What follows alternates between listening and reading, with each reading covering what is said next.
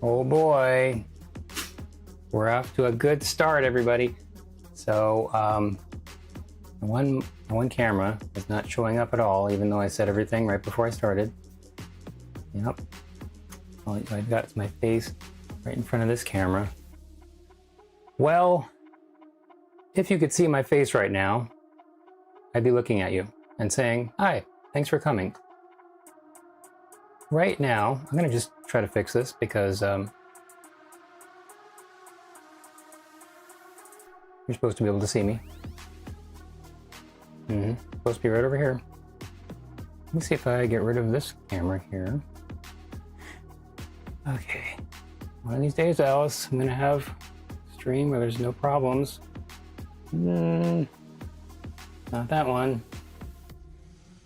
Not behind there. Okay, well.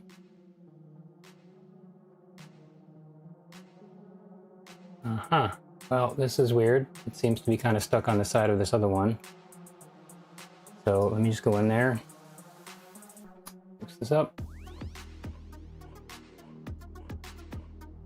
Okay, and this is not the dimensions I set it for before at all, but I guess that'll just have to do for now.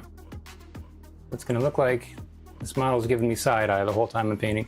So, here, I'll just put it right over here. Here, maybe like that. Okay. Close enough. So today I'm doing something different. I mean, I'm still painting, but I'm gonna just start and try to finish a painting today. Already getting off to a late start, so that's not helping. But what I'm gonna do is oil out this surface here, which is where you put some oil on the surface and makes the paint just kind of glide more.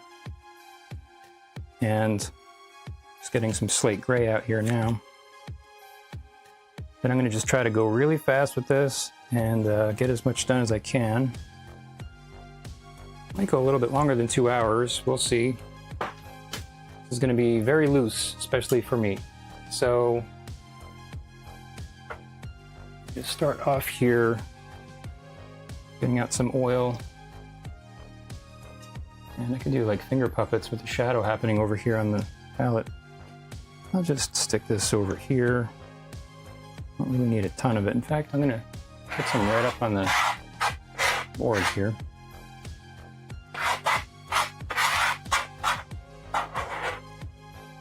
When you're oiling out, you want to be careful not to overdo it, but just enough to kind of coat the surface. And you can see a little bit of this kind of bluish color that's on the brush already, kind of coming off on the surface here. That doesn't really matter though because it's so thin, and I'm going to maybe wipe off a little bit of this oil anyway. Actually started with a student a little while ago, getting some paint on my brush while I'm doing this so that you can actually see where you're doing, where you're going with the oil, because it's transparent, so it's really hard to see because it's transparent. So doing it this way, you can at least kind of get an idea of if there's any spots you haven't covered yet, and then I always go on the side and look at it and see what's shiny. So definitely this speeds things up a lot, just kind of putting some oil on there. Kind of like just lubricating the surface. Yes, Brian, it's a new painting. Thanks for commenting. And went looking around at a whole bunch of these pictures there's a website called pexels.com, spelled with an E, spelled with 2 E's actually. And this one is by a guy named, I think, Pedro something or other. I can look it up later.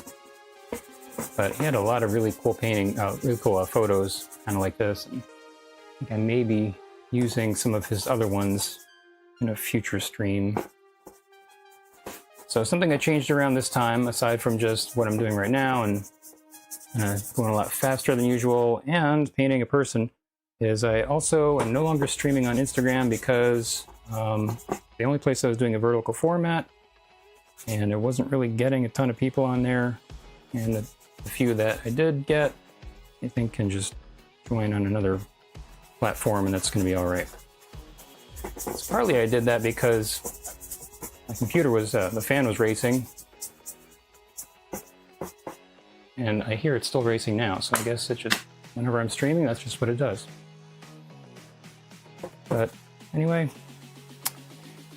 I am going to get some actual paint to like put in here now, more than just the base. I don't know if I really need to wipe this off. Spread it out pretty good. If you have too much oil, then it can be kind of work against you and make things a little bit too thin when you start really mixing the paint in there. I think this is probably okay, especially since I'm trying to do this all in just one sitting here. You know, the more oil you add, also the more yellow it can become over time. But like I said, this is pinned out pretty good, so I don't think it's really going to be that much of an issue. Okay, so this is a fairly limited palette, kind of an image. There's, I don't know, I might be able to get away with only like 4 colors. We'll see about that. I see that now. So I think I'm going to use some lead white here. And you know what? I think I may do my layout in the slate gray and then kind of start putting things in. No, I'm going to just do like a really super basic layout. And I think I'm going to do that first, actually. Okay, so at least you have something to look at instead of a bunch of squiggles. All right, now I usually do a much more elaborate layout than this. I mean, I'm going to do something that may have looked like a kindergartner did it right now here, just because I'm going so fast with this thing. Oh my God, I'm just breaking the laws of physics. I'm going so quick with this. It's crazy. So this is just real basic.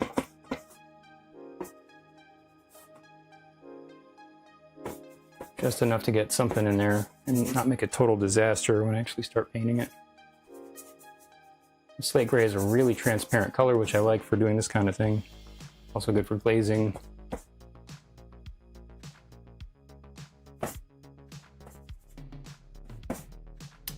Now, I think her chin is a little bit too high, so I'm going to just bring that down.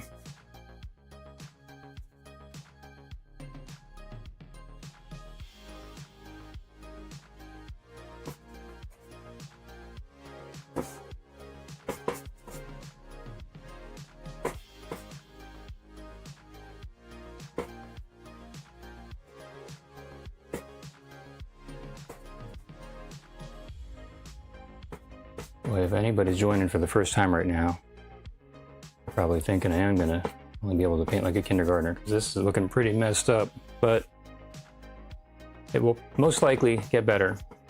No promises. It might stay at this level for the whole time, but if it does, I warned you.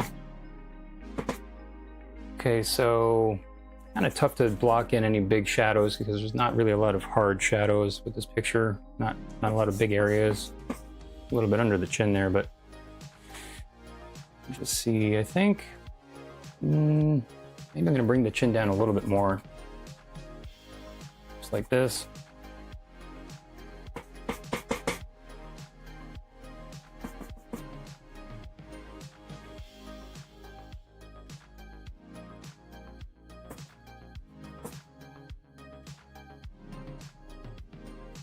Okay, I think that probably will do it. So,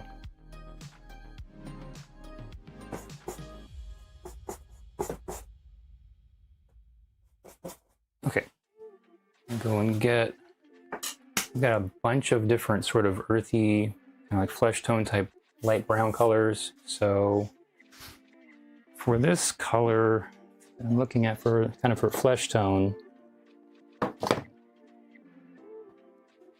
could go with a bunch of different ones. I have some French burnt umber, actually, which that'll be really nice for the background. I think I'm going to actually put that in for the background and just see what that looks like if I mix it with some white.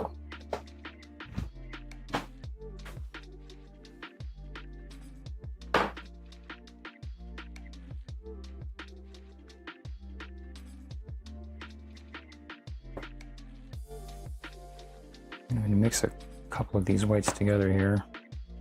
One that's the fast drying version, and the other one's that's the not fast drying, and there's little bits of lead white that are falling all over the place that are dried from my cap and that paint just now.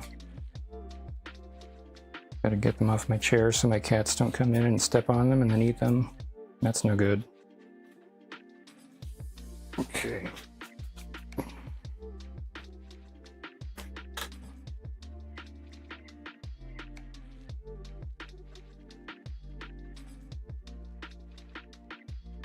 This is the lead white number 2 here, which is walnut based, which is a much slower drying white. So with the two together, I get kind of a medium drying white.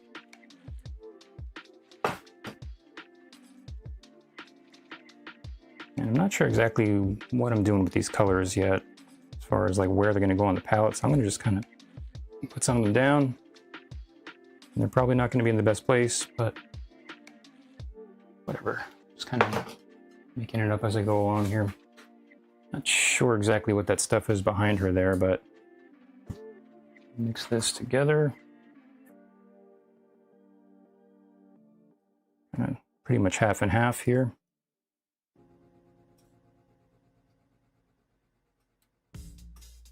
And I'm going to do the background because I can see that brown is just pretty much like what I've got right here for this color. Looks pretty good. But then I also might be able to use it for the flesh tone, so probably want a little bit of diversity in just the overall colors in the painting, but just going to see how this looks. Okay, it's a little bit warmer than I really want, but might be better for the flesh tones actually than the background. Let's see down here.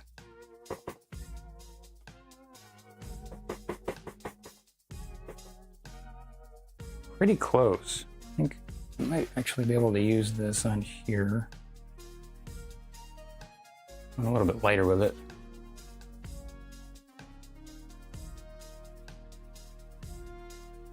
Yeah, I think I will use that. So, since I've got that brown out already, I'm going to just block this in. So I'm going to mix up a little gradient here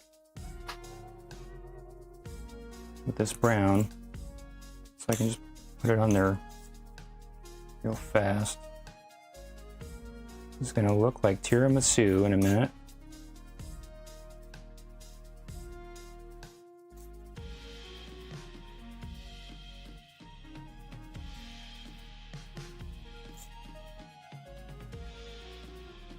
Brian, how dare you? Ellsworth Kelly. Well, we'll see about that by the time this is done.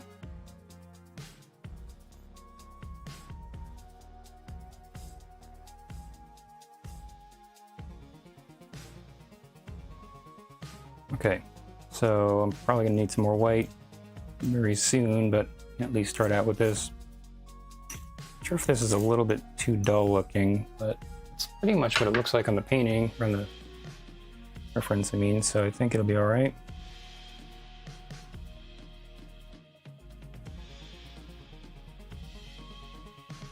Go in there and just kind of throw in some of the somewhat darks. Well, there's not really a lot of darks areas in this image, but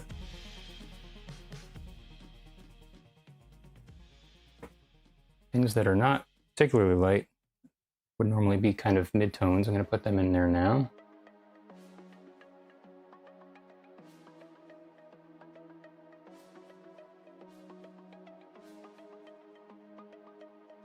She may end up looking like Freddy Krueger for a little while, but there's a plan here.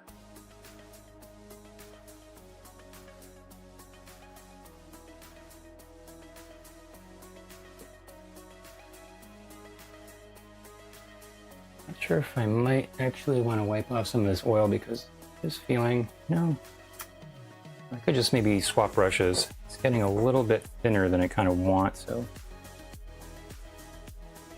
There was a balance between what firmness of the brush versus how thick the paint, or how kind of stiff the paint is, and what's the kind of ideal kind of combination. But yeah, I think I am going to switch to a different brush actually. Instead of wiping off the oil, I think that would be better. I'm going to get filbert here.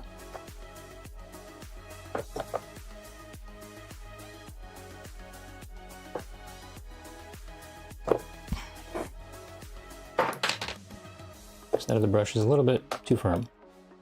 This one is somewhat firm, but not as much. I think it'll be maybe a good kind of amount for what I'm doing now. This one also has some blue paint left on it from when I was working on my other painting.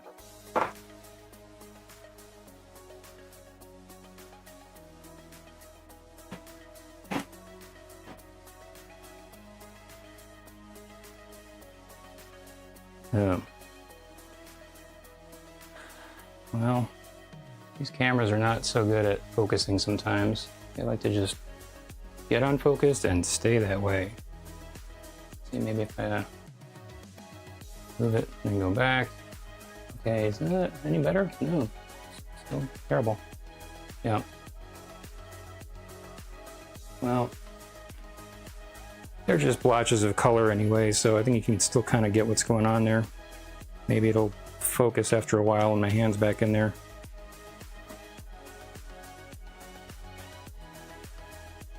Okay, so let's try this now with the other brush, and I'm gonna definitely need some more white soon, but this is better for what I'm doing right now.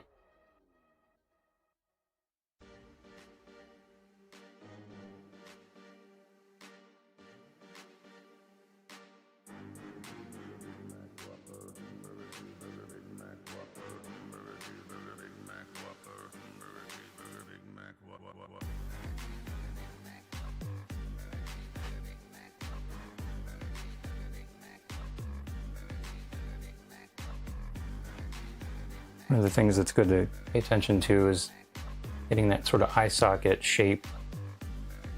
Even with somebody that, you know, has nice smooth looking skin like this girl here, you don't really see it as much, but you know, if you kind of have an opportunity to sort of paint the eye in a way that you can see that the eyeball sort of fits into, you know, that hole in the skull right there.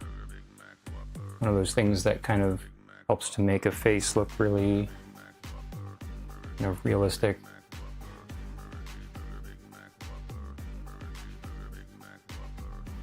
All right, so before I go lighter, I'm going to go a little bit darker here so that she doesn't completely look like she's from Day of the Dead, but still going to be a little while with that.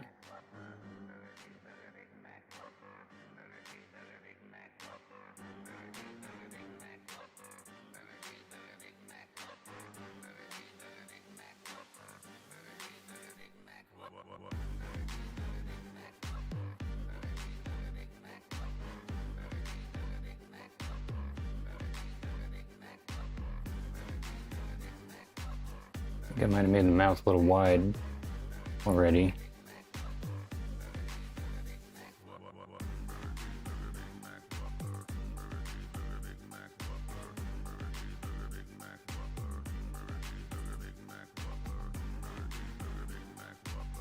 I'm really looking at values right now.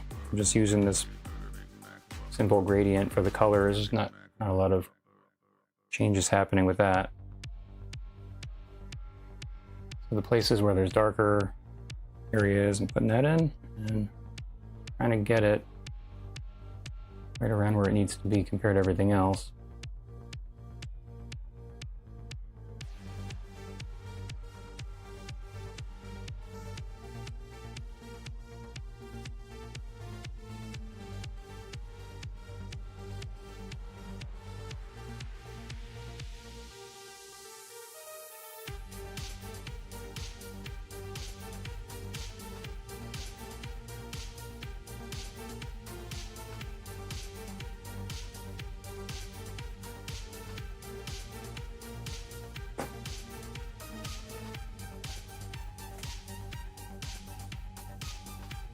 Got a lot of little pearls on there. I'm not sure exactly how I'm going to be handling that later, but I know the last thing I'm concerned with right now.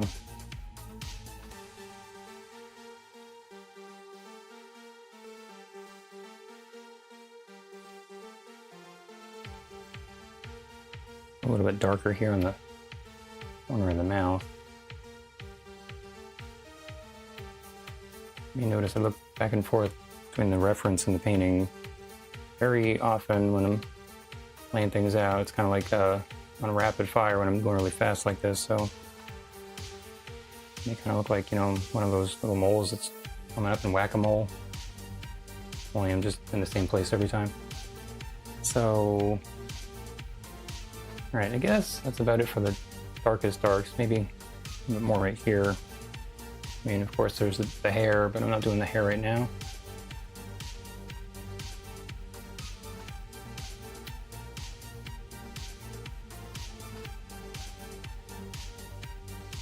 Okay, I'm gonna get more white, and I think that combination worked well for what I was doing before.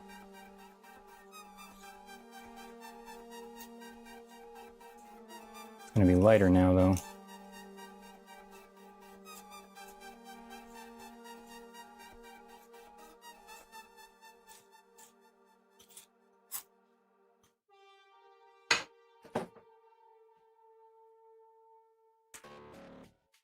Oh wow, paint's in focus on the palette.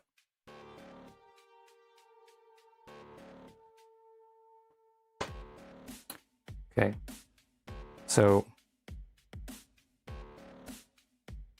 I just keep going with this brown, only it's so light here. It looks kind of like it's beige for her flesh tone. Flesh tone. So, got little bits of crap that are stuck on the side of my paint here. My paint tube. That's what it is.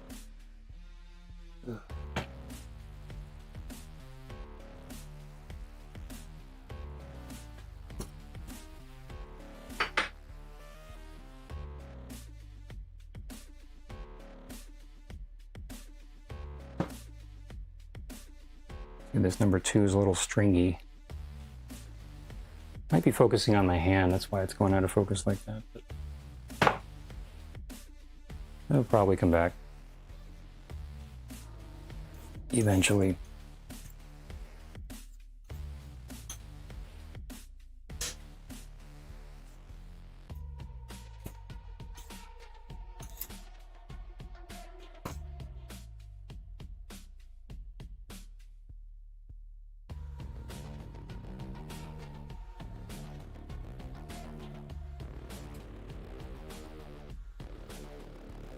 Well, that's a big wad of taffy there.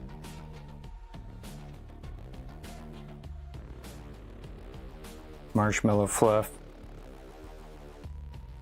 Pretty close. Okay, so now I don't really need very much of this brown in here for what I'm doing next. Very light. So, gotta be careful not to overdo it.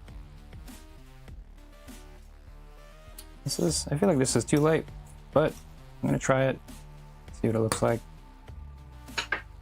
Got a little bit of paint still on the brush, so that'll mix in there.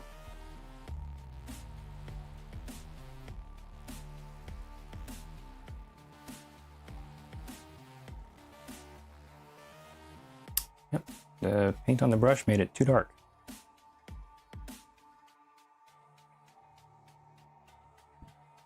Could wipe off the brush, but let me see if this is gonna work just as it is. For this area down here, it's not quite as light. Yeah, the shoulder. I'm really just looking for places to get rid of this paint.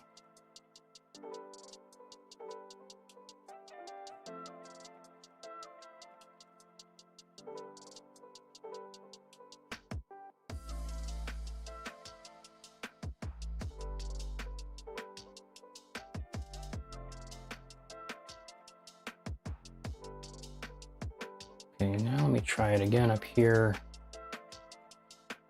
Okay.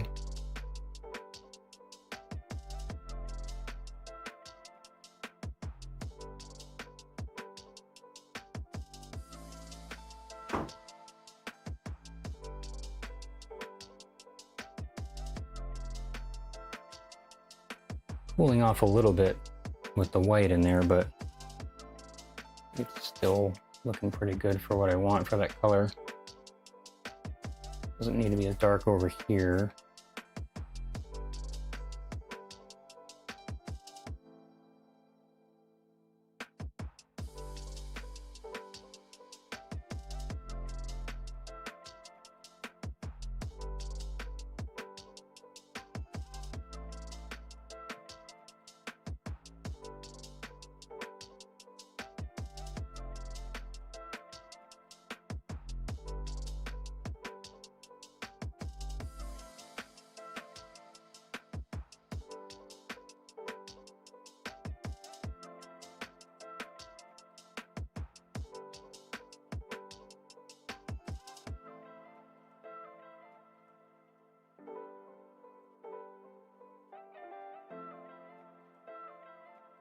Adjusting the mouth while I'm going around here.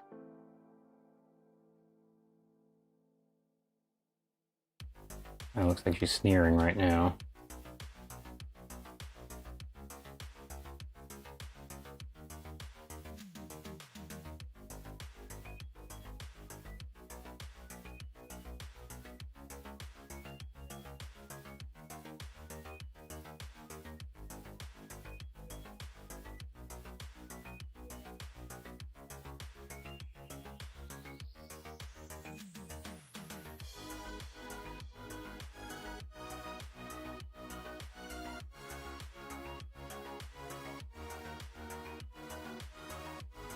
Squinting at this also to see if I need to go in and fix things or if they're okay the way they are.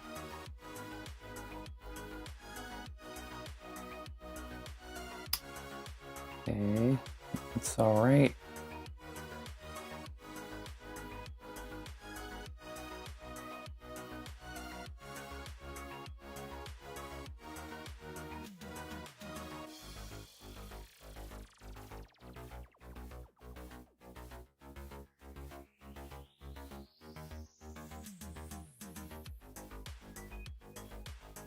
Ooh, got a nice little accidental shadow in between the fingers.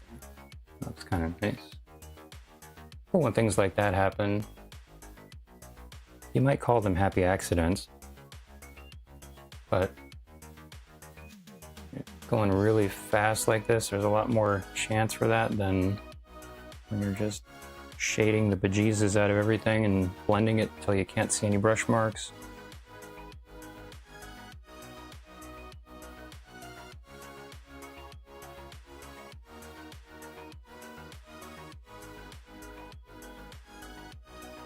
I don't know where the word bejesus came from.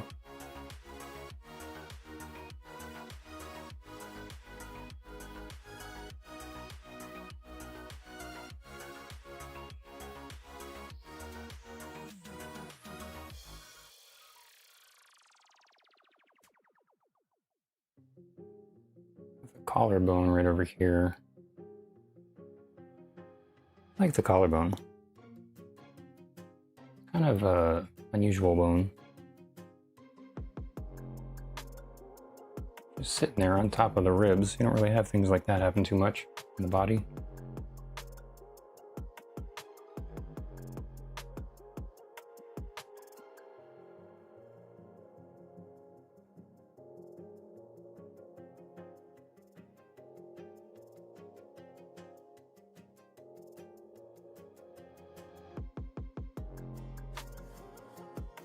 There's really not a lot of variation in the flesh tone in this picture, so it's for the reference.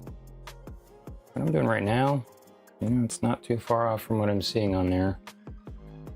Could always go back in and just add more color variation later if I need to, but not seeing a lot of it.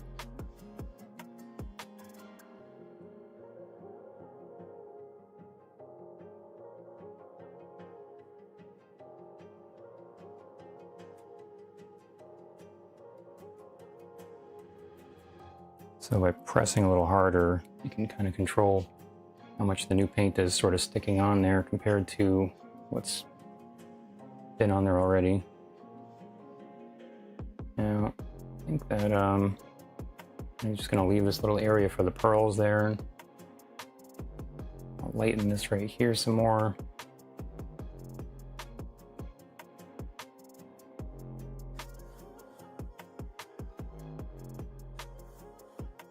He still looks a little like a zombie.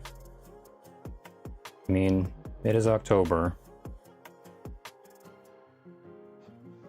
Maybe that's not the worst thing. Of course, I guess most people look like zombies without eyeballs. I mean, you know, that's coming also.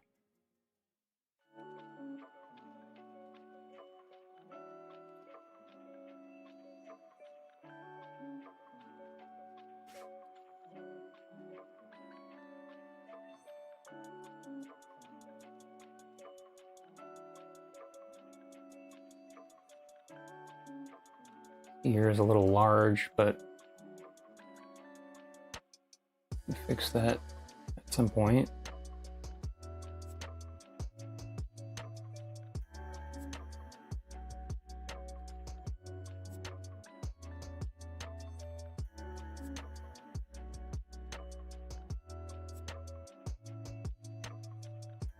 Okay, so this sort of transparent area where there's this lace at the bottom. I don't know how I'm doing that either. Going quickly, but it's just something kind of like this. Like little bits and pieces of it showing through.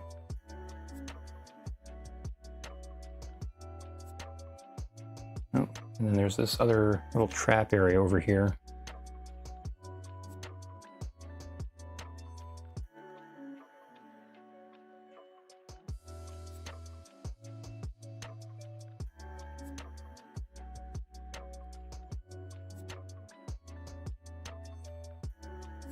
Fingers are a little darker than that, so I'm going to come back in and just darken that just slightly. Still pretty light.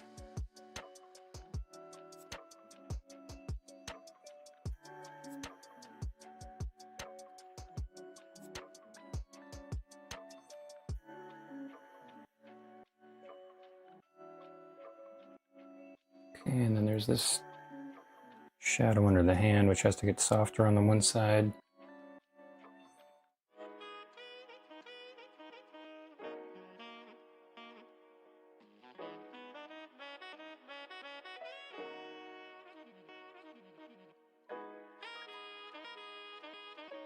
This shadow is out too far right here.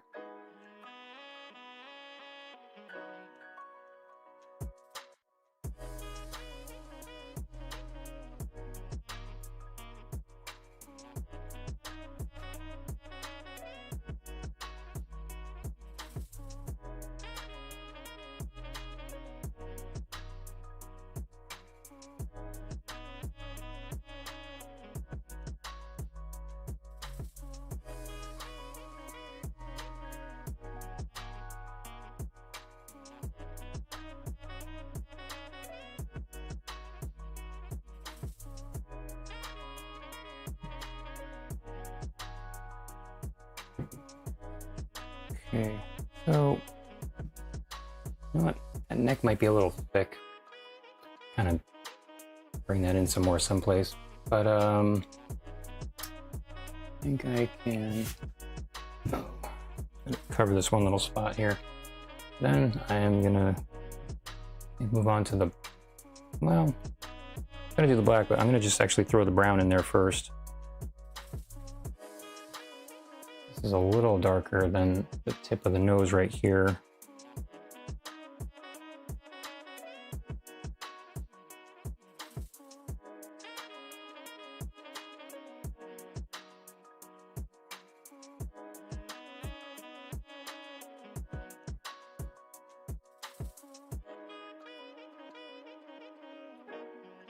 And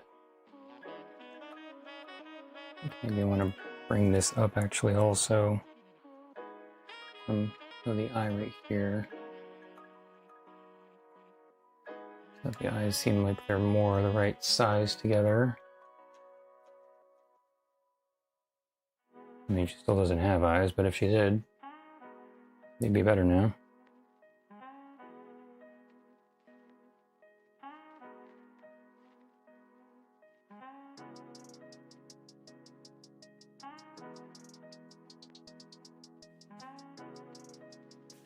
Now the mouth is going to look a lot better when I get rid of this little bottom edge here on the left, because that's what's really giving it the sneer. Just kind of come in here and bring that up. Turn that frown upside down. I mean, you know, in the angle that we're seeing the mouth, it kind of has that look, but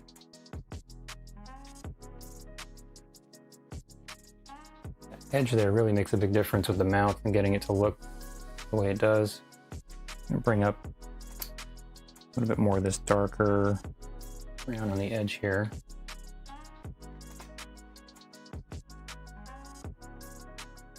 And the lips are a little bit more reddish than what I've got on here, so probably want to go in there with a different color later. But I think that's okay as it is.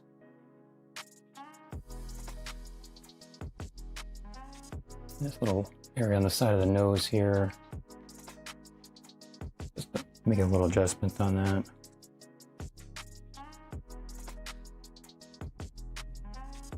That's too dark.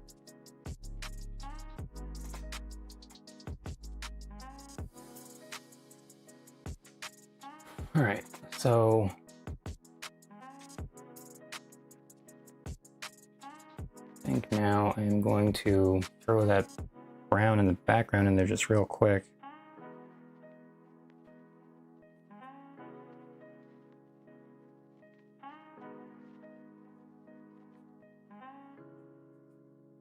Try not to wreck my brush while I'm just doing this.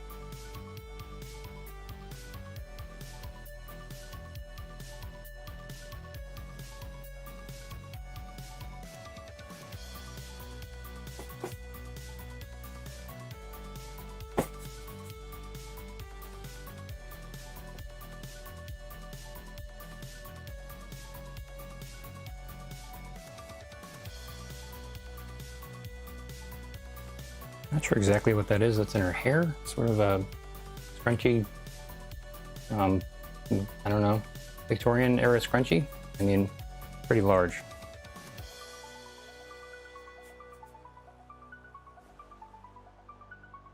Looks nice though.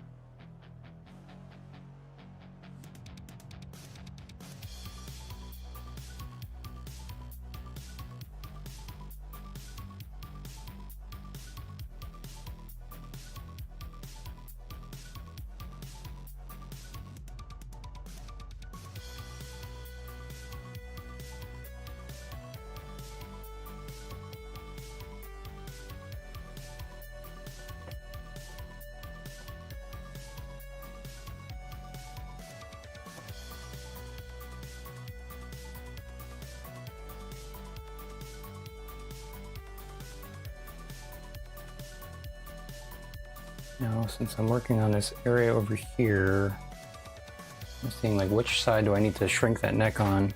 Actually, I think this trap right over here needs to come down a little bit too. I mean, she's kind of dangerously close to looking like a hunchback in the reference as it is. I don't need to exaggerate that anymore. But, you know, she looks fine if you see the whole image. This is a little bit of a crop.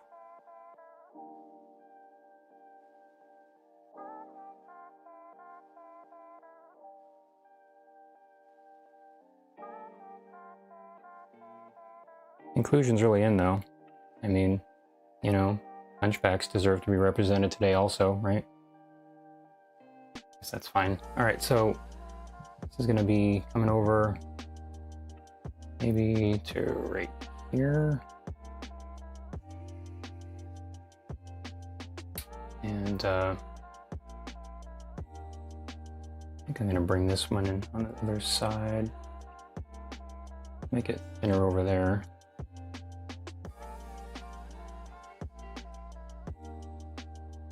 And I'm going to bring in this edge right here.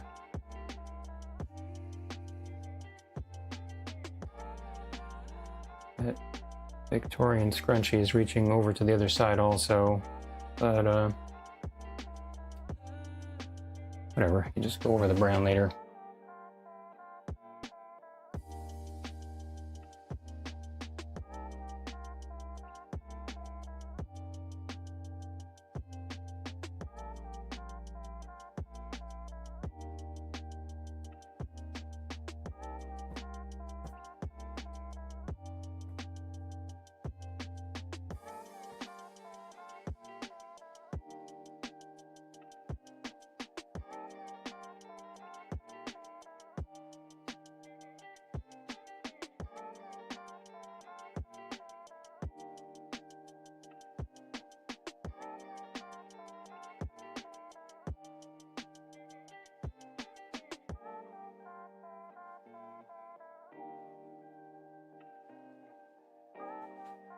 Okay, so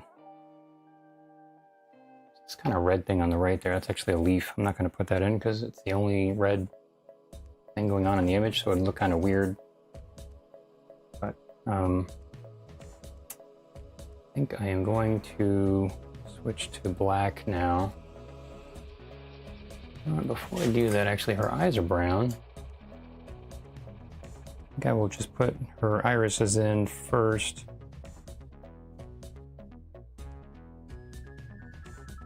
I'm going to be a little more precise with this.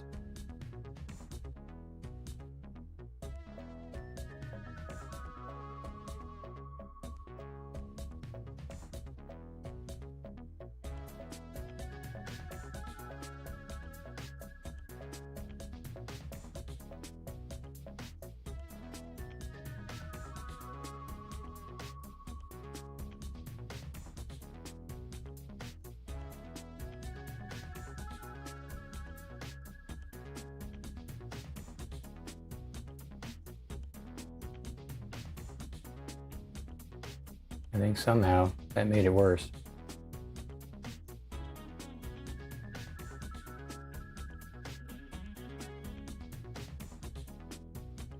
But she's got a lot of eye makeup on, so this one she got up in the morning before she did her face. It's a little like a cartoon character, but we're getting there.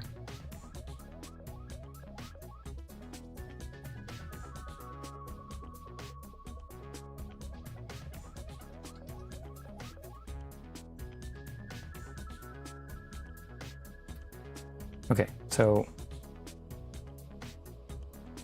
move on to the black.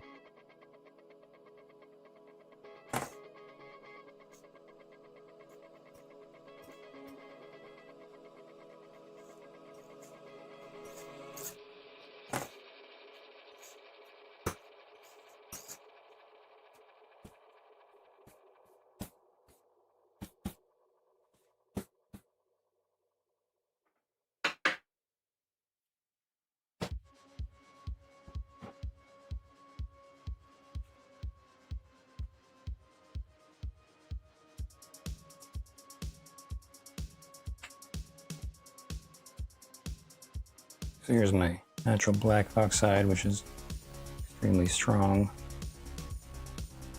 I want to just, I don't know, maybe I'll put it together with some slate gray. It is really going to take over on its own. Just going to keep on using the same brush. I mean,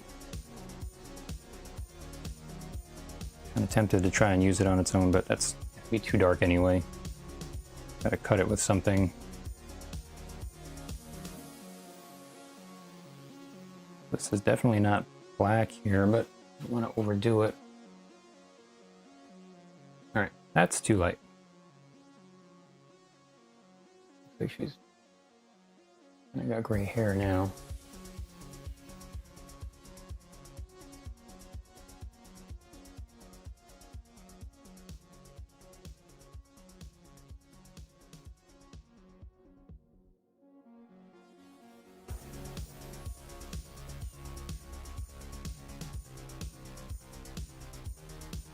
Bring that ear in, just flopping out there on the side too much.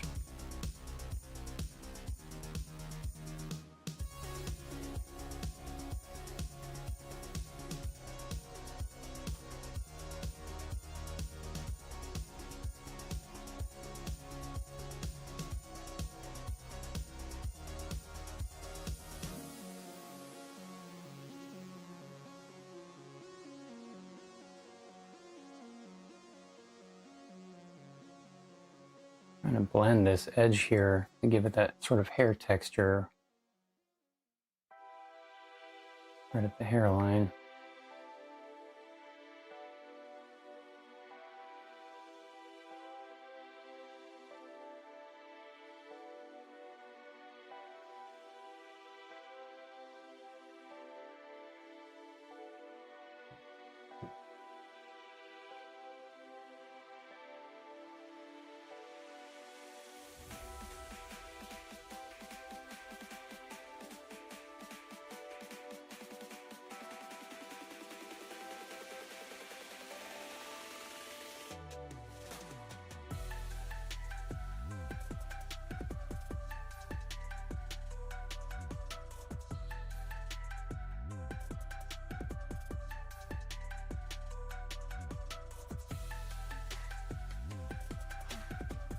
All right, so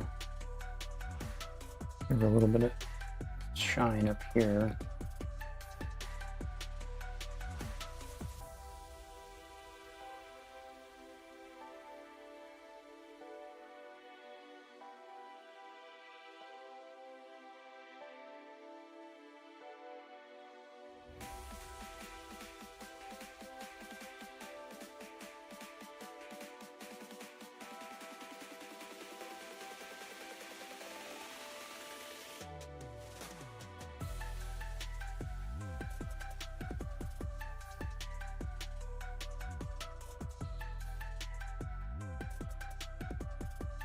I want the shine to just gradually go into the darker area.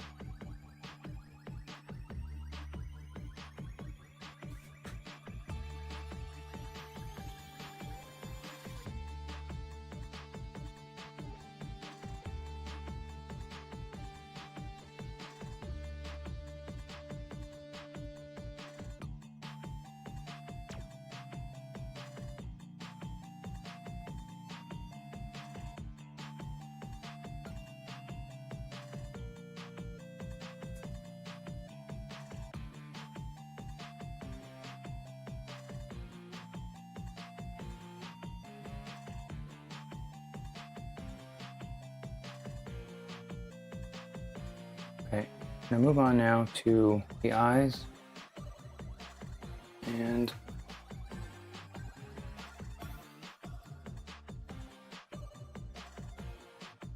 no. Apex Techno. Hey, sorry, I didn't see your comment before. covered up by a window. Thanks for stopping by.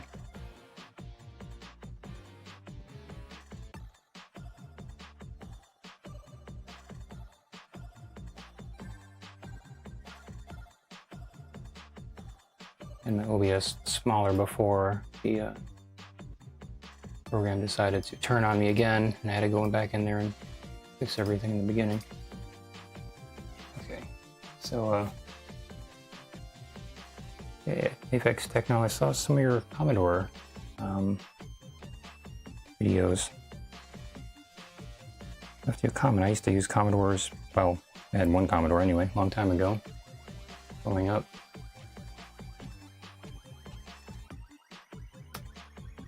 Okay, so yeah,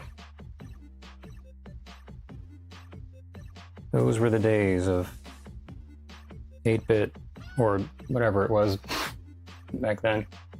So just outline the eyes here before I do anything else. I think I'll do the main part of the eyes and then go in there with the eyebrows.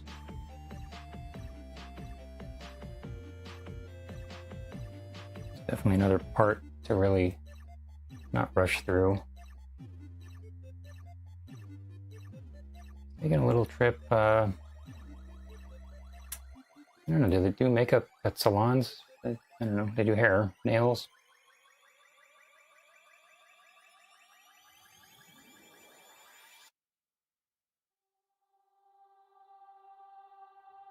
Okay, so that's looking maybe a little bit, I say large, but maybe it's just open too much.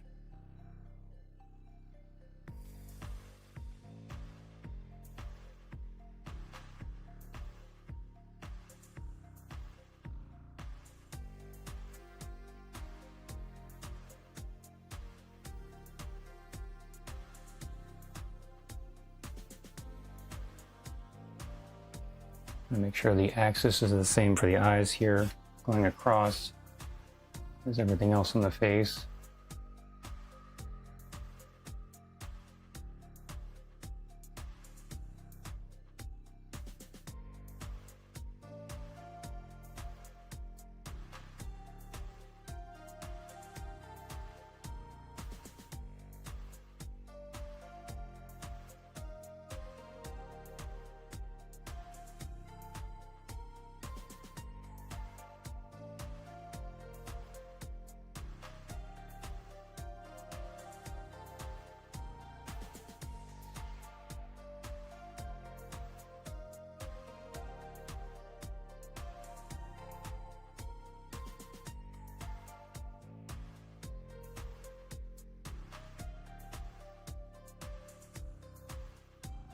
I think those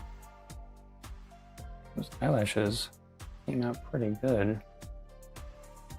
One of those things that might come out how you want or not at all. It's the slightest difference. Kind of a, oh, that wasn't supposed to go up that high. Like she's having an eyelash malfunction.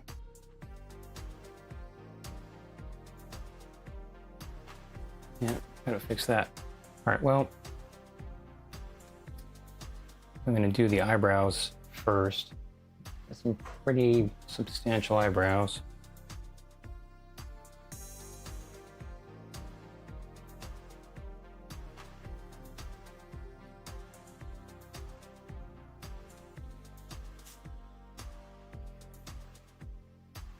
Yeah, that's cool. And typewriters and photography. Like you take pictures, or you're just into old cameras also?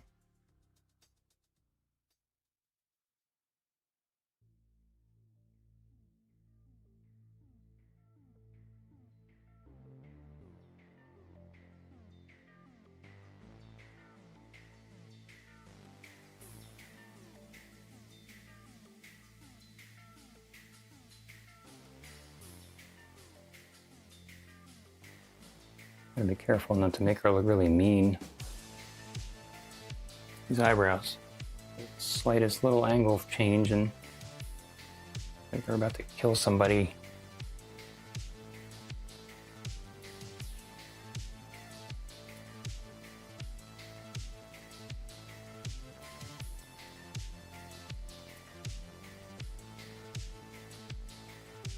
Okay.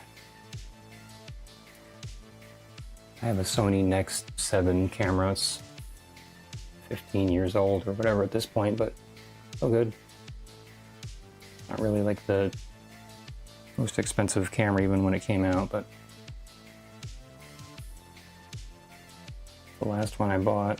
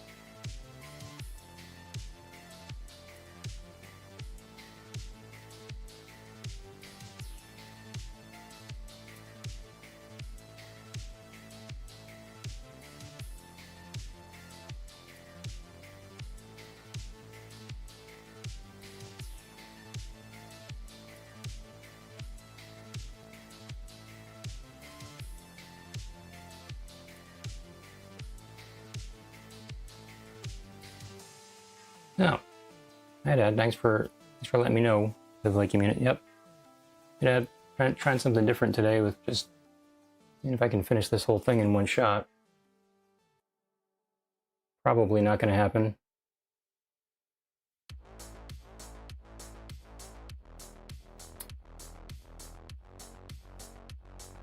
Dad, I don't know if you heard, I was just talking with somebody that's over on Twitch, that's a Commodore 64 enthusiast. Okay, so I think I probably don't want to go any bigger with the eyebrows, or he's gonna start looking like Wolfman, but maybe, well, I gotta fix the shape a little bit here. I mean, I guess there could be Wolf Woman. Equal opportunity. Well, this part over here needs to go out. I think I'm going to bring this in.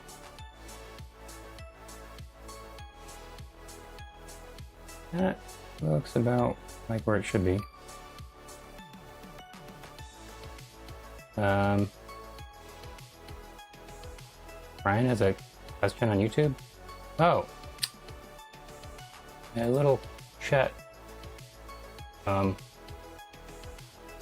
Amalgamation didn't scroll, kind of just stayed on the top.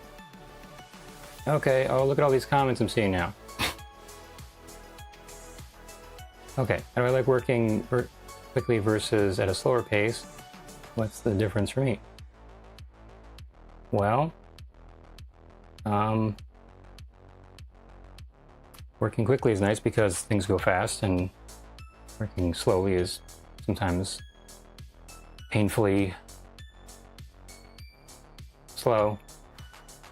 I mean, there's times where if I like something, I don't mind working on it for however long it's going to take, but there's times where I want to just finish something already, and you can't always just do it. So if you finish something quickly, regardless of how much kind of effort it took, you know, it's over kind of fast. So it's a lot freer working fast, whereas it's a lot more calculating doing the slower stuff. So the longest I ever spent on a painting at this point, one I did recently for 650 hours. So that was just too much.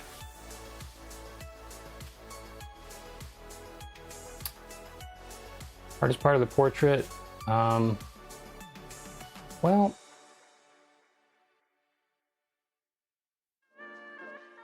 yeah. Sometimes painting the eyes can be difficult. I mean, it depends on the angle, and if somebody's looking straight ahead, you have to get it completely symmetrical, so that kind of is the harder part. This is more detailed than a lot of the other things that are happening in this picture. which makes it a little bit harder, especially since I'm using a kind of a larger brush. I'll put the pupils in there now. For this image, I mean, I don't know, I feel like nothing's really given me too much trouble so far. Especially since I'm going faster, it's, you know, like I was saying, freer. Okay. Got pupils now. But, you know, it really depends on the image. Sometimes there's things that don't seem like they'd be that hard and they can be like the worst part of the whole thing. And I'm gonna give her some nostrils. So she can breathe while she's chewing.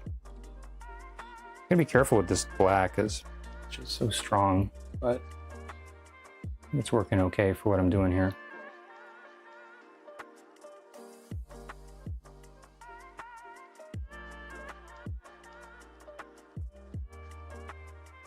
I'm gonna be careful not to make the nostrils too big also. No one ever wants bigger nostrils. Looks a little weird. She doesn't look like a zombie anymore, so at least there's that.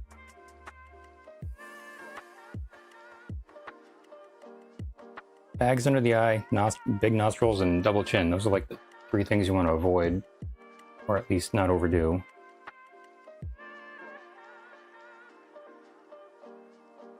Okay, and so I think I can kind of come in over here, and I really like how these eyelashes came out. Those was some of the best eyelashes I ever painted just by doing 3 strokes. So I'm going to try to keep them if I can.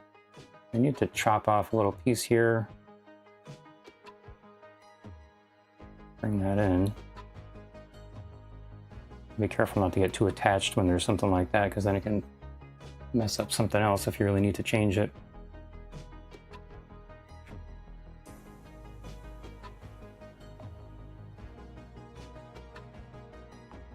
Well, when it comes to painting people, like John Singer Sargent, one of the greatest artists of all time, was saying, you know, you should never paint your friends because then there's the pressure to make it look like them. Or if you're just painting a model, then you can, you know, change the face a little bit and it doesn't matter because it's not like supposed to necessarily look like the model. I'll just bring this in right here, make it darker. So some people really stick to the reference as close as possible. Other people, it's much more just kind of like it's there to sort of direct the painting, but almost more like a suggestion kind of a thing, or just like not as specific. So I think it depends on your kind of goal and what you're trying to do with the painting and how the painting is going. Like if you like, say like if I made her nose, I don't know, a different shape than it's supposed to be and I liked it, I don't know this girl, she'll never know probably that I'm going to paint this. So I could just leave it that way if it doesn't really matter, if no one's going to be disappointed by it or something. Gotta fix that here, it looks like a dog was chewing on it. So I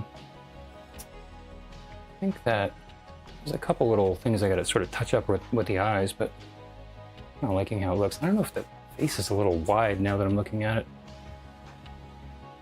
It seems a little wide, so probably need to bring it in somewhere.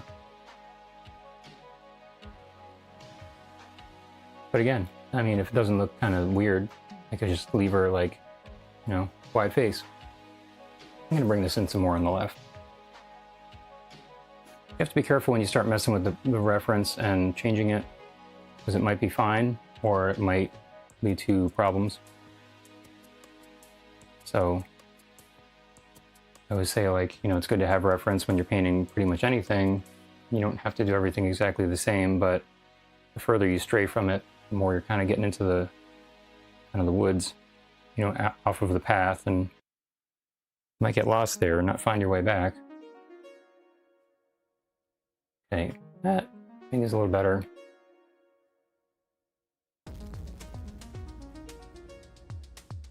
Actually, bring this ear in a little bit now that I moved that part over. I don't have to deal with like repainting the edge of it, especially with this mega black I'm using.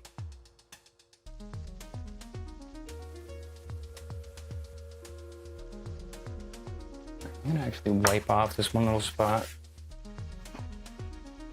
That'll be the easiest thing.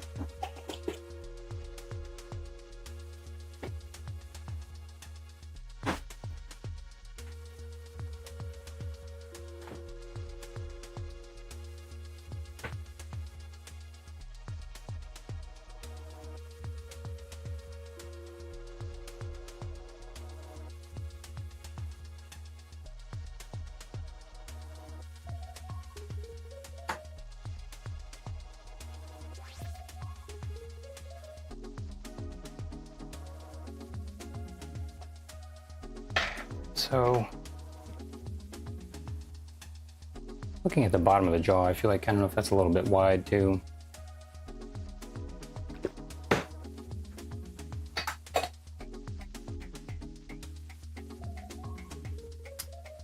Yeah, I think it needs to come in.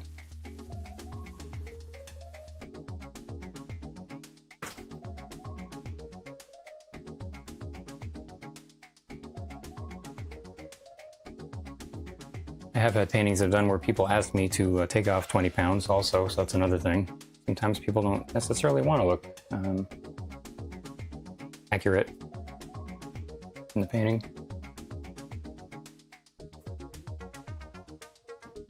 Now this neck I'm noticing actually needs to go to the right as it's going down, so be a little more like that.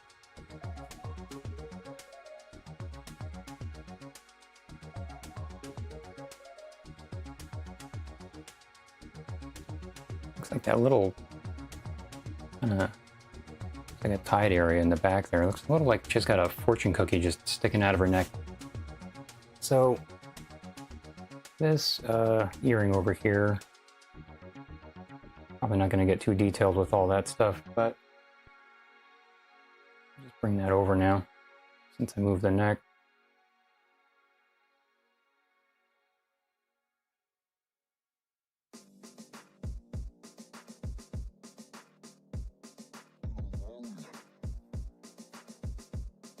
Oh, sure. Yeah, Bob Ross was great.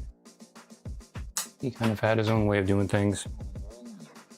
Well, a lot of people, he kind of had a resurgence in the last few years. There's like a Bob Ross chia pet you could buy where his hair grows instead of the back of the animal. He comes up kind of often when I'm streaming. Bring this out here. Pearl on that earring.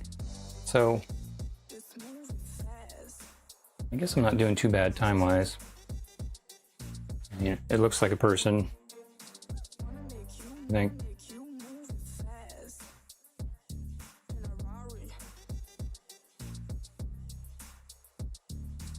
I feel like doing those little corners at the edge of the mouth there, next to the teeth.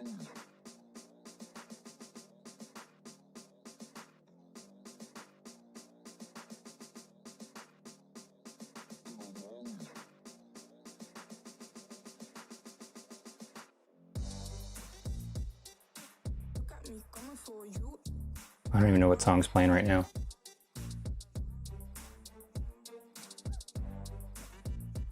And I don't think I'd have the rights to play Broken, but you know, you can always play it over on your end, Brian.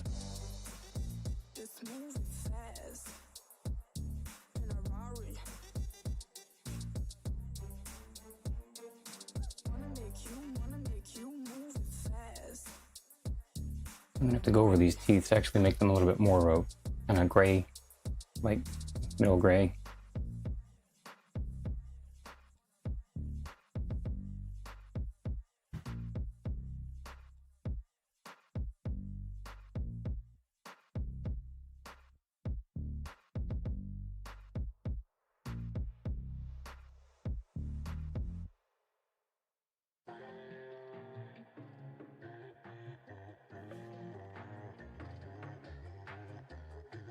feel a lot better about the shape of the face now that I brought the neck in. So, a couple of things I could do next, but you know what? Let me just go back into the eyes. There's like kind of this smoky makeup on the bottom.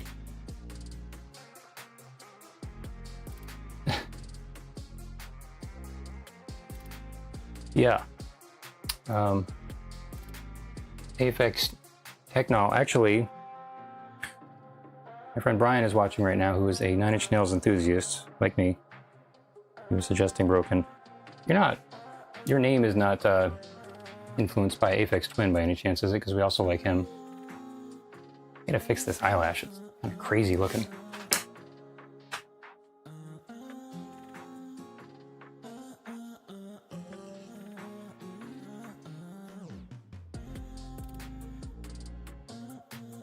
All the music that I'm playing is just meant for streaming, like totally free to use. It doesn't stop Facebook from muting it anyway, because it's Facebook.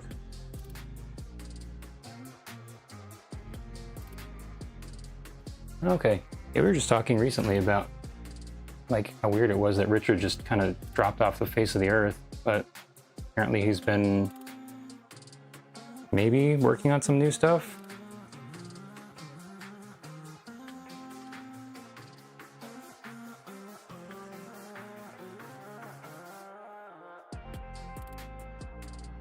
Yeah, I think I overdid it a little bit with the eyelashes on the left here, so I'm gonna do something about that. So now I gotta make sure that the left side matches the right side.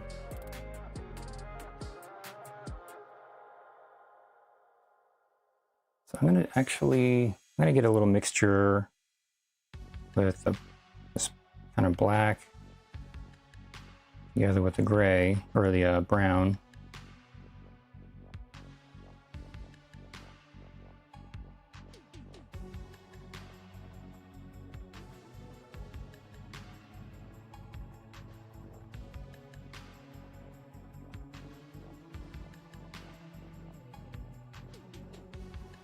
Yeah, I've seen how he kind of is, Richard from Aphex Twin, he's kind of just made stuff up in interviews. Like, he has different explanations for the name. Kind of a whole thing with Kurt Cobain also, how he had talked about, I don't know, I think it's like Smells Like Teen Spirit and what it was actually about, and he had like a different answer in every interview, so not alone in that. Comes the smoky effect. But yeah, I don't know. I guess we'll see if he puts anything new out. I mean, there was that thing a few years ago that came out, but apparently that was just like old stuff that was laying around. It wasn't really anything new, and they just finally released it. Despite the big deal with the Aphex blimp in London, or whatever it was.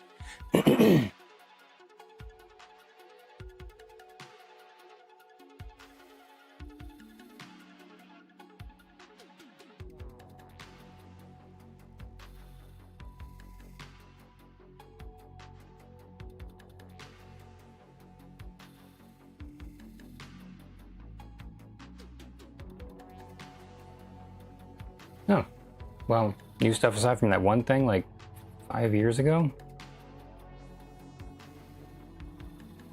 Black Box Life Recorder.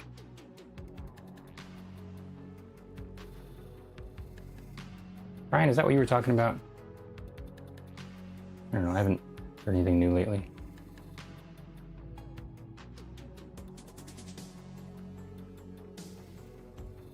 This needs to get darker up here. Now that I've got all the different parts in there, I can kind of see it needs to drop in value a little bit.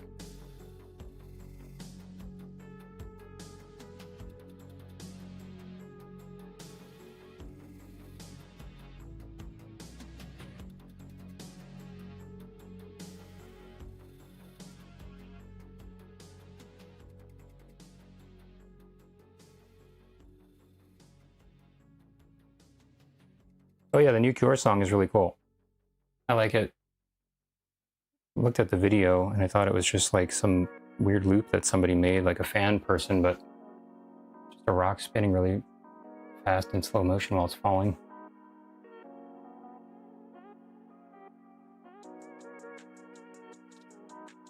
Yeah, they've got a new album out. First one in 17 years. This is getting a little kind of gross looking. I gotta do something about that. You know, I'm gonna wipe it off.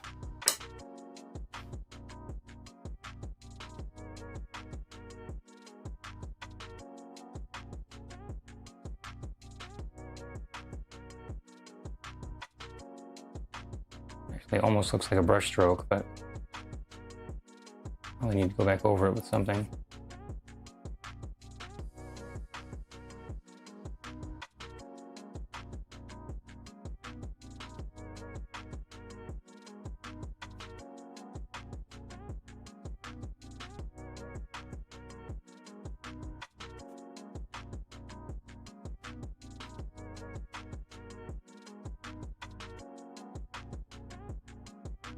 Yeah, just like I was saying recently, it's interesting just how many things from the 80s and some of the stuff from the 90s keeps coming back. So The Cure, that's kind of one of them. I mean, we had some stuff in the 90s too, but they were more known for what they did in the 80s.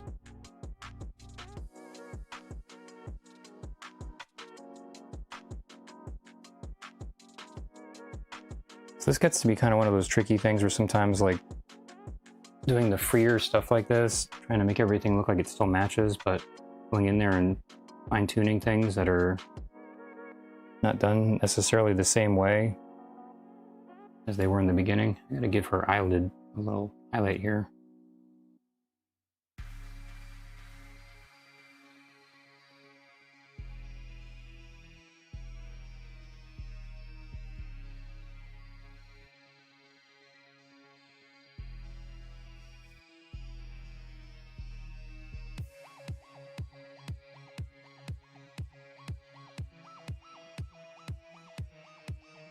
Oh, I was saying, he re-released Saw 2? I don't even know that one.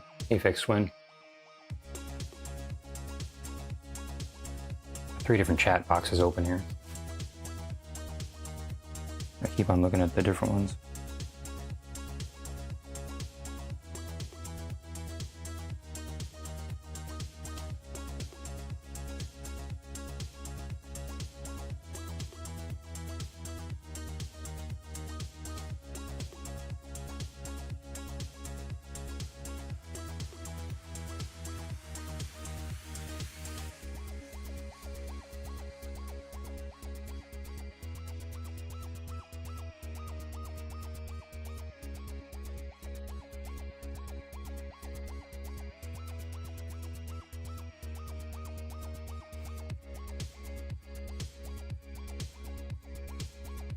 Yeah, everything old is new again. You know, something I noticed about the fashion world many years ago, it doesn't even matter, like it literally doesn't matter at all what the trends are, as long as it's different from whatever was popular in the last few years, people will be into it. I guess if they're bringing back things that were good before, at least they already were good. Because trends are sometimes not good. Sometimes there's trends for things that are terrible.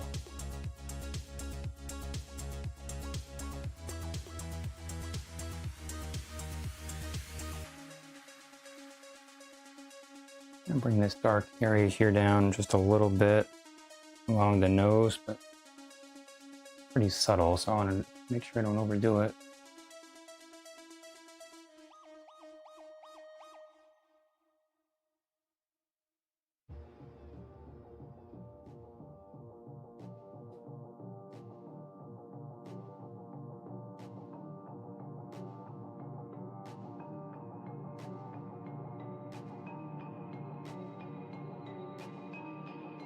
Gotta be careful not to make her look like a heroin addict. A little dark under the eyes there, but shouldn't be too much. This is where it gets a lot less free and a lot more just kind of fine-tuning things. which is normal for just painting in general, even if you're not going that fast.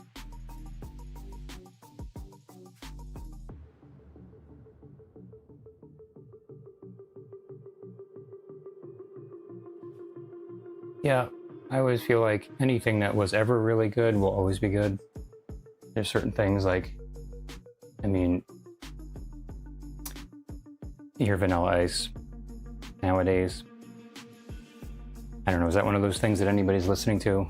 I kind of feel like it was dumb back then and it's dumb today. I mean, sometimes people kind of buy into things at the time and then later on they're like, oh, I listened to that. But if it's so trendy that it's not good anymore a few years down the road, then probably wasn't that good to begin with.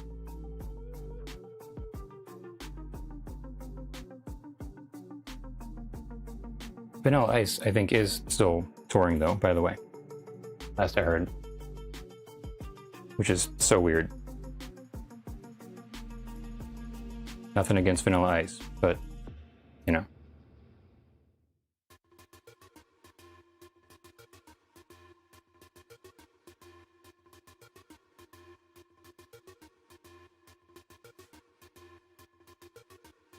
Alright, so I'm going to fix this little spot that I just messed up here on the eye.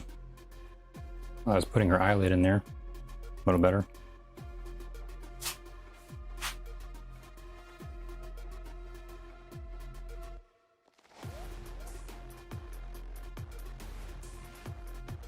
Most important part of the face not to mess up are the eyes.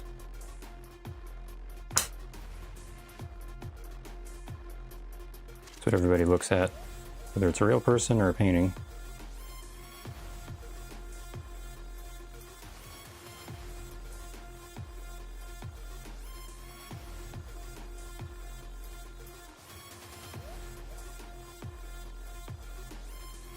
And I think I want to do those teeth now, because the mouth looks a little stupid the way it is right now.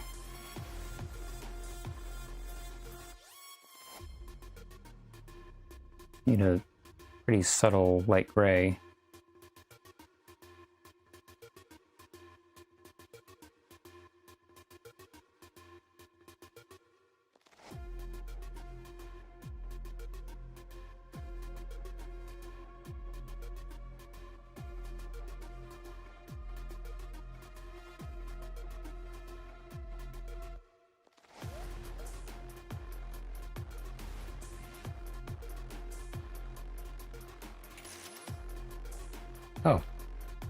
Oh, hi Lena.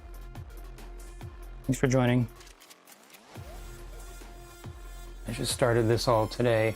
I'm always amazed if I work on something and I go really fast and it doesn't look like trash because it's so different from what I'm used to. But I'm pretty happy with how this is going. I'm gonna adjust my window here so I can see the comments a little better. Okay.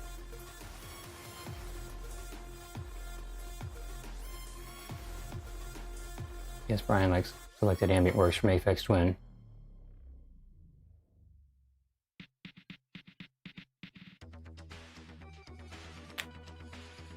And the live shows.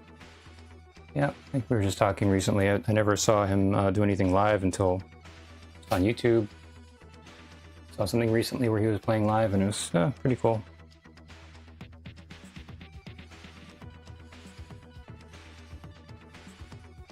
Aphex Twin again. Oh, thanks, Helena. And she's kind of looks like she has like one buck tooth right now, but I'm just fixing the mouth so that there's the right amount of little dark space on the edges there. I gotta, you know what? I think I have to bring the bottom lip up.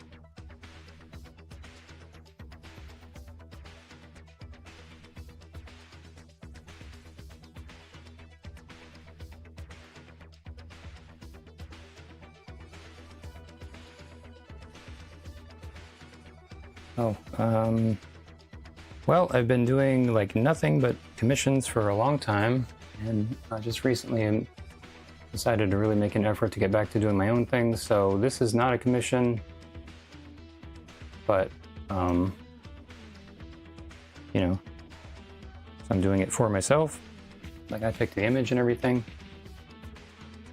So I'm kind of, that's just in the process of changing right now. So I do have a commission I'm working on at the moment, and you're looking for time to work on more of my own things along with that. I haven't done like a really serious painting on my own for a long time. You know, like something that took more than a day or two. This lip is just all gray on the top now. Like, well, I'm gonna need to add a little more color to it anyway, so I guess that's not a big deal. It needs to be a little bit more reddish. And she actually has a little bit of blush I can see now, really subtle. So I guess I will come back to that. I think you want to fix up the bottom of the nose there. It's looking a little funky. But I think I'm happy with the eyes. I think I may just leave the eyes the way they are. Maybe I'll just add in a little bit of highlight, and actually, you know, I think I'm gonna, since I was just doing the teeth there, I'm gonna do the whites of the eyes because they shouldn't be the same color as the skin.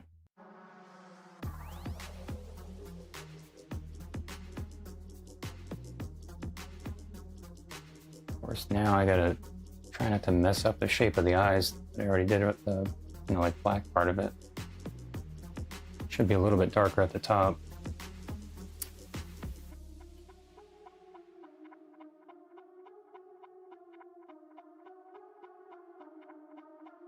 This is the kind of thing I could potentially use a smaller brush for, but and I don't really want to start getting into multiple brushes right now.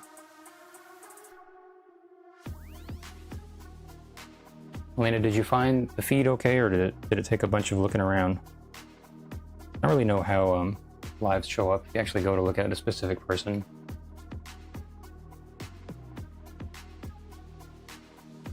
Versus just like a random thing that pops up.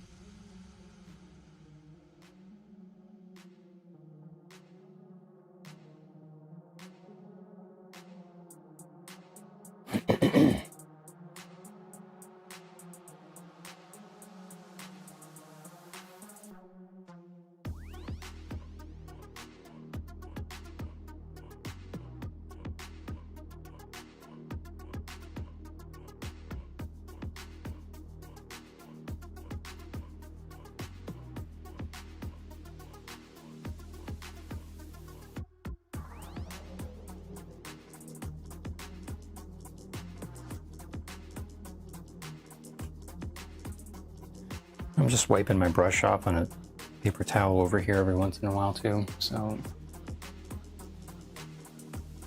Okay, good, it was easy. Okay, that's good.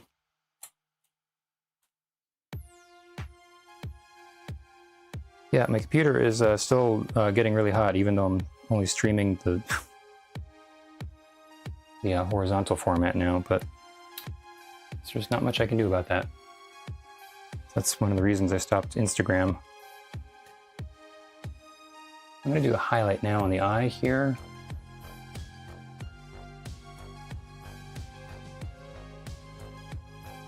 Which is not really showing up that well, I think. Yeah, I don't know if I got a little bit of brown into the white. It should be a little bit brighter than that. Nope. I need a new paper towel. This one's all full. Or just flip this one.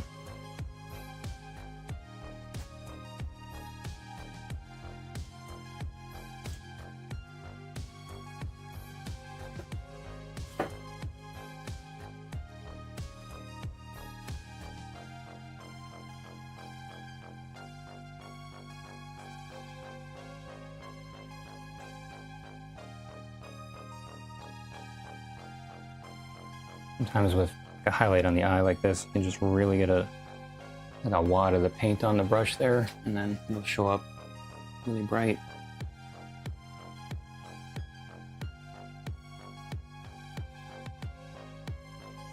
Not this time. Yeah, I don't know, I feel like it's not as white as I want it, but I guess it's all right.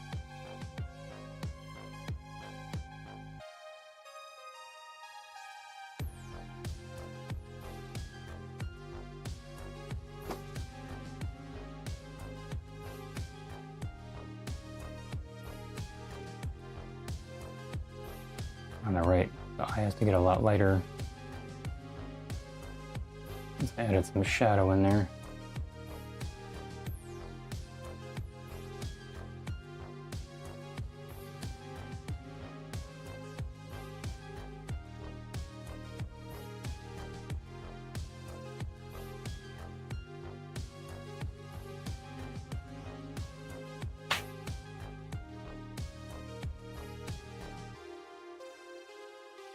And I gotta also outline the kind of iris a little better now, because kind of covering up sort of the shape that I think was there a little bit before.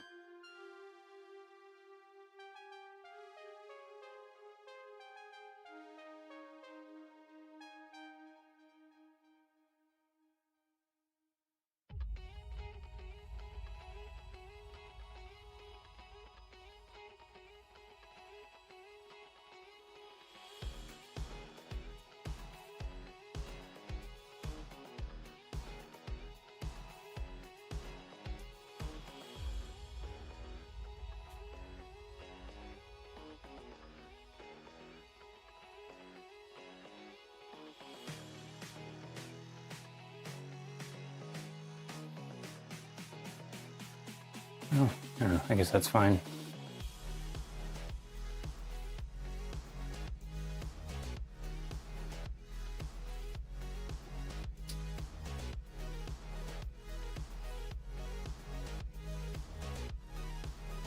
The edge of the nose is a little bit darker on the reference than what I have, so I'm going to just go a little bit darker with it here.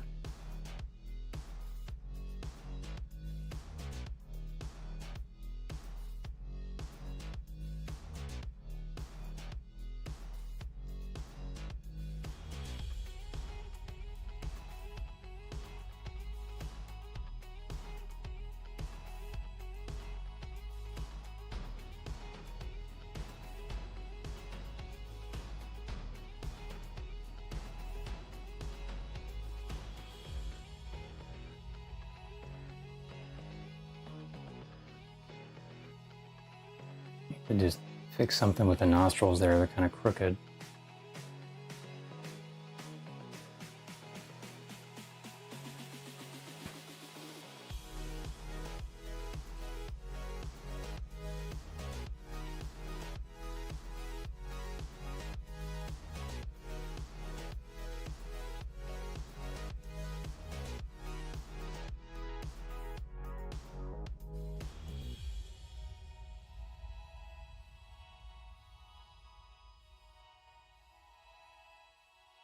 Schmuckleberry. Hey there.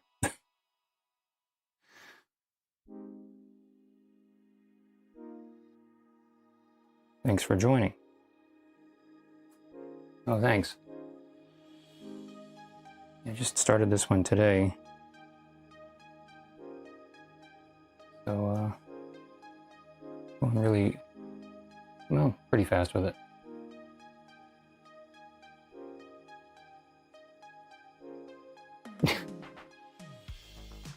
Oh, Brian's cats are watching along. That's nice. Maybe I'll get like a shot of a squirrel later or something.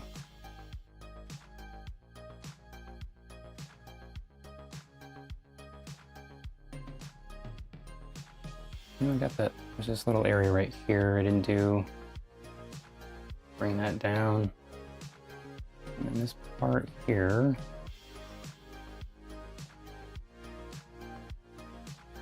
A little bit dark now, maybe, but that's more light in there. You know, I don't have the bottom of the nostril on the left also.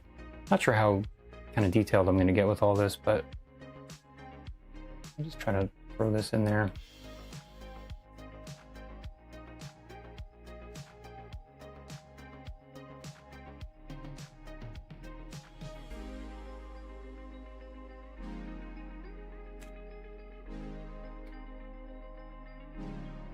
Not I meant you're gorgeous. Wait, which one was Schmuckleberry? What are you saying? What's that grammar?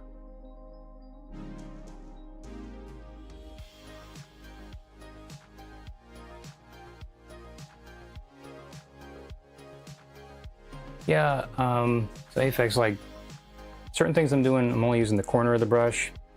This is a filbert, so it's really narrow on the one side, and then wider on the other side, and then it's kind of rounded at the top. So I feel like this is the most versatile brush. You can do a lot with it. It's almost like a Swiss Army knife version of a brush. So I mean, this is a little kind of pushing things for me, because I would normally not be doing this all with one brush if I was going slower with it, or if it was like a commission or something, because commissions I definitely do them more refined looking than what I'm going to have for this when I'm done.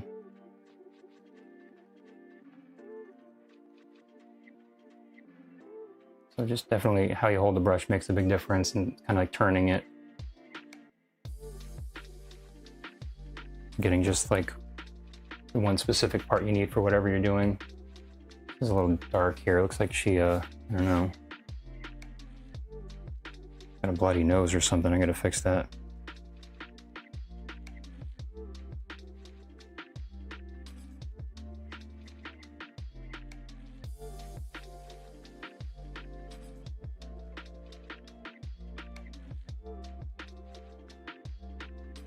I always watch the axis for the eyes, the nose, and the mouth. Make sure everything matches. Because if things are crooked, then it's going to look like it doesn't match.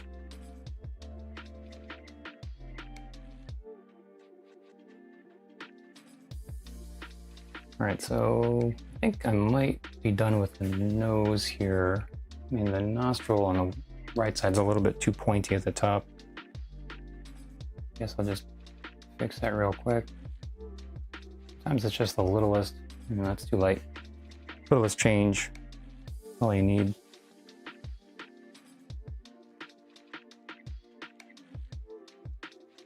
I'm just constantly risking making something worse instead of better, but that's painting.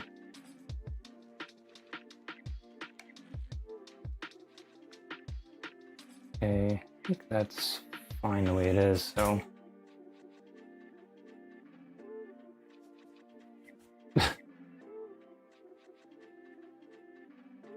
Yeah, I used to use the tester's paint.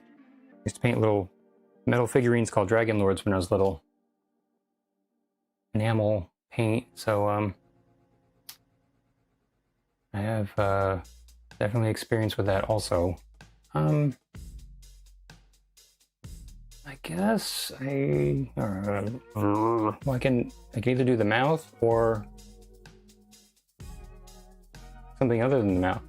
Well, I gotta fix my window over here. Okay. I'm actually gonna fix the jaw right now. Testers, yeah. I don't even know what enamel paint is. I mean, I guess, I don't know. What does it have? Thinner?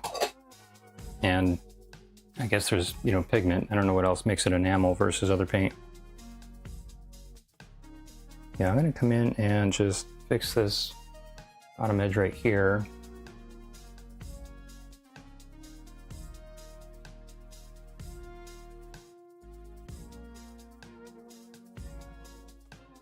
I'm gonna actually make it darker because I can see now, compared to everything else, just a little darker right there in the reference, but I don't want to go too far with that.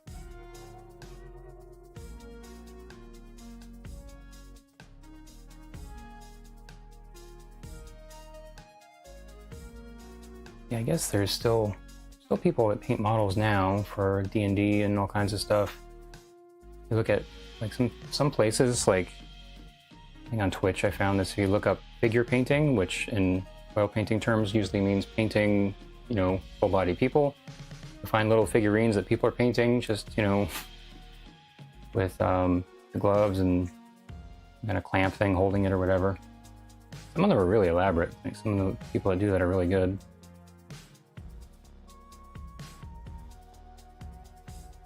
And now that I just did that part, you can see that I actually need to bring down the shadow down here also. So I'm gonna just go like that.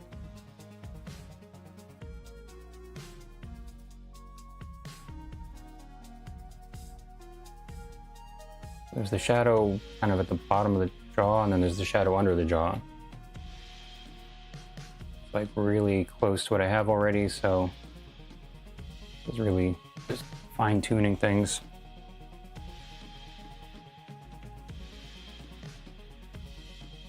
Oh yeah, I knew that. Never knew that, Brian. Never knew you were into Warhammer.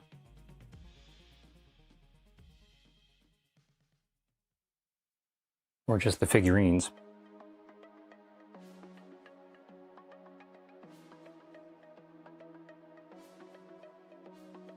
Yeah. I mean, I don't know. I guess there's all different kinds. I know for D&D, like one of my students is really into D&D, and he said, like, if you have, I don't know, if you have a figurine, go around and then wherever they're going and there are different, you know, boards and stuff, then you get more points for it or something. Or you get better dice. I don't know, however that works, but there's a whole thing with it. It's not like just, you know, they make it because it's fun.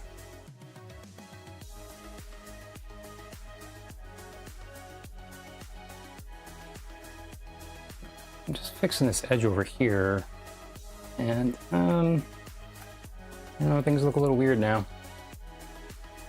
Didn't really get fixed. It kind of got worse, but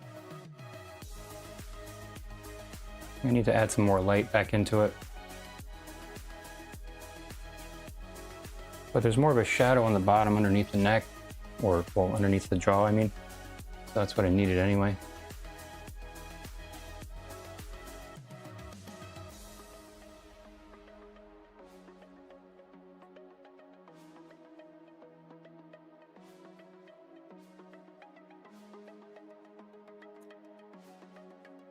Getting a little crowded on here now.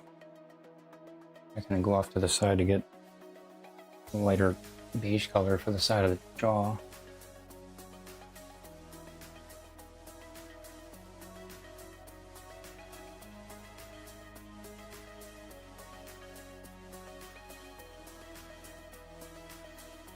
One guy that was, you know, into the D&D stuff, his grandmother got him some dice for his birthday, and they were like $200.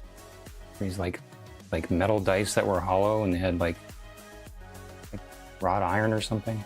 Yeah. But they were pretty cool though. Alright, so I'm gonna bring this, I gotta soften this edge right here, and then I think that'll be about it for the jaw. Okay, oh, it actually worked, what do you know? So, now I'm gonna just move on to something else now. Maybe I'll just touch up this little area down here real quick, because it looks pretty. I don't know if like it needs something.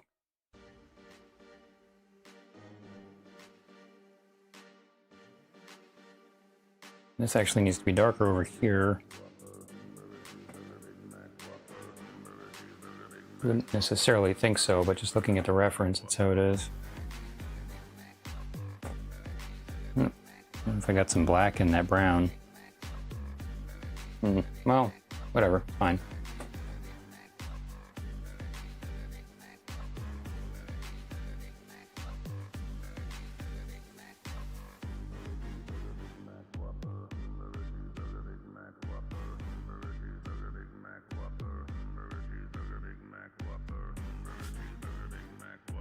Oh wow.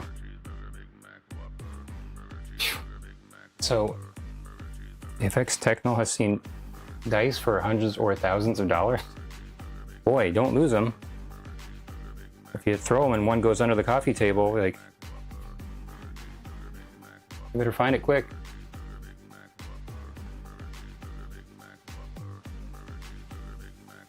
I think I have seen amethyst dice at some point. I don't know. I like amethyst just in general.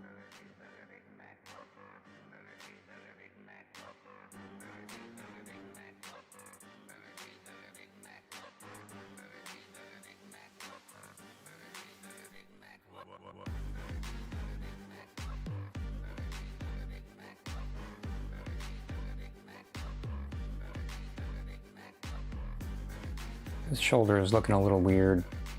but I gotta just soften this part right up here.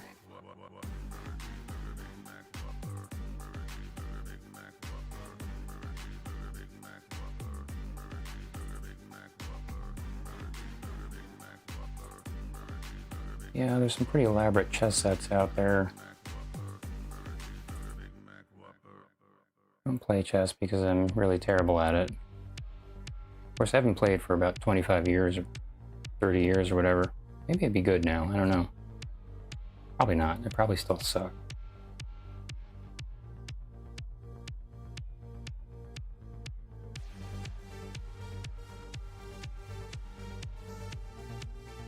Oh, Scrabble.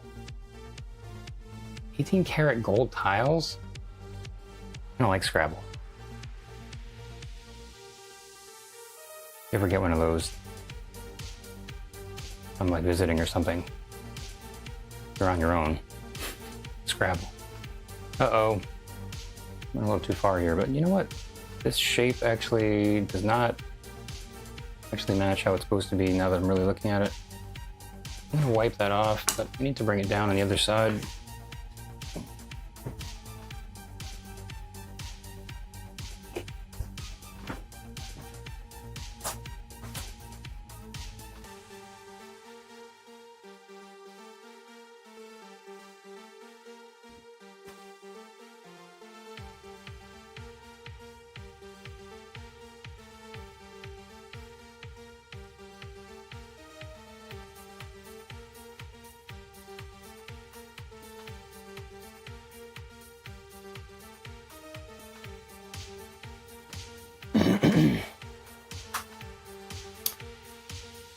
Oh, McCloud's Creations.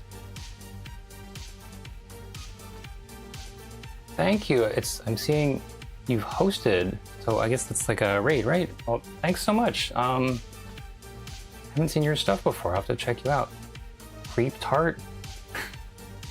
That's a good name. All right. Well, thanks for stopping by. I'm Anthony. This is the painting I started working on today. I work in oils, and usually I do things that take longer and are more kind of slow going. But I'm just kind of like seeing how much I can get done today, and it's going pretty good so far, considering this is not how I normally work at all. Thank you. Glad you like it. Well, McCloud, so what kind of stuff do you do? Are you a painter also, or something 3D?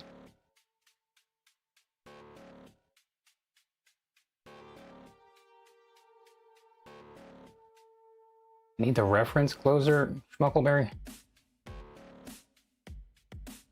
Or are you talking about me? I mean, I can see the reference okay.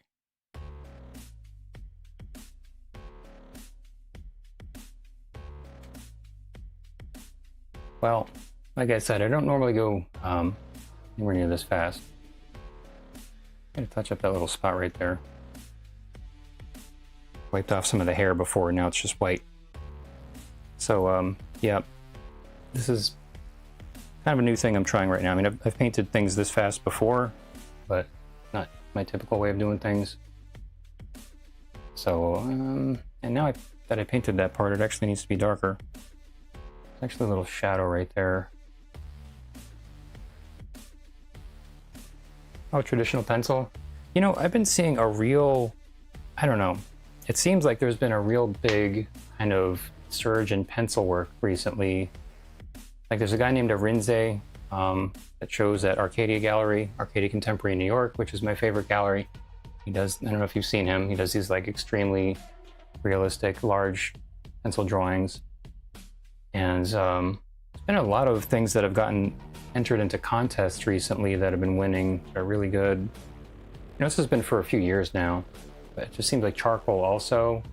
Like there's a lot more interest for charcoal, where it's like they're kind of maybe not quite on the same level as paintings at this point, but they're kind of getting closer as far as like, you know, value and, you know, not just value, but like, you know, kind of appreciation in general.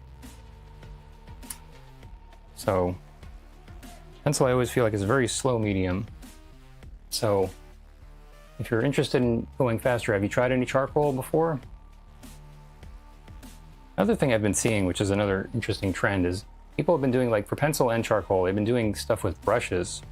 You can get powderized, I guess, either graphite or charcoal or whatever. Need to make this darker up here because it's darker on the reference.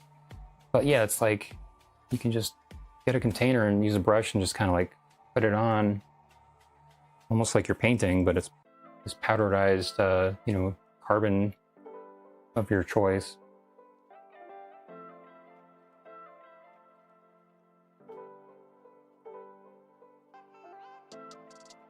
I don't know April Reed, but if you haven't tried it, definitely try it out. If you, I mean, unless you enjoy going slow. If you want to go faster, that was like one of the things that I really liked about charcoal when I first tried it, was that like you have compressed charcoal, and then your vine charcoal, and the compressed is just super black. You can just make a mark that's just really dark so fast. And, you know, just to do that same thing with, you know, even like a, you know, 9B pencil, just takes so much more effort. So, Schmuckelberry, you're painting again? Is this the first time you've been painting for, like, I don't even know. How long's it been? I'm talking about getting into it for a while again. But that's nice that you're working on something. This is really just getting to be a little bit of a mess over here. Like I kind of, if I wasn't streaming right now, I'd probably just like take a while and clean that up because it's really not efficient. Charcoal is messy. I mean, that's probably the biggest negative about it. I mean, it gets all over your hands and there's that sort of powder. You have to like dump it into the garbage can or hold it up to a window and blow on it or something.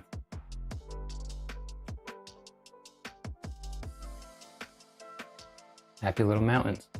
It was kind of funny, like the models that I had when I was in art school, you know, we'd have like models in the classroom. Like whenever they were just, you know, up on the platform, if you saw the bottom of their feet, it was just black from all the charcoal dust that they would have on their feet from walking around.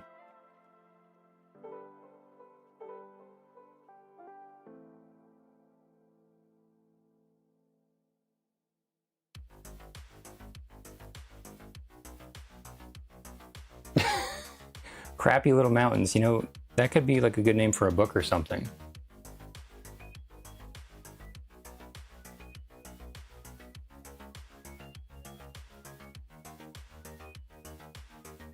So I'm kind of bringing the ear over to the right more. I'm just noticing it's like, I don't know, I feel like it's a little bit, yeah, better back up actually.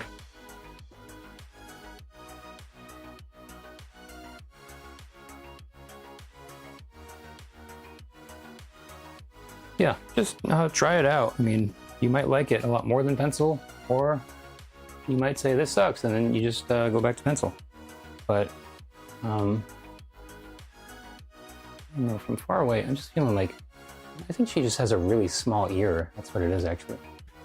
Because I feel like bringing it in more would be too much, but that's how it looks. So I'll bring it in just a little bit, I think. Yeah, I think it's always good to just, you know, try new mediums. Because, you know, your favorite medium may be out there. You haven't really tried too many of them yet. And really make a big difference as far as just everything you're working on.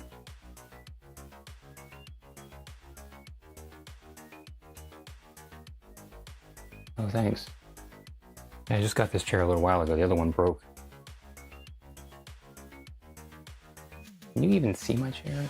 It's like, okay, yeah, there it is.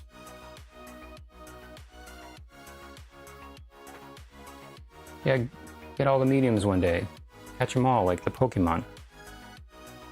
I mean, there's certain things I definitely am not that into, like, I don't know, I've tried a lot of things. But oils is definitely, that's my medium. I'm not into acrylics. I mean, some people, I'm noticing I need a little more shadow down here also. Some people, which I think Schmuckelberry, maybe you were saying this, like, it's a common idea that you should start out with acrylics and work your way up to oils, but I think that oils are actually easier than acrylics. I mean, they're not easy, but feel like acrylics dry so fast that they're actually harder. So sometimes people have ideas about certain mediums before ever using them, but you try it out and maybe it's not necessarily like that.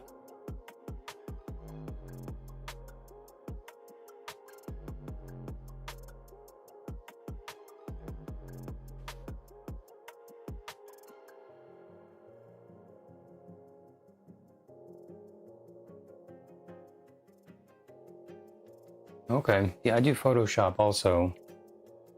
I've done a lot of very elaborate composites for different reference paintings I've worked on, and sometimes they'll have like hundreds of layers,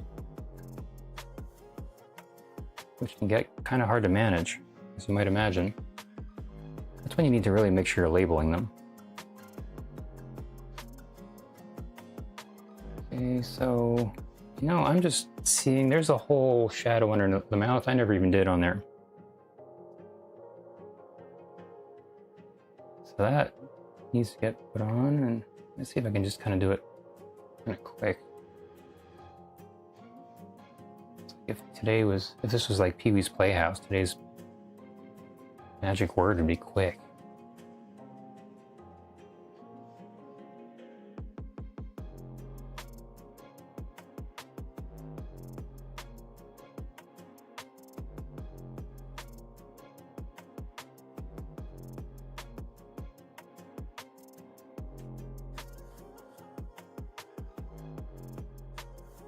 Yeah. Labeling in Photoshop. In the old days, before I knew better, I got into some situations. That can really be a problem.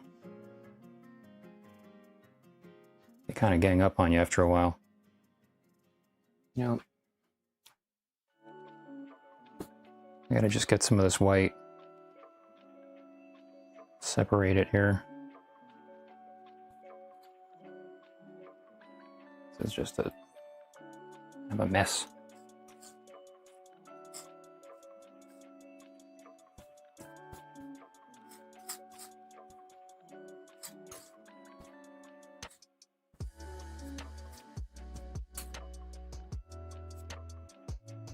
Okay, McLeod. Well, I will have to check you out and see if you're on sometime when I'm joining. I'll go on Kick a whole lot, but partly because whenever I go on there, like I don't really see a ton of people doing art. I mean, that's kind of the case on Twitch also, but see if I can stop in when you're on at some point.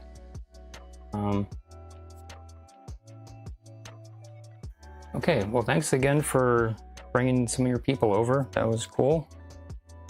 And whatever you're working on, hope you have fun with it.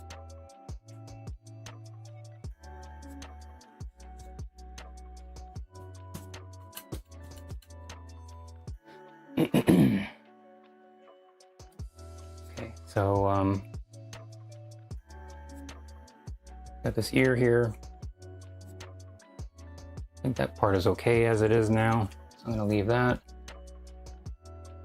And now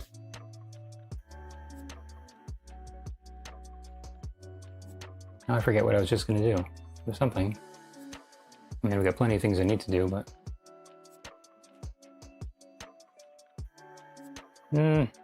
okay. Oh yeah, I was going to just extend this over on the left here a little bit.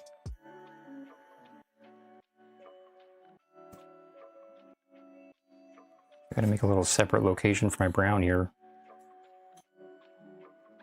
that hopefully is not contaminated by the black.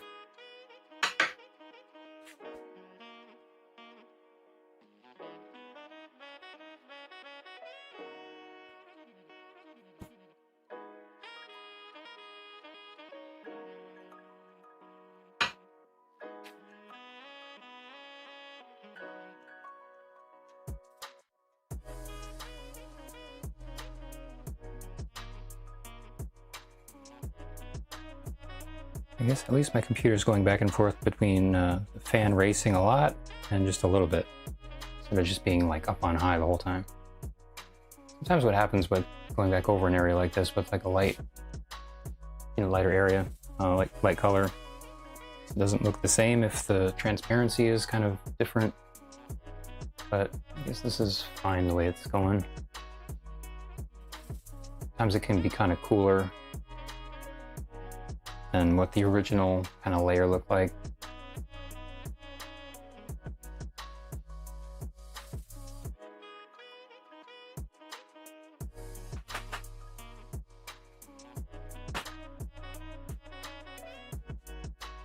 Kind of deciding like how much I want to go in there and get this to look as much like the reference as I can, versus just moving on and getting the next thing taken care of.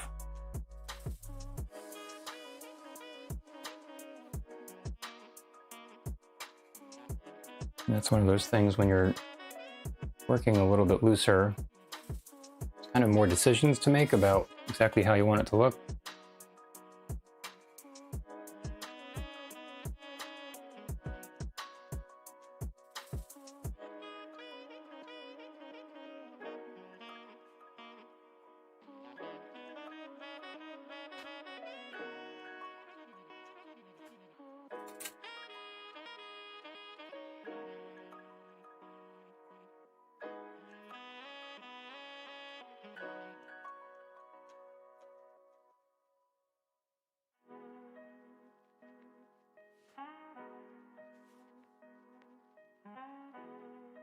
I guess that's fine. Okay, so now I'm going to come down here, and I'm just around 2 hours now. I'm going to keep going and see how much more I can do on this tonight.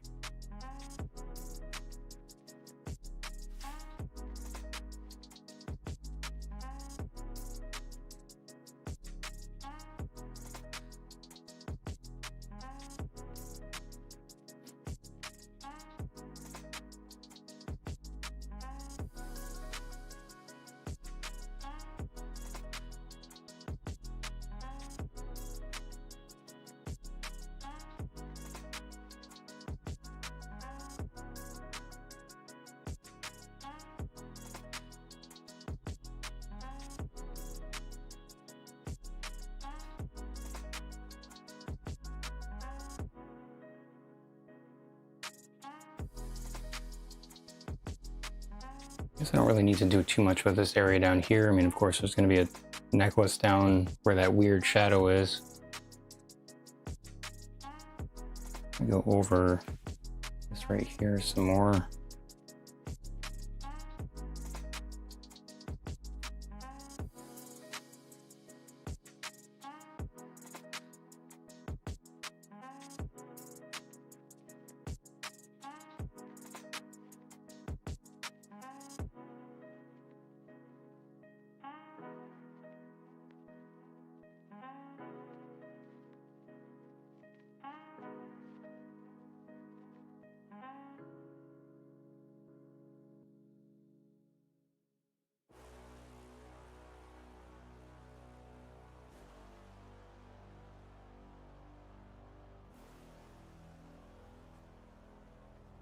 Yeah, I'm thinking the necklace, and that might be the last thing to do. I don't know. It's a lot going on with that necklace.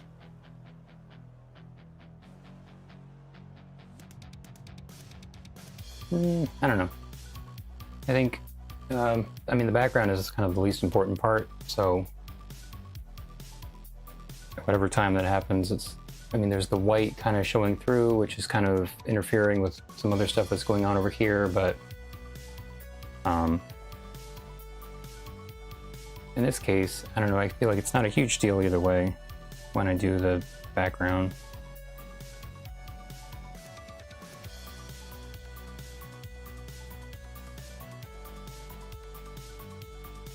There's a little window over here in those necklaces.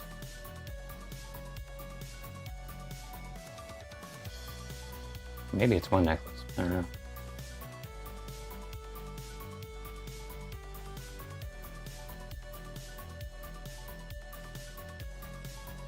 I'm just putting the shadow in there, just anticipating the necklace going on later.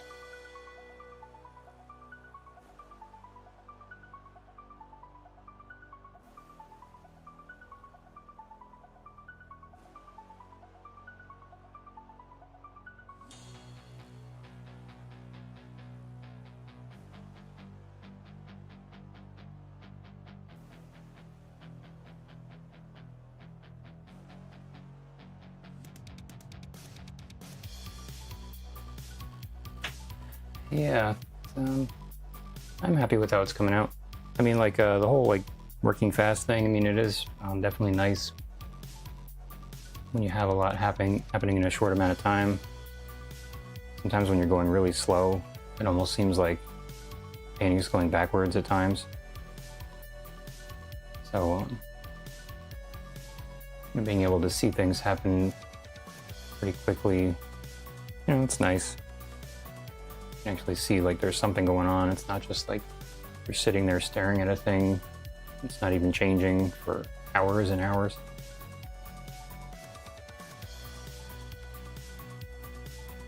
Throwing on some real quick fingernails here. It's always interesting how different the hands look when you put the fingernails on there, because they kind of, sometimes they look almost like gloves before then.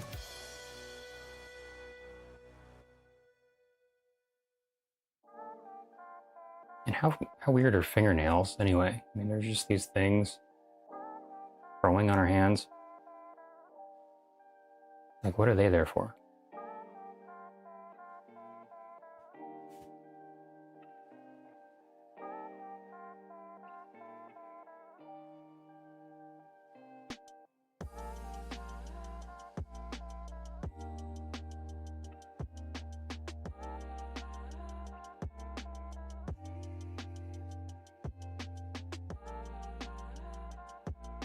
Oh, Schmalkelberry. This is an 11 by 14. So, a little on the smaller side, but not tiny. Yeah, fingernails are whack.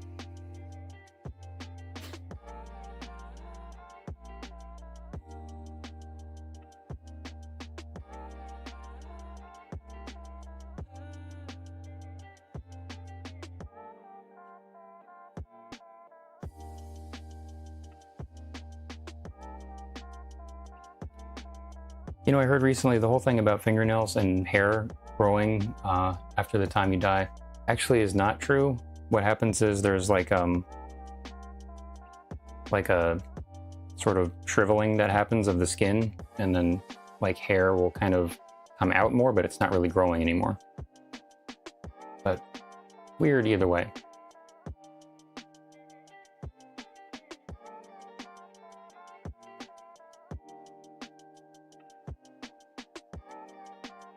Just giving her these like sort of darker areas of the knuckle here in each finger, which hopefully looks good and not weird.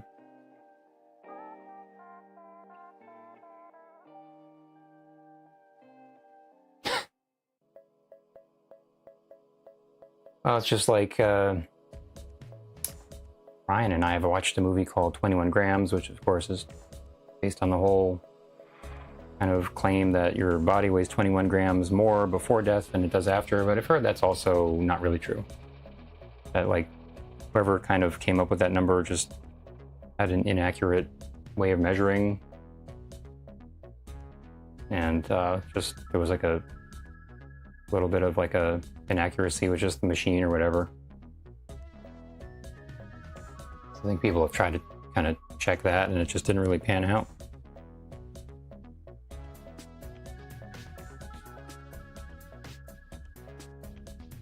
Kind of puts a damper on the name for the movie.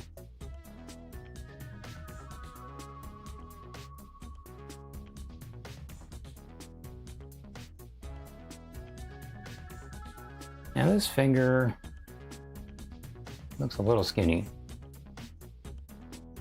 I just did this in one stroke in the beginning. I can go in there and kind of fix it up now. That's what I'm doing for this whole thing.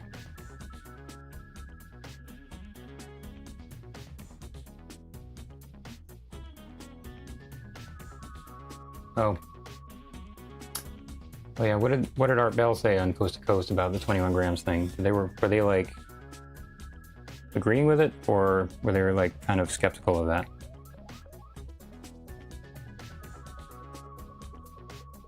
I'm into paranormal stuff. I haven't really listened to Coast, but I know it's been around a long time.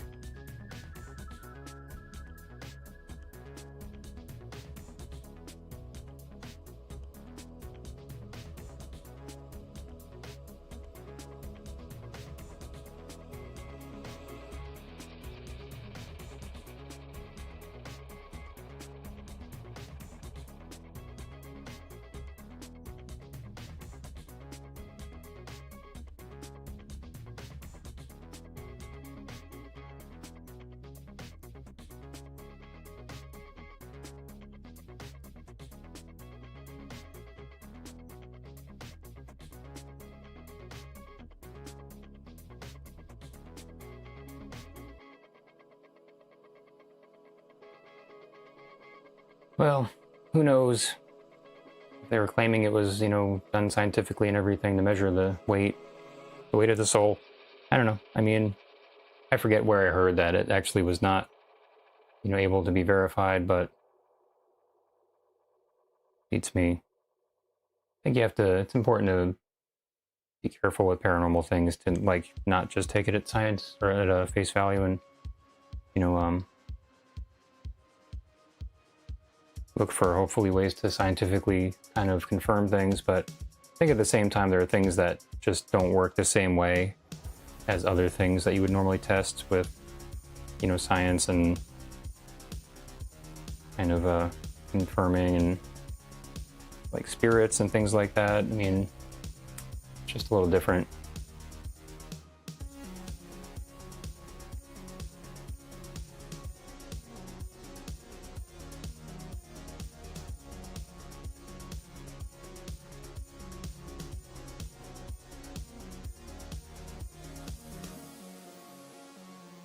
Yeah. I've always believed in ghosts and UFOs and all those things. But at the same time, it's really easy to just, for anybody to think that they saw something, but it was really just something else. I mean, especially now with drones and all kinds of, God knows what you're seeing in the sky at this point. But if you see a photo in a graveyard and there's smoke somewhere in the photo, it's definitely ghost fog, so watch out.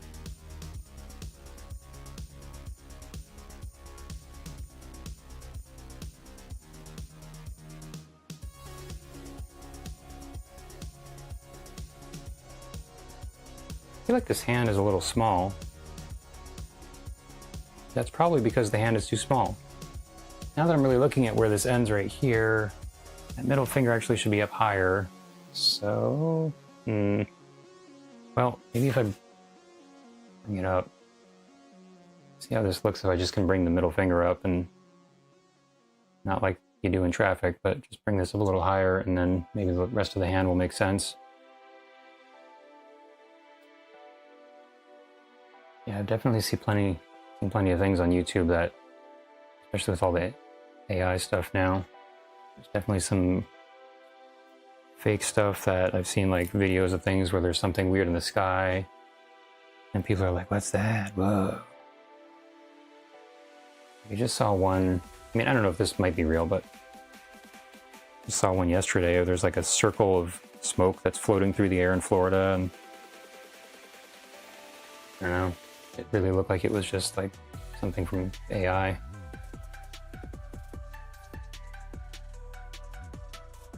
I'm gonna just wipe this off. Definitely want to make sure that her hand is not too small. Actually, it's kind of far off. That's one of the things you got to really watch out for doing things this fast. I didn't really measure it out as much as I normally would, so I don't know. This hand is looking actually, maybe it's got to get a lot bigger.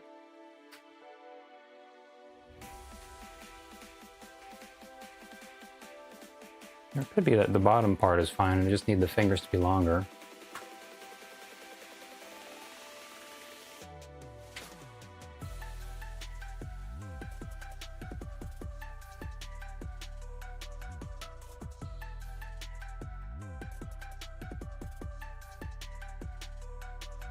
Well,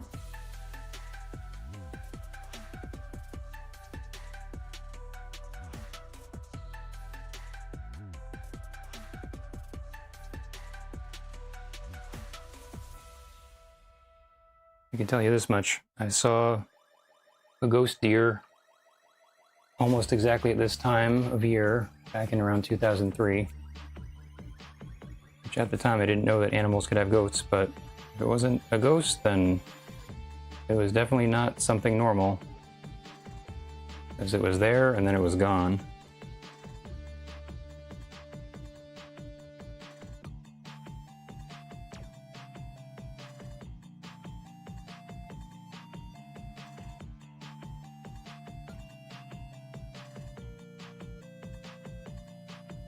Actually, Brian, I am using a program right now. I didn't want to come out and say it, but since you figured it out, yeah, everything I'm doing, this is just actually a white surface in front of me.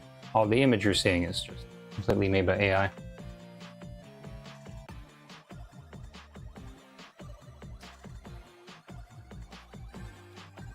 Yeah, I was driving. I just was pulling out of the place that I was living at the time, back when I saw the ghost deer.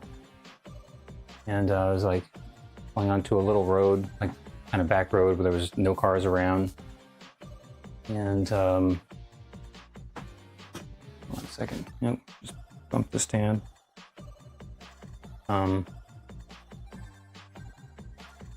Just check if this finger is where it needs to be now. I feel like it maybe needs to go higher.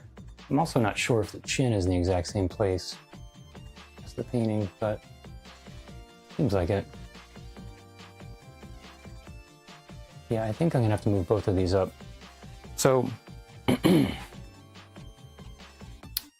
made a right turn onto this little road, and I was just started driving. It wasn't going fast or anything, and all of a sudden I just slammed on my brakes because I saw something in the road, which I don't know if I recognized it the first time, but it looked like there was an animal in the road, I guess. And so I slammed on my brakes, not all the way, but enough to slow down a lot.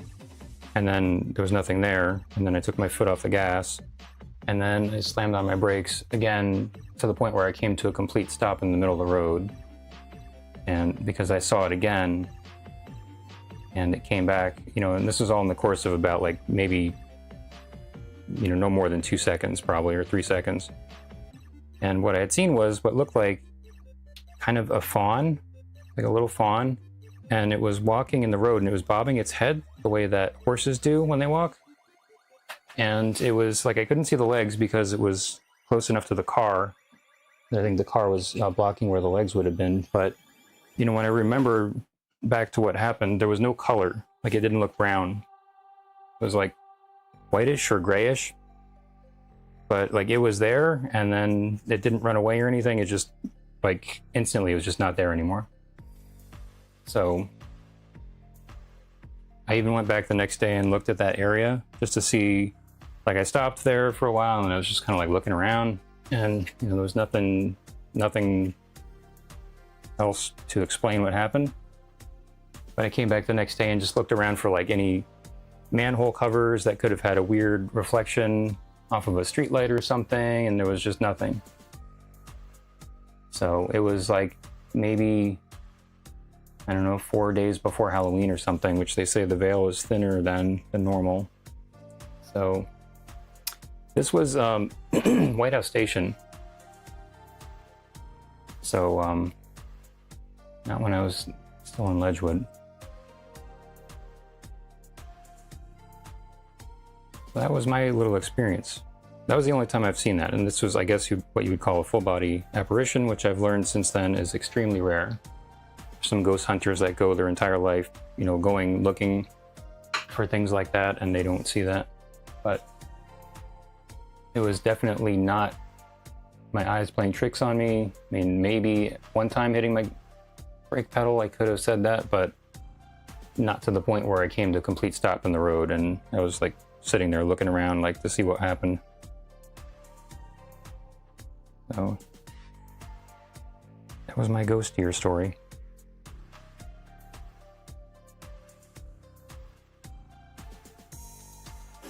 Oh yeah, had some other experiences.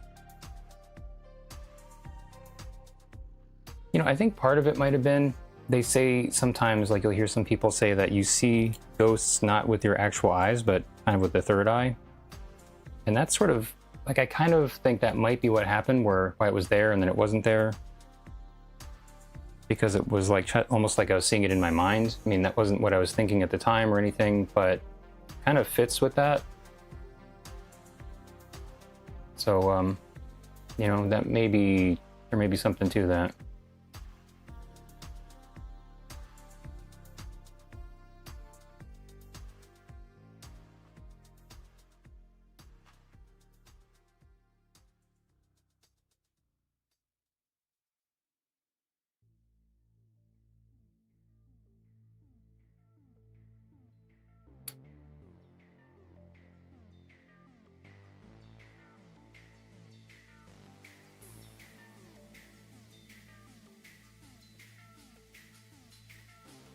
definitely feel like this hand is getting to be a better size for the size of her face.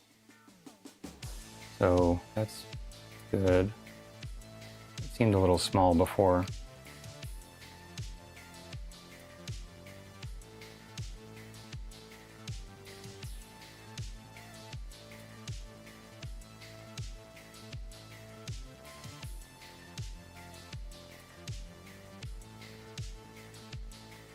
Make these fingernails a little smaller.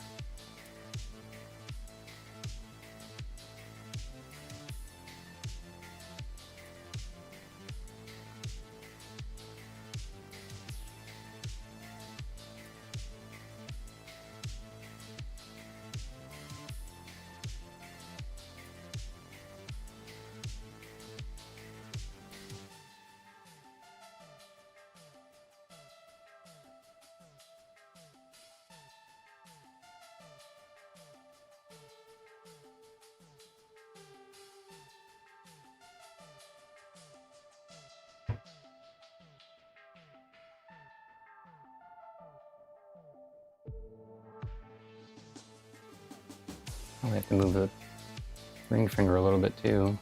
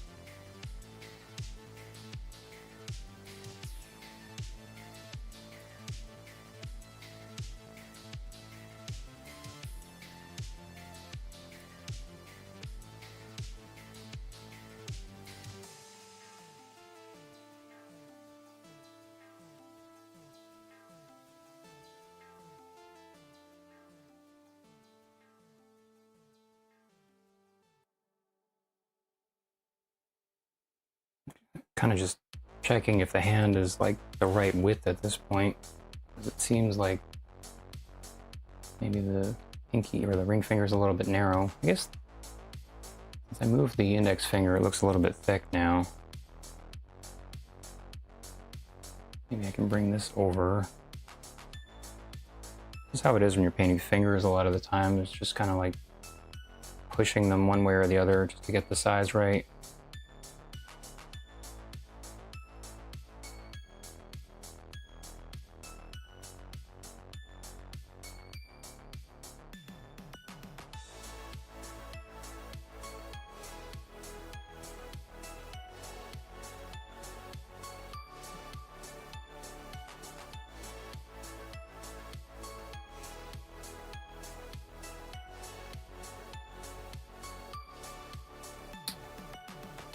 Well, I think the hand is looking better.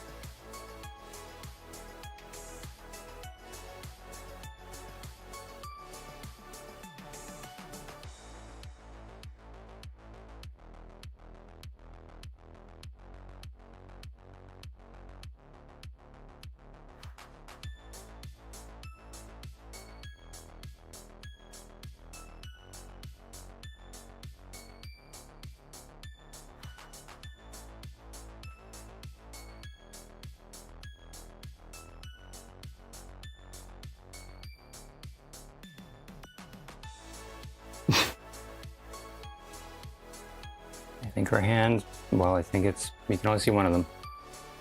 It's the right size, hopefully.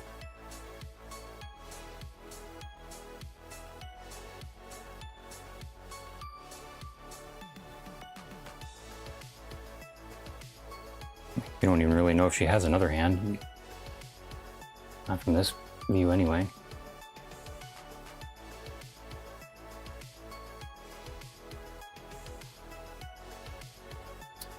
Alright, so I think I'm not going to really mess with them too much anymore, and Giving them that little dark area where the knuckle is, and probably gonna be just about it.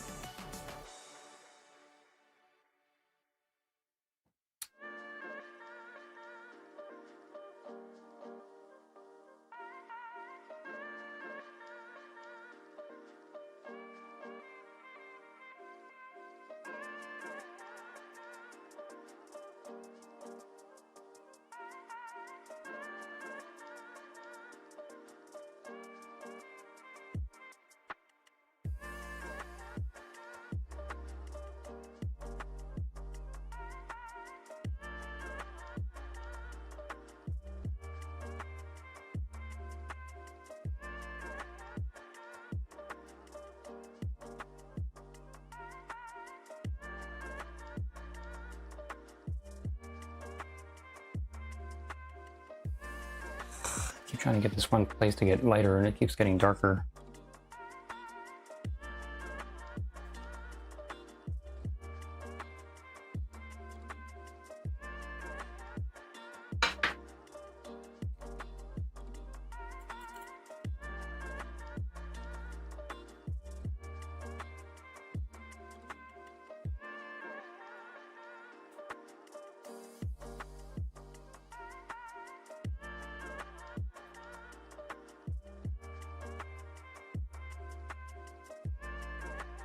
Oh, thanks, Brian.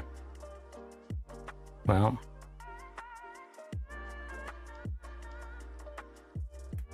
not done yet. Let's still do a few things here.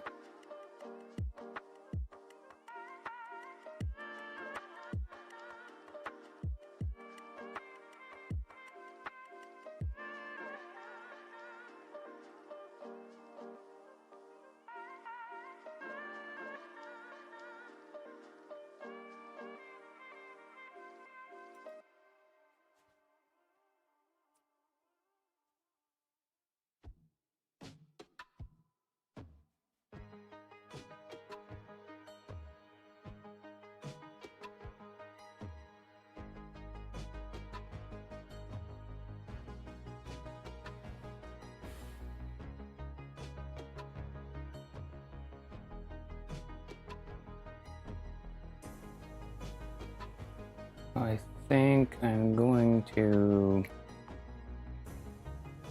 I started that sentence without being sure how I was going to finish it. I feel like I want to do the mouth now. I think I'm going to go and do that. This kind of wrap thing around the back there is kind of, I don't know, a little bit more slightly like olive looking.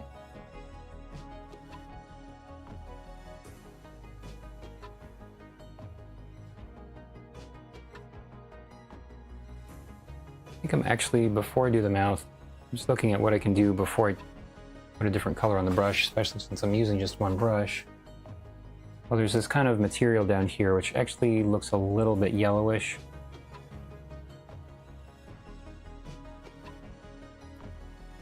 I'm gonna definitely have to do something with this palette before I add another color. Well,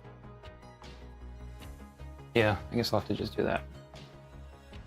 So I can do the mouth, which is more pink.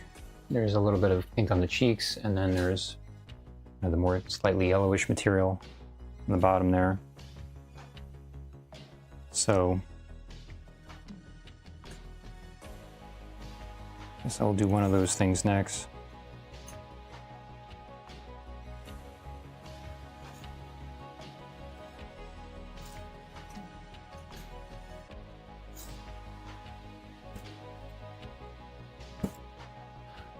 Need to flip the paper towel already. It's just all full of there's the paint on there.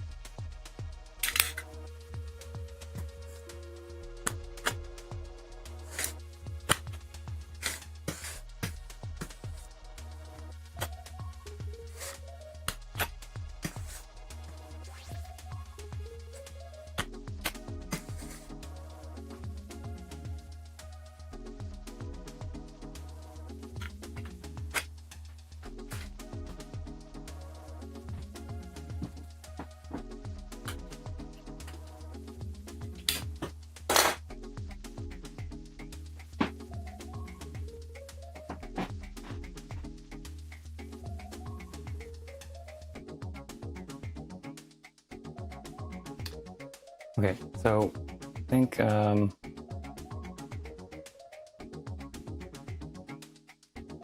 gonna do that yellow on the bottom actually next. So for that, I think I'm going to get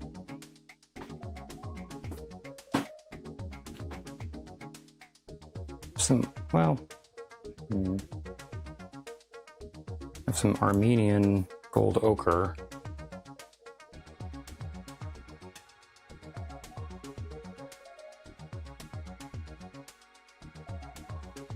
No.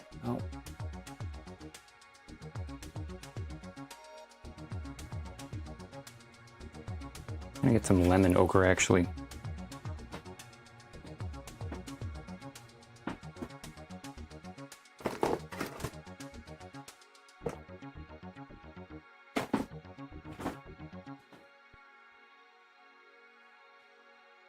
This is a great color for doing gold, blonde hair, or gold metallic things.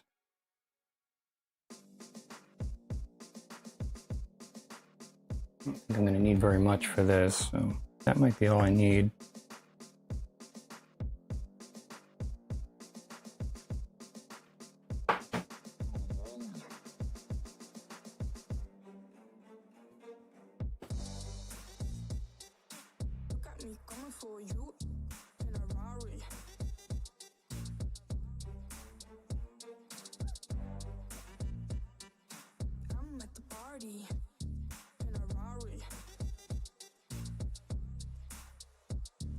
Looks kind of orangish now, but as you add it to white, it becomes a little bit more kind of yellow looking. Sort of like honey.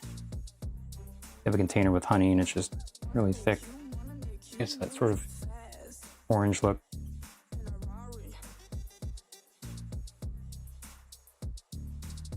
I think this will work well for it.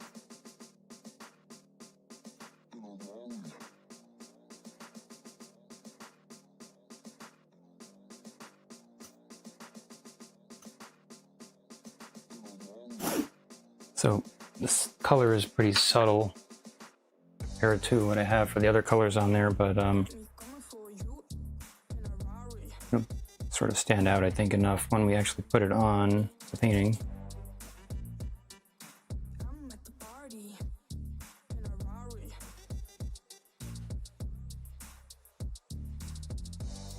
Ghosts is copyright free for 9 Inch Nails? That's... If it was, then I'll have to look into that. I mean, I guess like Radiohead released their album for free back then, around that time also.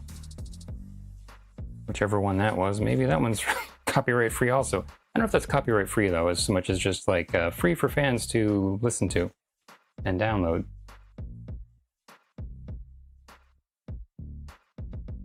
Okay, so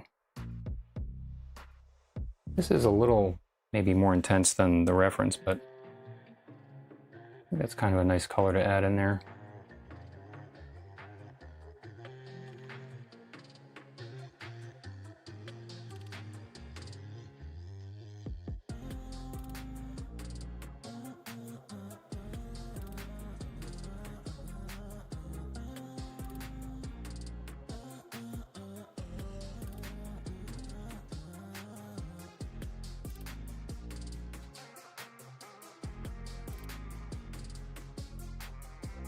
Well, maybe around the Halloween time, ghosts might be okay. Oil paints are kind of expensive in general. I mean, art supplies in general are expensive, but I mean, there's different versions you can get. There's different grades. Like there's student grade, which has more filler in it, so it's not as much pigment. So that kind is less expensive. So, you know, if you're concerned about cost, you could use that kind. Especially in the beginning, if you're not going to necessarily be doing stuff that's like your greatest work. But in general, yeah, they can be kind of pricey. It really depends on the color. Like there's what you call different series. So some of them are way more expensive than others. Like, I mean, the most expensive tube of paint I ever saw for oils was over $100. But you know, most tubes, like an average size tube of paint, probably get for like, you know, 15 bucks or between 10 and $20 or something like that. I mean, I've had some tubes of paint for, you know, decades. Probably shouldn't use them after that long, but they last. Unless you're painting really big and painting really thick, they'll last for a while. So it's not like you buy a tube and then it's just gone instantly.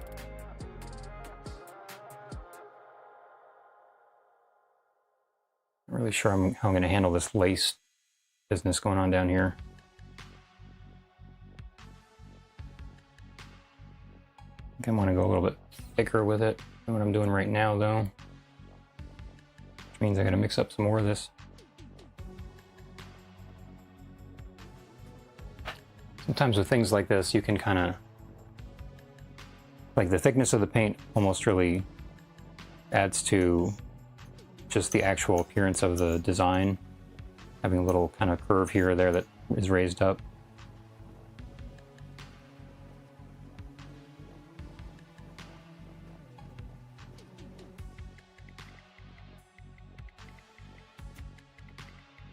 Oh wow. Nine Inch Nails Ghost album. Ghosts is Creative Commons. You know, I've never actually listened to that. I mean, I've heard like one or two things. I'll have to like, especially if it's free, I'll have to go and get it. Yeah, I was thinking about doing a Halloween themed painting. I actually have like a scary painting I started a long time ago that I never finished. I was thinking about working on that one. It seems like, you know, this would be the perfect time for it. I might do that.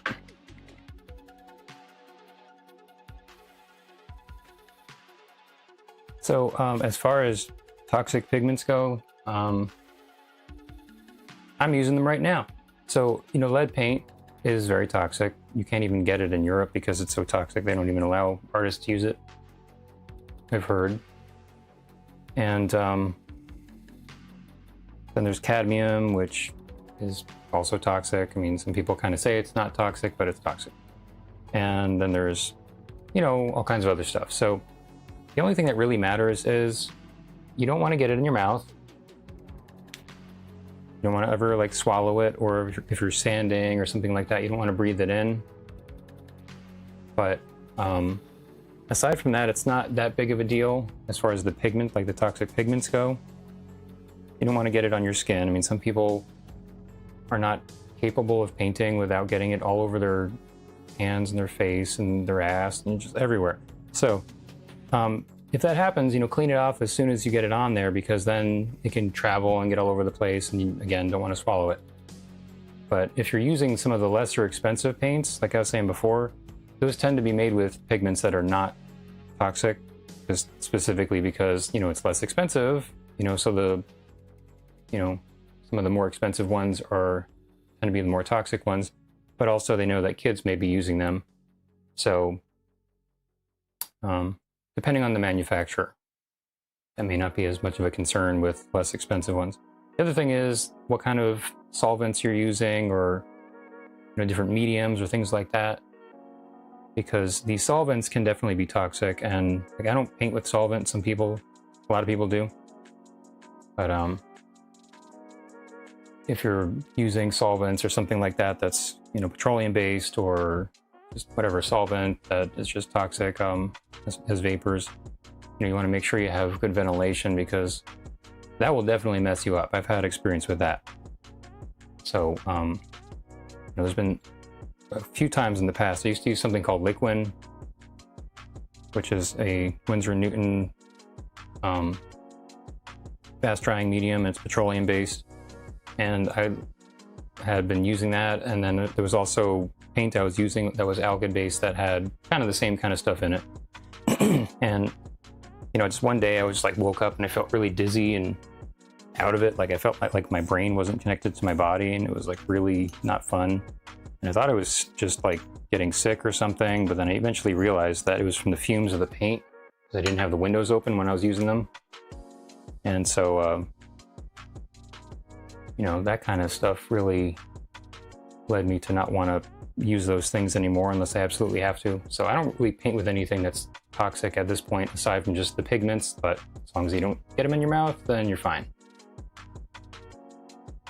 The other thing is varnish. You know, you kind of have to use varnish that's toxic. I mean, I don't think there's such a thing as non-toxic varnish, but you know, you just do that in a garage or outside or whatever when you're done with the painting, and it's not that big of a deal.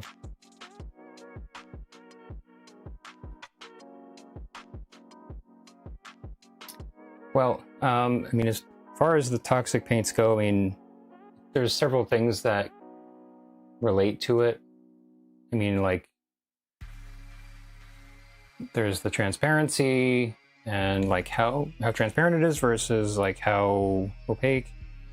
Like cadmiums, for example, are very opaque and they come in red, orange, or yellow, and they're extremely expensive. I mean, not extremely expensive compared to some other colors, but in general, they're expensive, and they just don't look the same as other colors if you're trying to go over an area that you really need an opaque, bright color like that. So there's that kind of thing, like how it works when you're actually using it.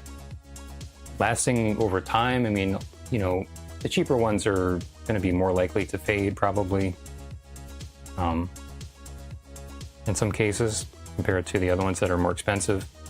I mean, definitely nobody's paying a lot of money for a color that's going to be fading fast. So the only color that's really very popular that a lot of people use at this point that is sometimes what you call fugitive, where it fades, is alizarin crimson. But it's okay as a glaze, or you mix it with cadmiums and certain other colors, it's okay, but you don't want to mix it with white, you know, when you're painting. So this little lacy area right here, I don't know how much time I want to spend on this, but not really. It's kind of just blah looking right now. I think I'm gonna, well, all right. I'm gonna just add in some more kind of shadowy stuff like this here. That's a little too dark. We need something to just kind of stand out here so that it doesn't look so plain.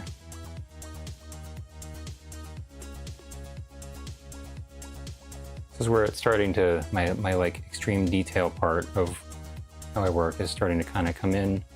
I'm not sure how much I want to go with that versus just what I was doing when I started out with, going really fast and throwing everything on there.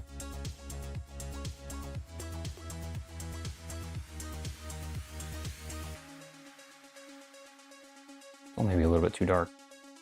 Kind of outline this edge here. So you can see where that lace begins.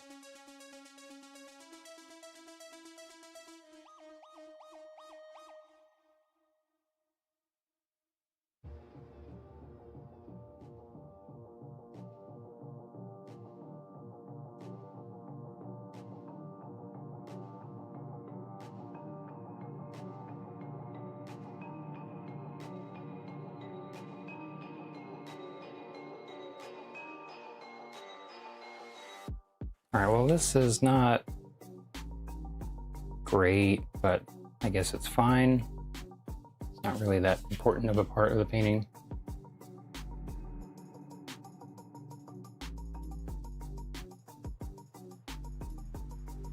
Just going back to the toxic painting kind of topic, you know, lead white is a very important color to use if you really care about paint lasting, you know, your painting lasting a long time.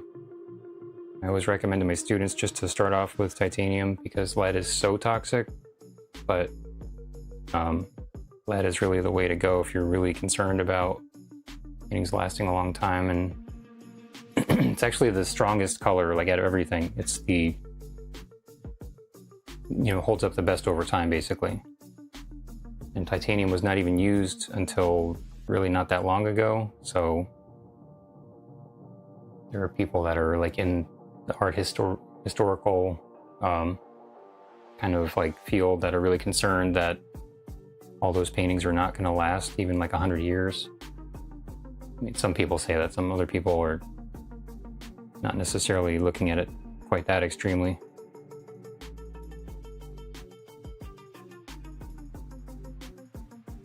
All right, I think that's probably fine for the lace area, and this kind of cool light area coming through from the lace on part past the hand, which I guess actually, I mean, the lace over there, this is getting too kind of nitpicky here, but just real quick, I'm gonna just kind of go over the lace, make it a little bit darker so that it's going to stand out over this other gray. I don't know, I kind of feel like this is going to be hard to read, trying to do it the way it is in the reference.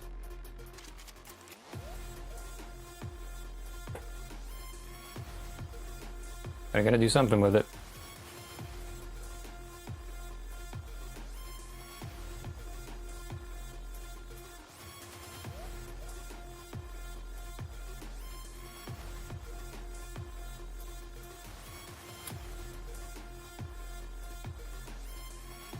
I think I'm gonna just get regular gray over here, like just a light gray on this corner area. You know, that shows up against the lace.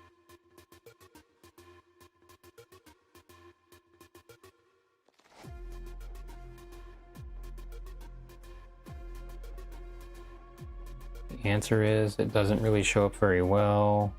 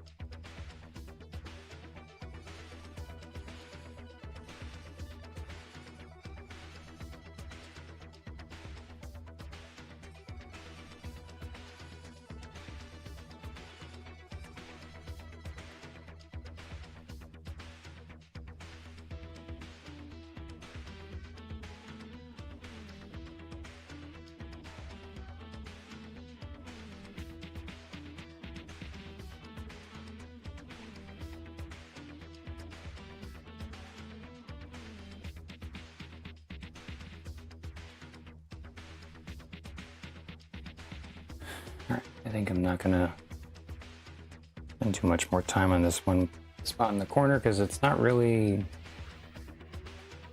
doing a whole lot.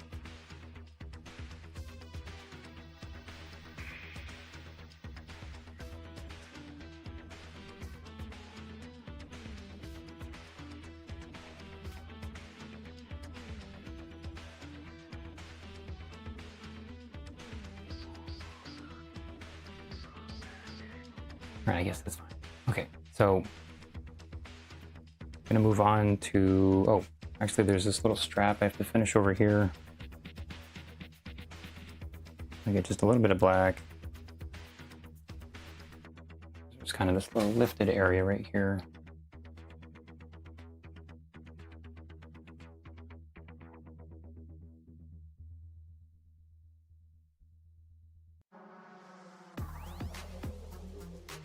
You have a little shadow on the area down this way also. Just that little subtle kind of like dark area can kind of help make it more kind of dimensional looking.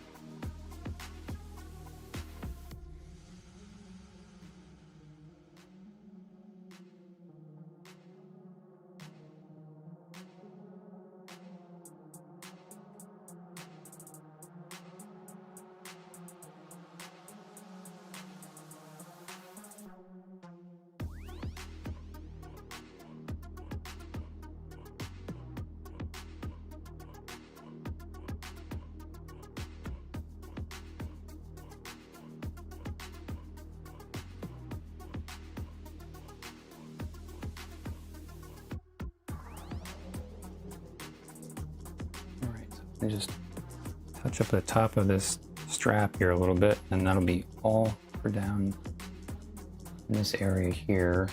I mean, I think I'm going to leave the pearls for a little longer. I'm not looking forward to doing those pearls. I don't know what's going to happen when I do that.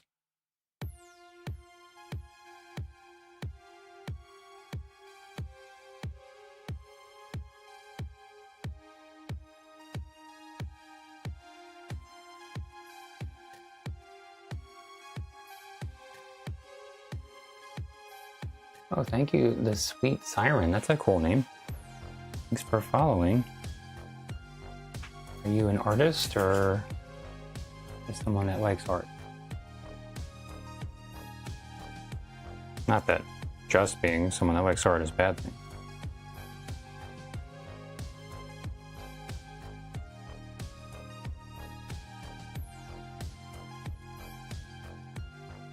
Okay, what's your medium? I'm working in oils now.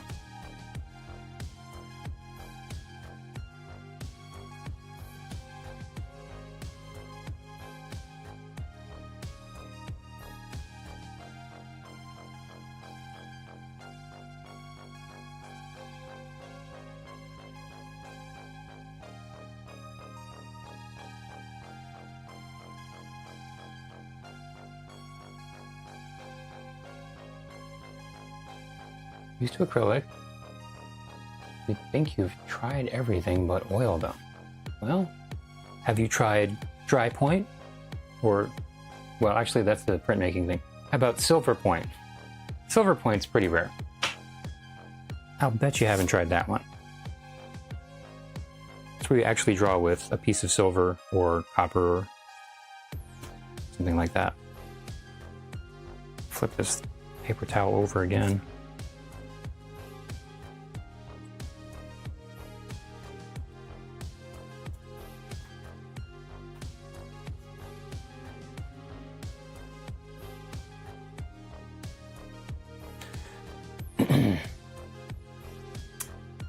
Okay, I'm almost done with this little strappy thing here. Some people might just call it a strap.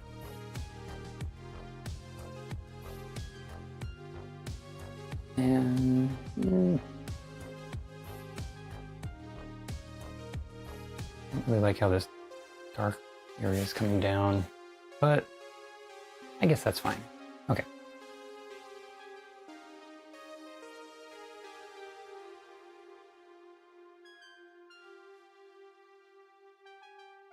Yeah, that's a kind of whole process of, well, I mean, I don't know, it's not that big of a process, but very not typical thing that I think is kind of making a comeback a little bit, but still pretty rare.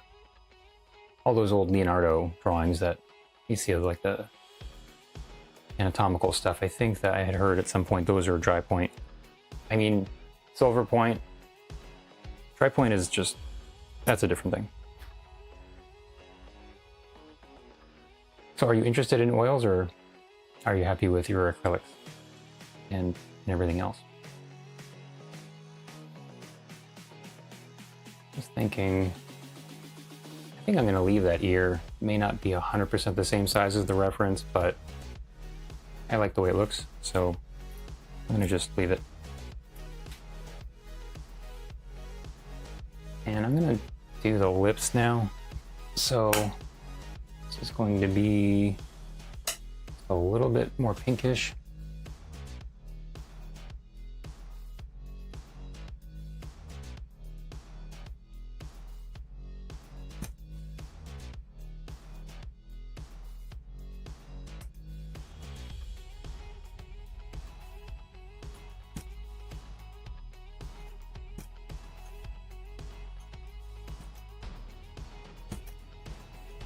Kind of using this little courtyard here for the new colors instead of moving everything.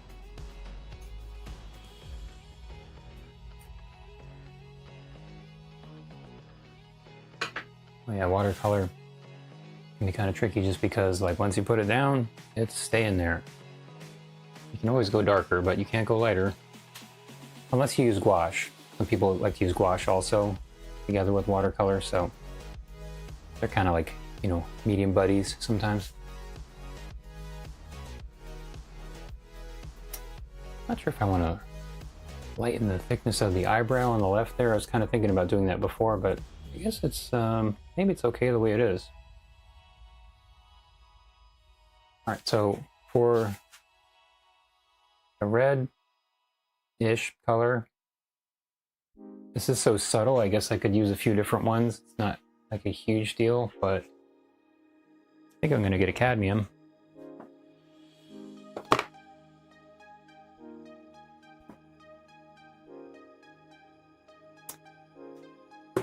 I'm going to use my cadmium maroon. Oh, actually, I've got this iron violet. It's a Gamblin reclaimed color, where they cleaned the filth out of the streams in this one place, and then they made colors out of it. This will be a good one.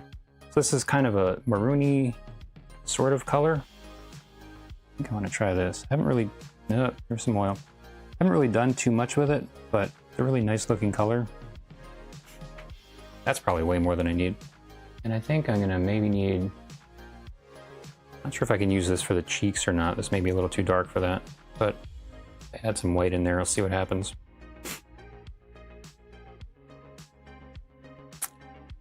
Cap doesn't want to go on here.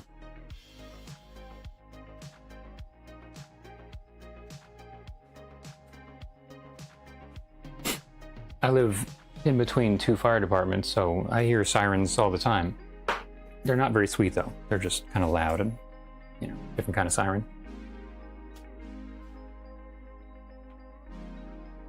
Okay, so I'm gonna just, well, get a little white here. This is pretty dark on its own.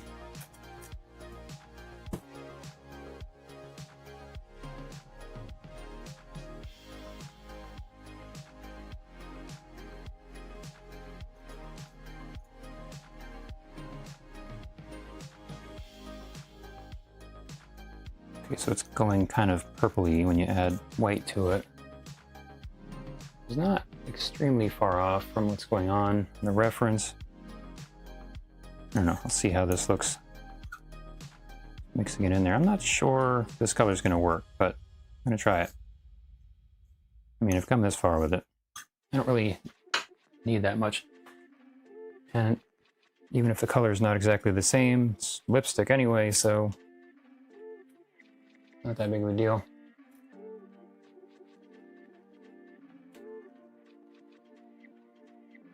I actually grew up next to a firehouse.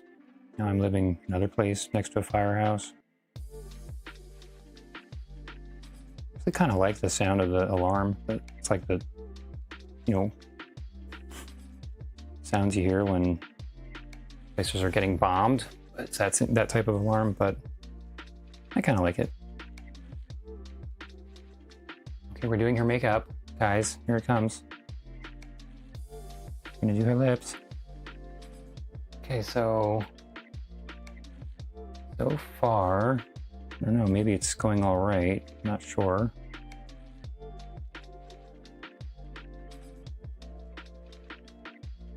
And she's getting so glamorous.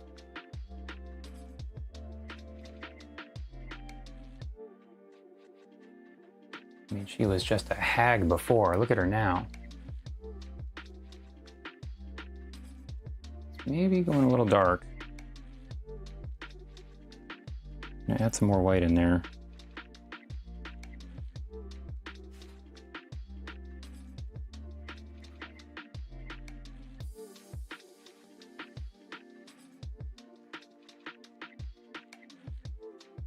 So, Sweet Siren, what do you like to paint with watercolors or acrylics and things?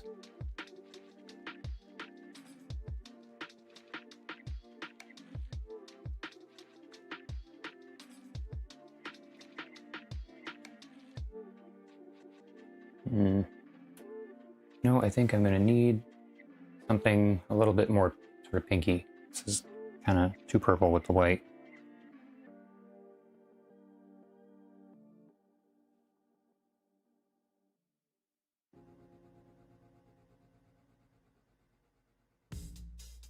I'm not on Discord. I know that's a big, platform, but yeah, I've never actually, I guess I did join Discord for like a thing a while ago, just like one time, but aside from that, I haven't actually done anything on there. I don't really, I don't know. There's so many platforms. Oh my God. I don't know if I could take another one just to maintain and everything.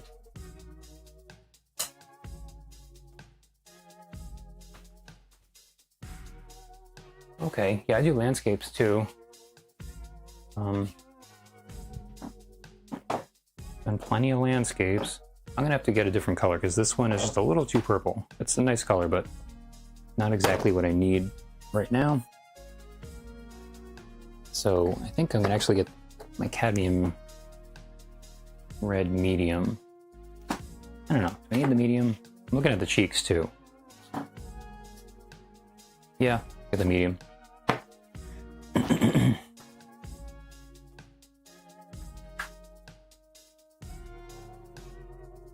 I guess I can just get this out of here.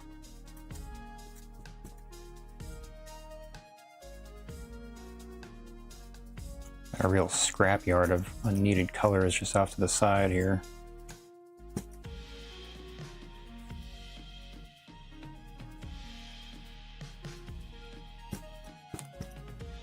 Sometimes that happens though, you just try out a color and then it's not what you need.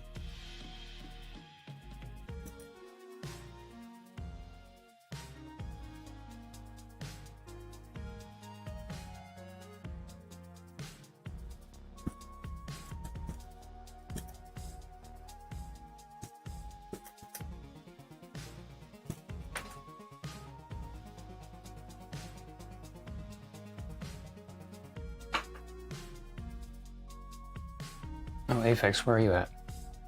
I just feel like painting landscapes, like I'm much more interested in painting places that are nowhere near me, where there's like big mountains and things.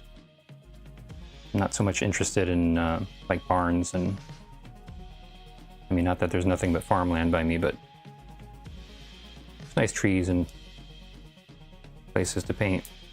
But the really dramatic stuff, kind of have to go somewhere else for that.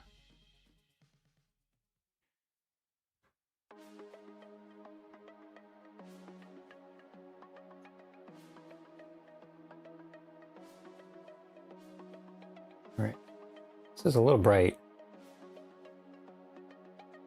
Actually, I might be able to mix this with the other color. I don't know.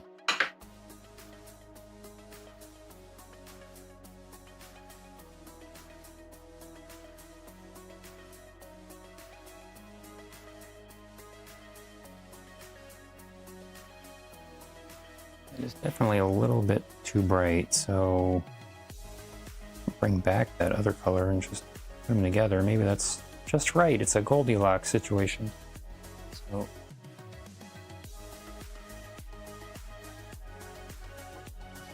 pretty close. I'm kind of getting there.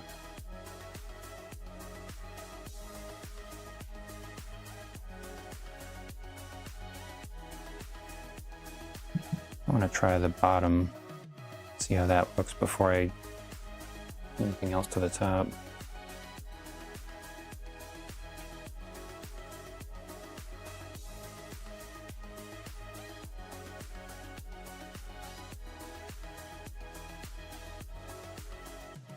We're in Ohio. Yeah, I'm in New Jersey. A lot of people don't realize there's a lot of farmland in New Jersey.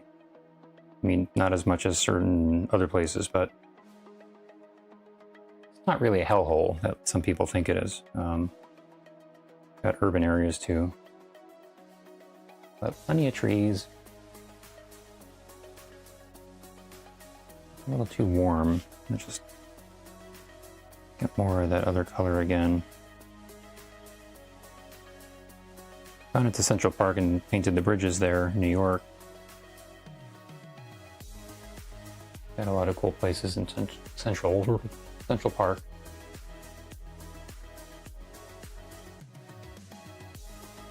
Alright, well, it's too dark, but I like the color, how it's going.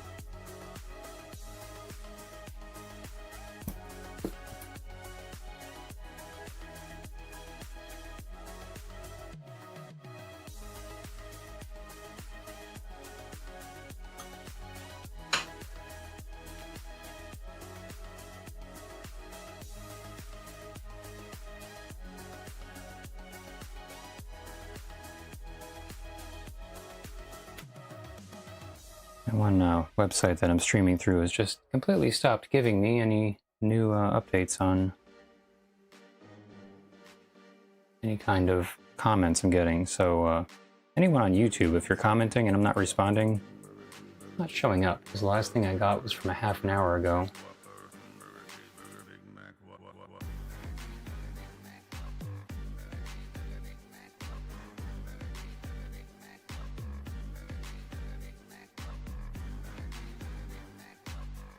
But I have other windows for Twitch and Kick.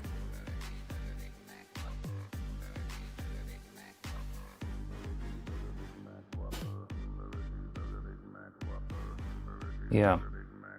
I mean, barn pictures have their place. People are into them, that's fine. I'm just interested in things that are a little bit more kind of exotic or dramatic.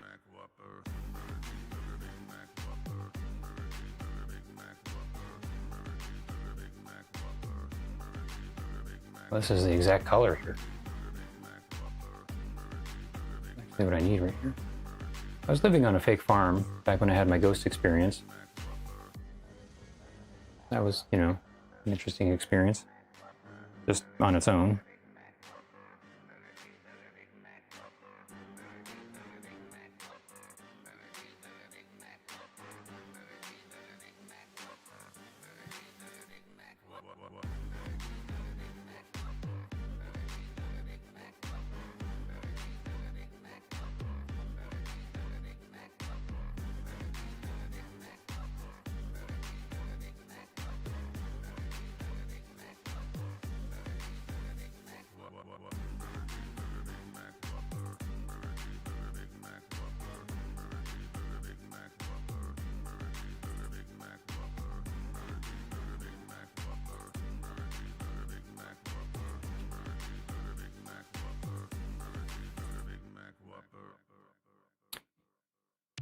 Yeah, I have seen certain places in Yosemite. I've seen many pictures of in the exact same place.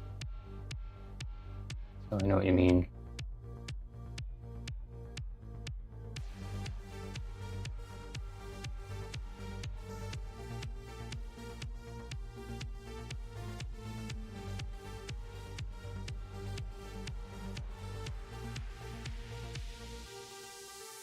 Yeah, photography is cool too. I mean, there is something to be said about knowing how to take a photo still in time when everyone has a camera in their phone.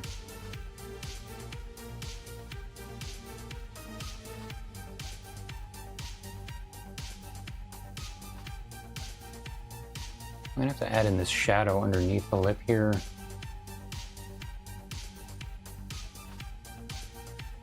It really stands out. Just kind of like a little line going across the edge. But I'm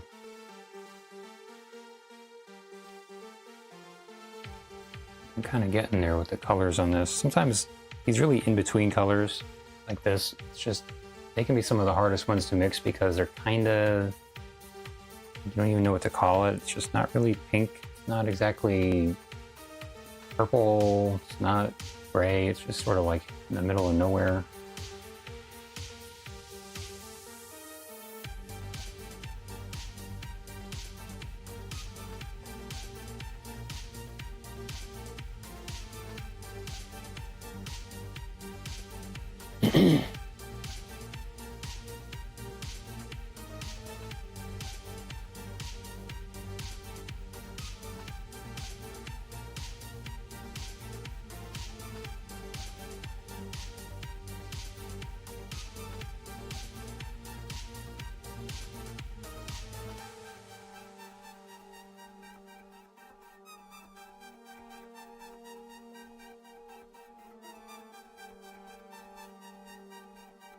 I'm just lightening this top area here a little bit because I think it was going too heavy before.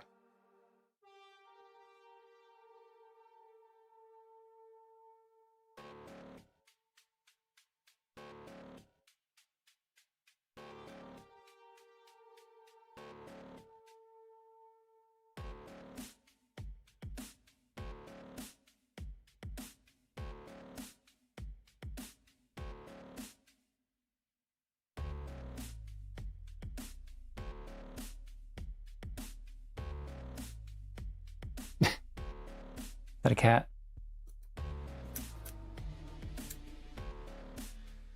I like cats.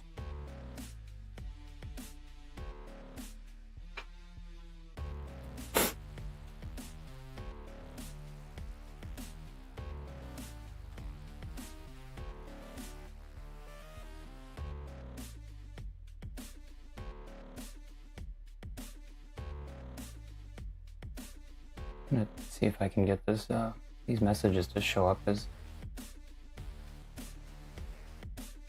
probably getting messages that I'm not seeing.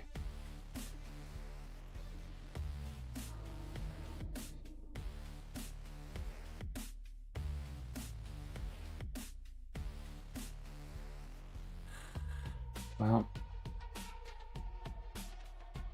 yeah, website's having an issue. Probably. Definitely.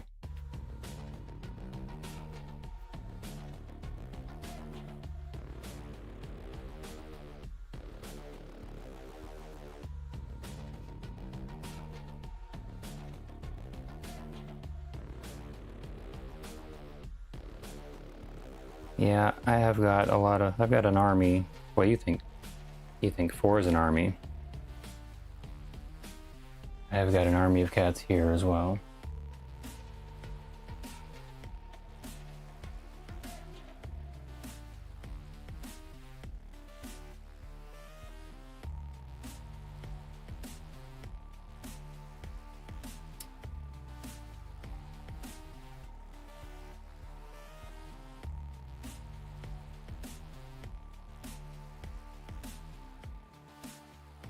I think I want to bring this light area up more right over here. A lot going on in this one little area for this mouth.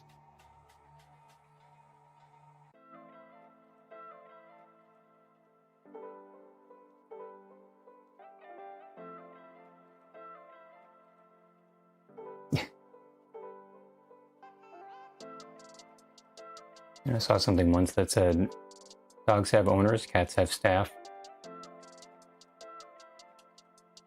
I think it's pretty accurate.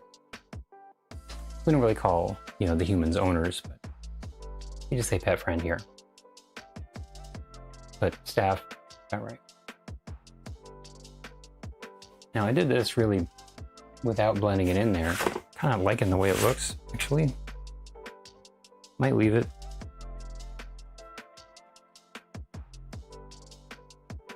Kind of like it is, but I don't know.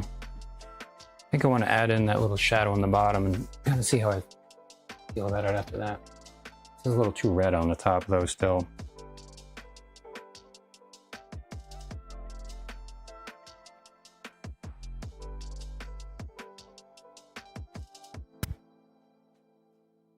Yeah, dogs, you have to go outside unless they're just going in the yard and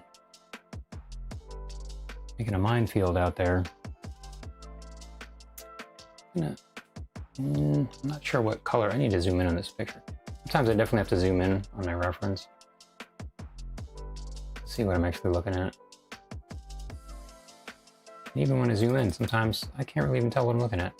I guess that shadow on the bottom kind of looks like color of the lips. Yep.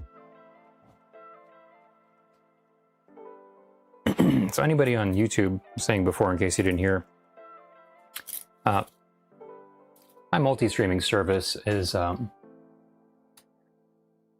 a little break right now, so apparently none of the messages are showing up on the chat for that. So if you're writing to me and wondering why I haven't said anything, that's why. I'm gonna have to send them an email again after today, or after I'm done streaming today, and let them know there's yet another problem with their service.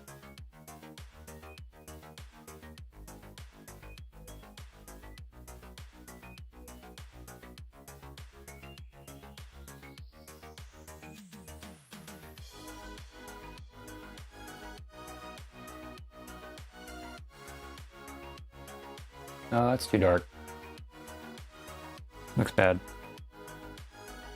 And I swear, that's not the color I mixed on the brush.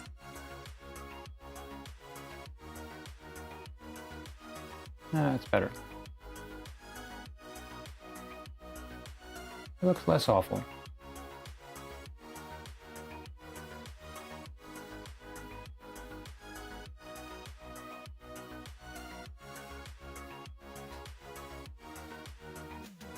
I think that shadow is too low. Maybe.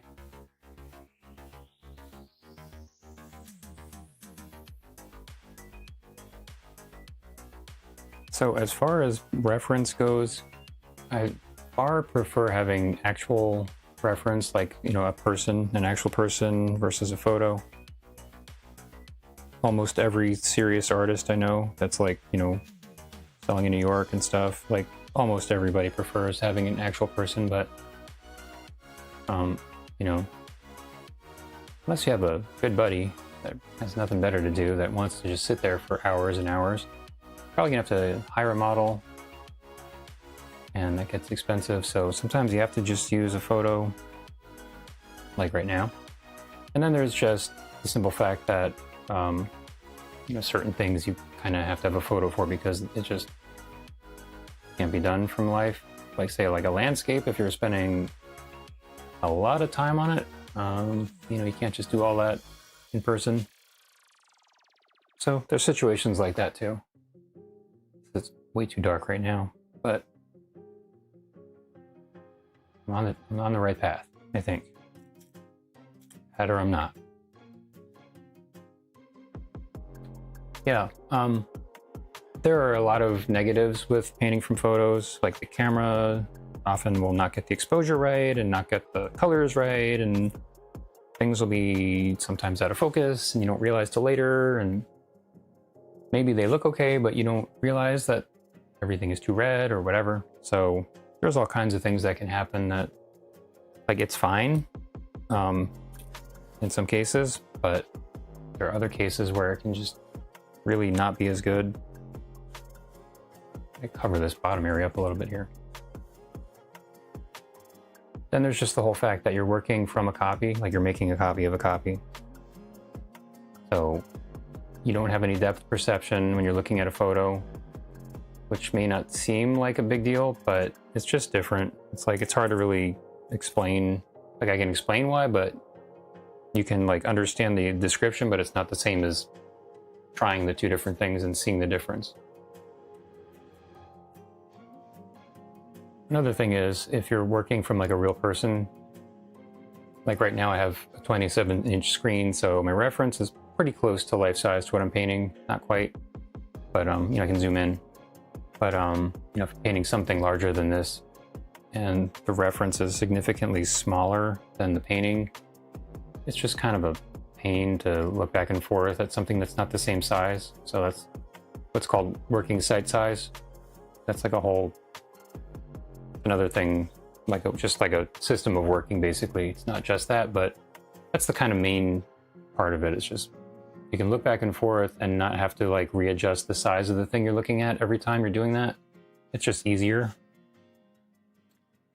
Definitely like her mouth a lot more. My voice just kind of cracked. I like her mouth a lot more now that I added the shadow on the bottom. I think I need to add a little bit more of this kind of brown in there. It's just a little too purple at this point.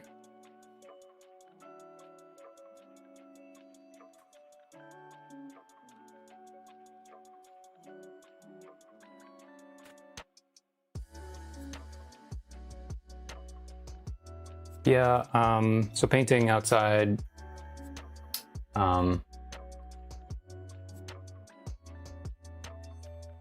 French fancy way of saying that is en plein air, or just plein air. If you're like a typical American, you just say it that way.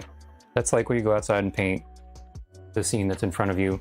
So the way that I'm doing, like right now, I'm doing like really fine tuning kind of stuff, but the way I started this painting was much more like a plein air painting, where it's just very fast, because you kind of have to do that if you're painting outside because everything changes so fast.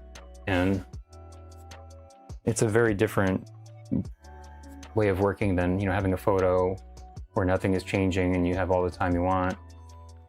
So, you know, plein air paintings tend to be like very loose because of that.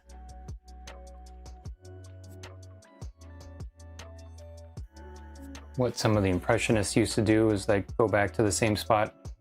You know, they'd work for an hour or two, you know, say at like 9 o'clock in the morning or 10 or whatever. Then they'd just pack up and come back the next day and work on it again at the same time. So that's one way you can kind of get around things changing so much.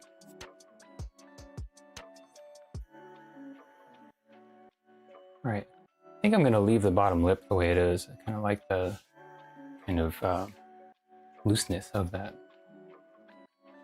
stroke I have right there, whatever, a couple strokes on the bottom.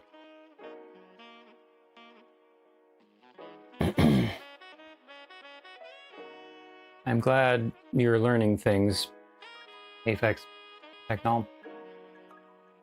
So, I don't know, I'm just looking at the mouth and seeing, I don't know, the red on the top is still maybe a little bit more saturated than I want. It's pretty close to kind of my end goal, but I'm just kind of go over it a little bit more. Be really careful not to put a completely different color on it.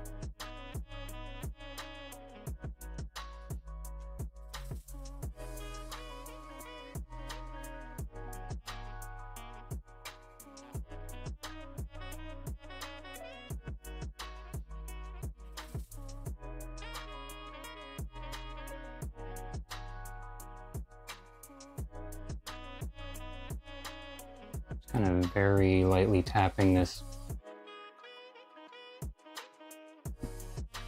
to get it to mix in a way that's just subtle.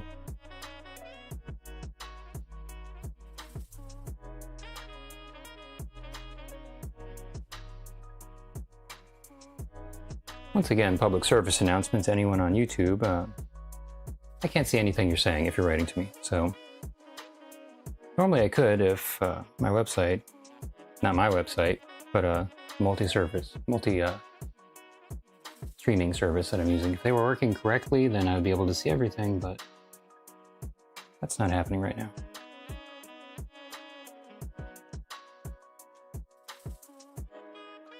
Just adding more light on the sort of top edge of the lip here. Give it a little bit more dimension.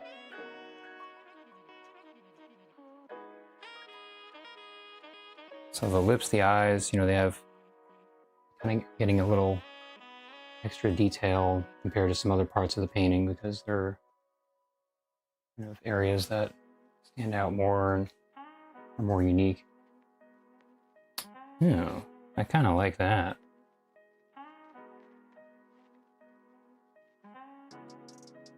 So this area right here, that's also a little bit lighter. Kind of this little section right there. I don't know if that looks too different from the rest of it now.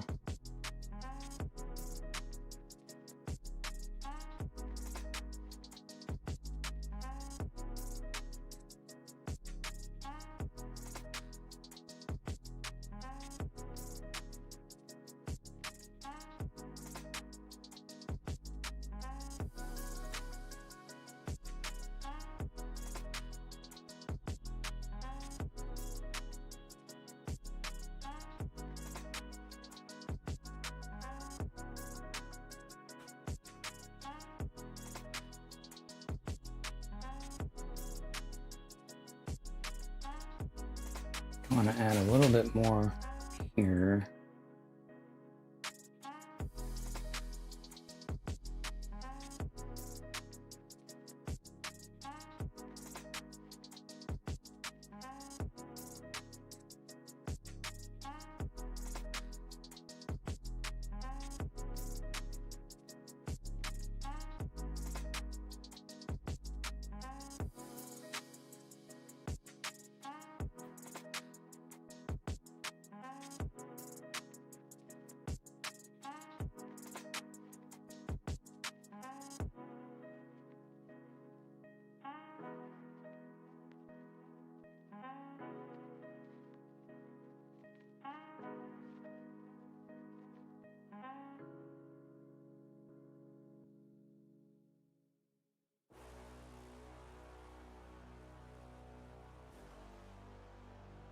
Changes in the colors are so subtle on this area that you just have to stand up to look at it to not get any glare from the light.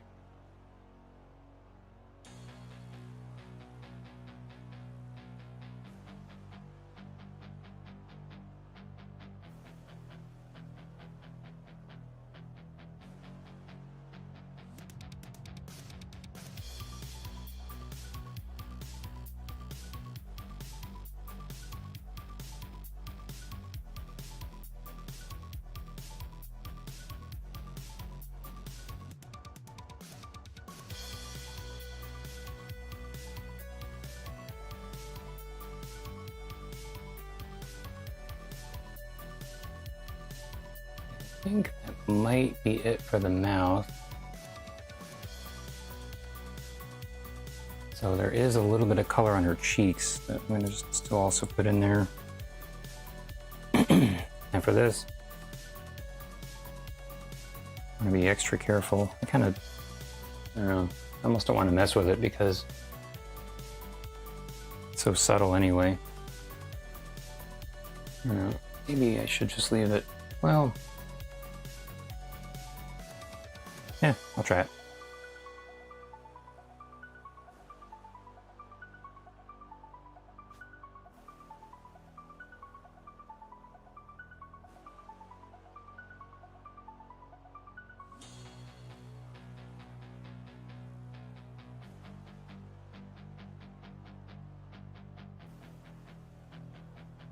Mix a tiny bit of the brown in there with this to actually, maybe I should just bring it over here.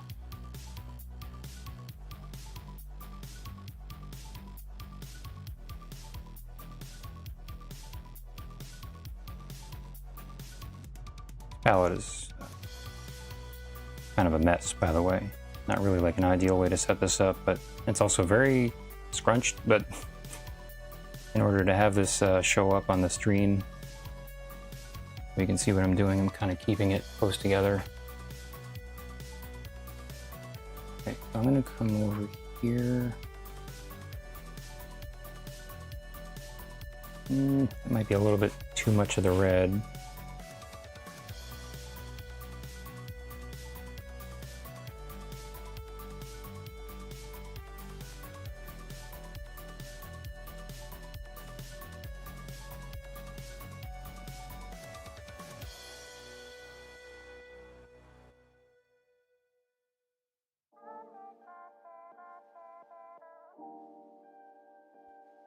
Try to get the right amount of brown in there, the amount of shadow I have also.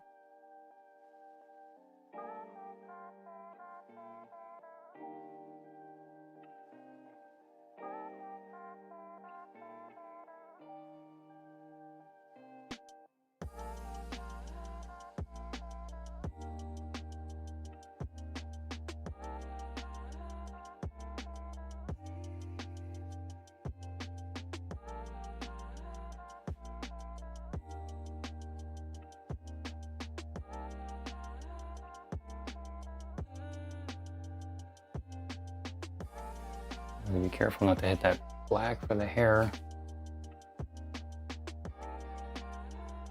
don't know if this little section right there is, I mean, I definitely have that standing out more than the reference also, but not sure if I want to mess with that or if I want to just leave it.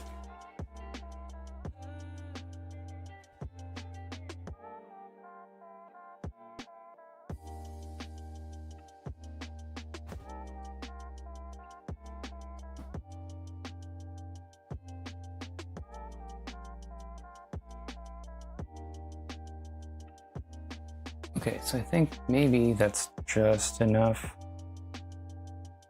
for the setae of this little kind of blush I'm adding in here.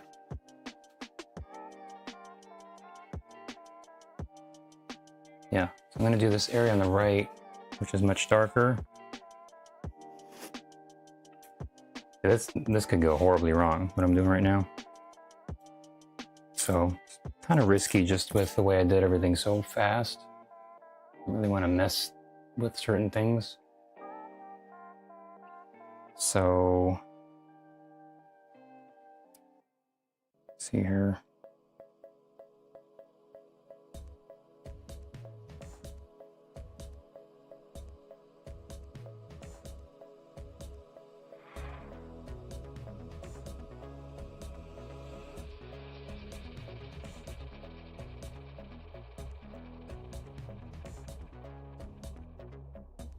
Kind of tapping this on there now, almost like stippling. It's working okay, I think, over here.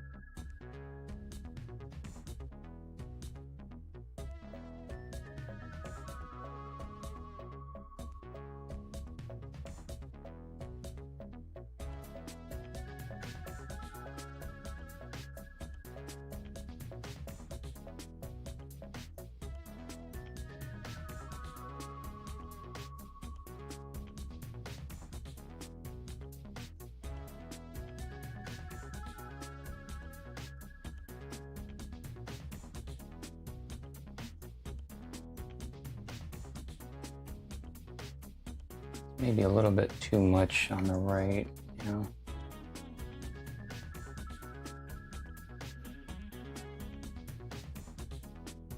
Yeah, I mean, risky as far as like sometimes, you know, you like the way something looks and then you try to adjust it and it just goes horribly wrong. I mean,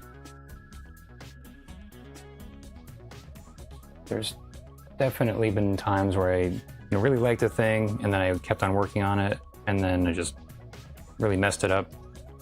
This is something a lot of people have a hard time with when they're learning oil painting, because it's really aggravating when that happens. I mean, you can always paint over it, but sometimes you don't really get it the same as it was before. Like this, especially because I'm so used to not painting loose like this, the way I just have like, I don't know if you can see the brush strokes, but you know, they're pretty, big and quick in a lot of places on here. So part of it is also just like having what you're doing match that. Like if you have like, the whole thing is like really very loose, and there's this one little place that's like extremely well rendered, it just doesn't look like it goes together. So you have to just be careful of that kind of stuff also. Kind of like what I'm doing now, but I'm doing it in a way that's not obvious. Like it kind of still looks like it goes with the rest of it, so it's not, I'm not having an issue with it. But if you're not careful, then it can definitely happen where it doesn't look like it goes together, and then you have to change it to make it match.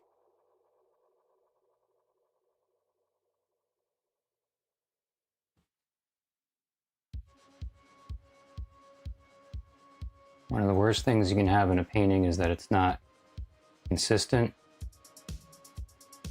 You know, like the proportions are not, they don't match for the top half of the body and the bottom half, or colors are, you know, there's one thing that stands out too much and it doesn't really look like it belongs in the rest of the scene or whatever.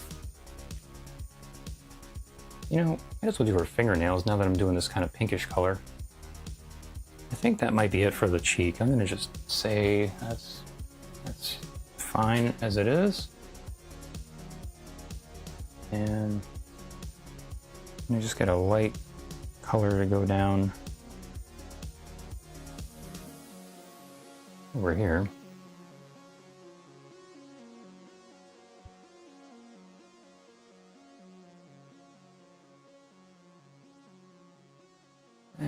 It's too dark.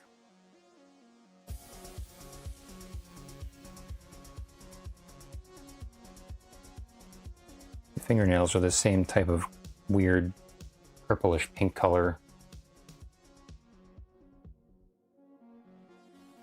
Yeah, it's still too dark.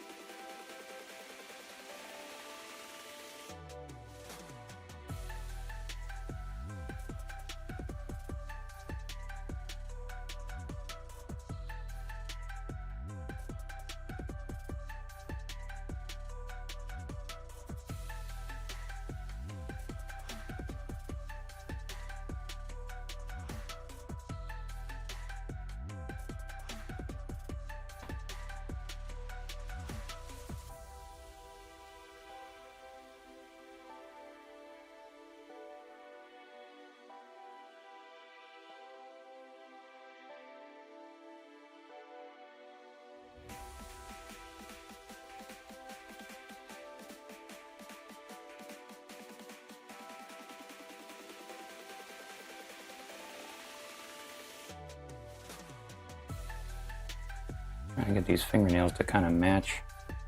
Got a bunch of little places where they get darker or lighter. And I'm gonna do that kind of crescent on the end. And I've just about used up this paper towel again.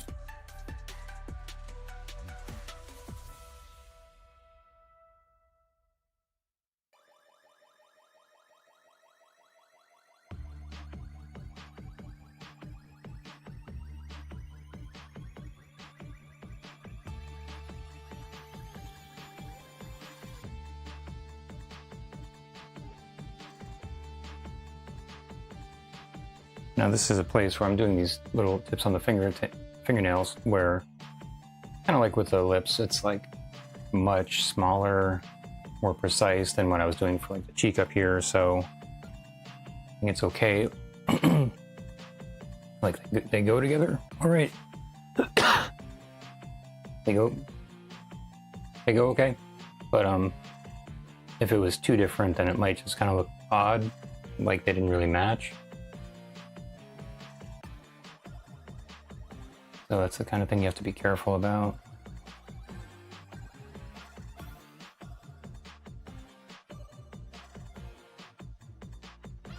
even while I'm doing this, I'm trying to keep it maybe a little bit somewhat loose if I can. I'm gonna just push it up a little bit, but try to keep it in a way that it's not super precise.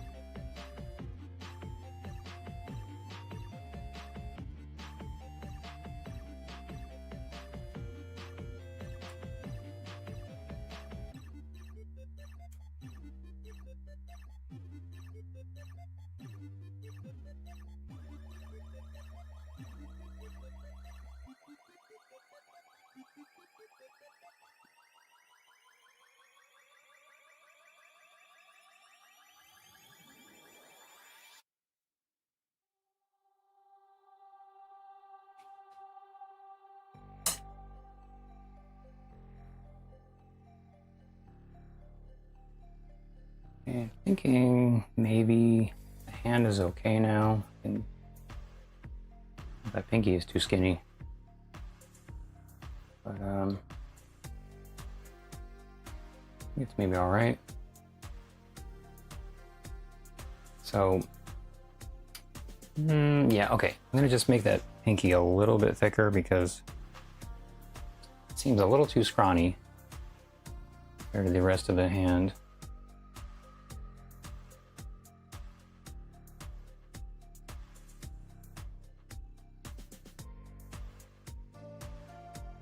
Okay, that's fine. All right, so just looking at the face, I think the face is pretty much done now. So there's this kind of mega scrunchie that's going around the back of her hair, and then there's the background, and then the dreaded necklace beads, pearls. So I think next I'm gonna do, I'm gonna fill in the background area.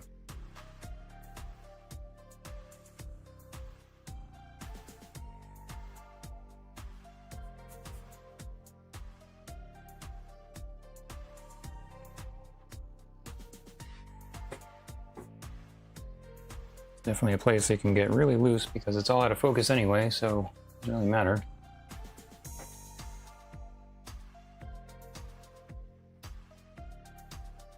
Get loose.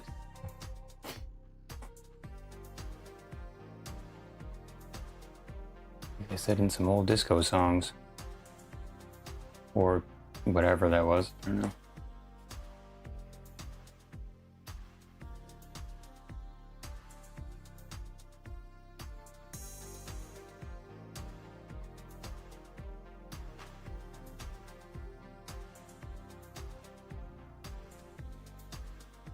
I'm gonna give her a little kind of edge around the hair before I do all that stuff for the background.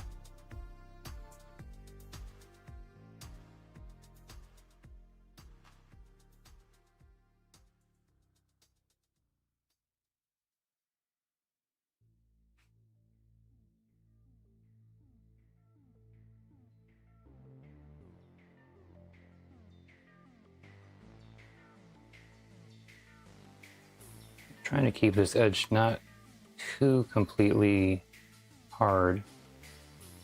No. Just went over it at the very end there and did a little more paint than I wanted to. Okay, that's fine. Okay, so trying to give it a little bit of a kind of soft edge around the top there. Just looks nicer than giving it this extremely hard, solid line. The pearls, I'm gonna tell you, I've been not really looking forward to those. I don't know how those pearls are gonna go when I paint them. Oh wow, I'm at 4 hours. Well, I didn't realize I was on for that long, but I think I'm gonna maybe just try to do the whole thing today. That's been my goal. I feel like I'm just, I don't know, in the Twilight Zone, just finishing any painting in one day. Because normally it takes me forever to finish anything.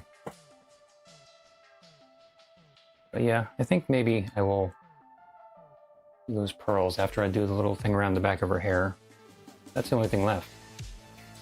I mean, what am I gonna not finish it? Might as well. Sometimes I definitely learned a long time ago, when you're rolling, you got the momentum and things are really going well for something, keep going if you can. Because if you don't, the next time you go to sit down, things may be different, or maybe it'll just be sitting there for half a year or whatever before you get to it again. So I've had some kind of key moments like that where I was like maybe, late at night and I was just like really tired, but I just kept on going and I was so glad that I finished the thing. Really liking how this background is looking right now. It's like super loose. One thing I will say, I don't know about this one little spot over here. I feel like maybe that stands out a little bit too much compared to everything else. So I'll just give that a little, not this part, but I'm gonna give that a little bit of a calming agent. So yeah. So to answer your question, yeah, I think I'm gonna do that pretty shortly.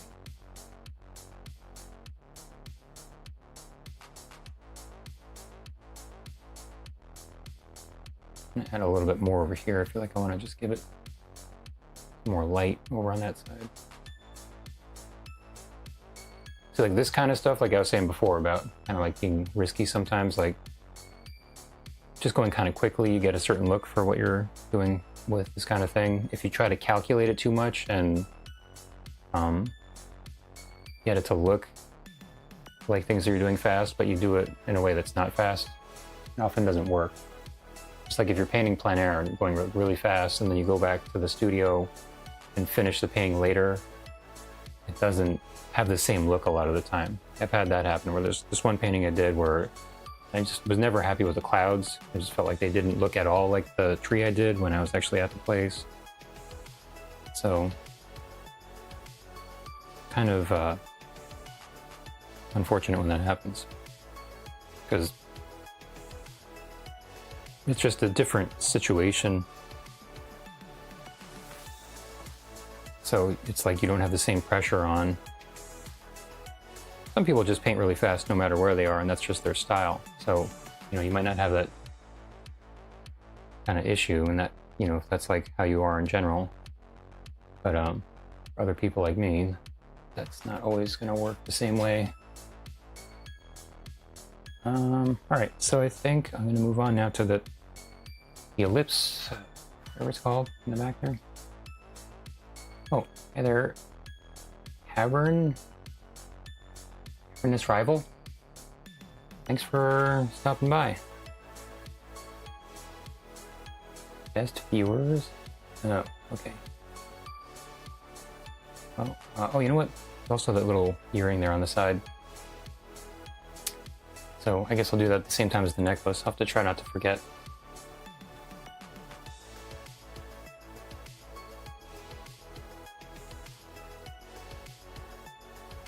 Yeah. Oh, thanks. Thanks, guys, about the pearls. Yeah, I mean, definitely having this weird kind of empty space down here, no matter what I do, it'll probably look better than that when I put in the necklace.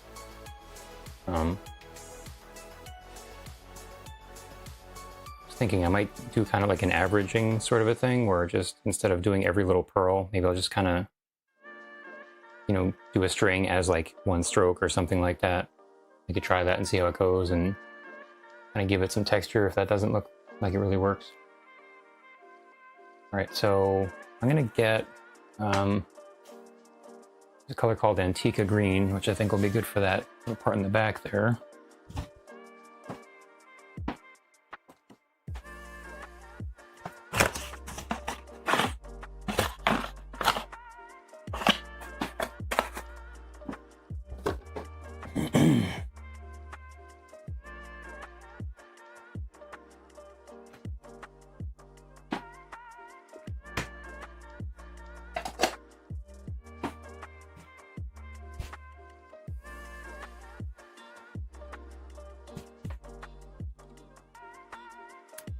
Gonna make room for this, I guess.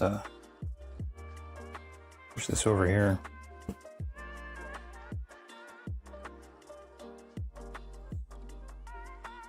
Maybe I could use that. Yeah, kind of similar to that color. I'll use a little bit of that white that I got for the dress before.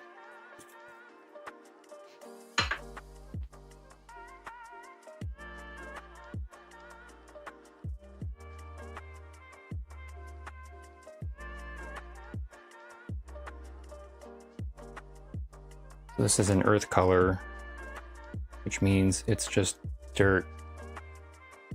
They go to a place in the world that has green dirt and they just dig it up and they stick it in a tube. And I paint with it, and then hopefully someone buys it. I mean, they clean it first, but you know, that's what it is.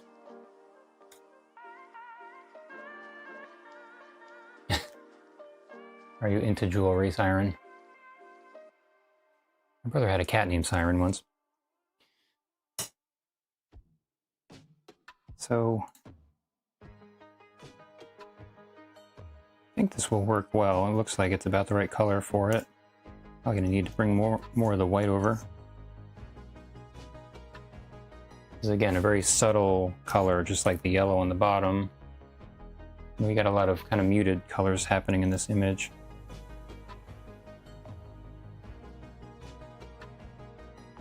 I may be able to do this like really fast, or I may try to do that and then it doesn't look good and I have to go slower.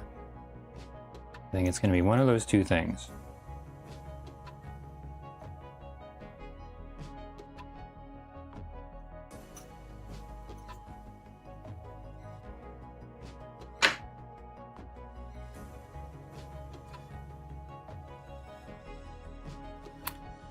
Okay.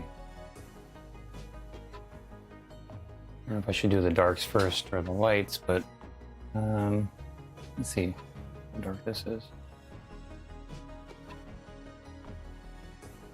There's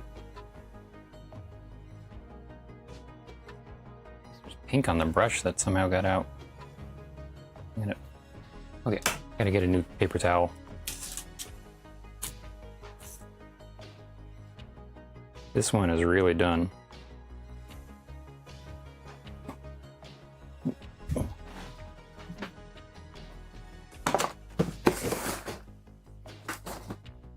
I save my paper towels and then reuse them later.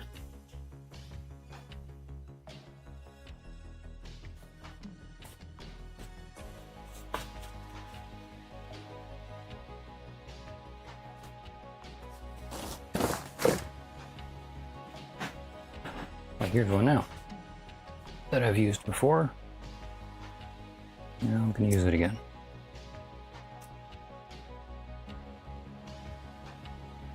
Sometimes I get some interesting like Rorschach effects when I'm like cleaning off my palette and smush it together.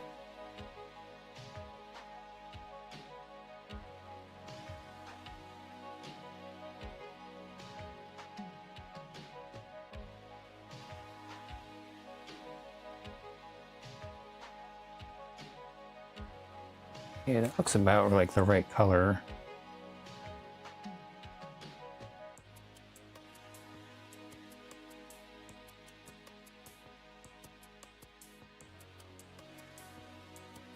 A little bit tough to see what's going on here on the left as far as where the hair actually ends and this begins. It's sort of I don't know. Not sure what I'm even looking at right there.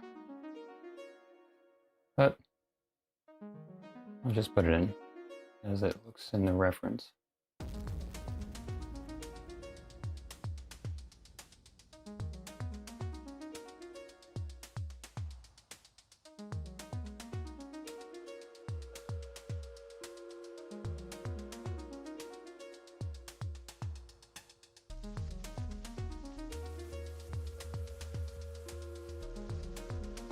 Something that happens a lot of the time is if there's any areas that are white, you know, that you just see the kind of the white ground that hasn't been painted over yet, they really affect the way the whole image looks and really keep it from looking dimensional until you really cover that up. So normally I do that pretty early on.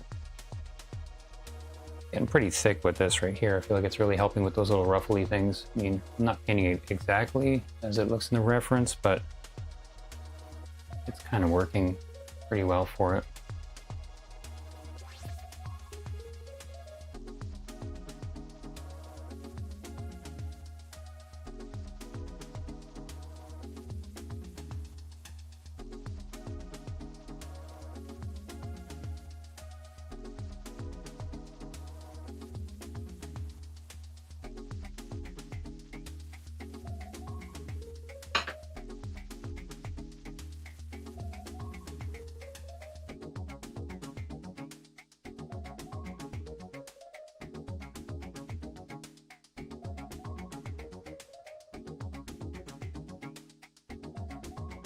I'm just noticing on the reference actually up on the top, it looks like there's a tiny bit of sunlight hitting this thing going around the back here,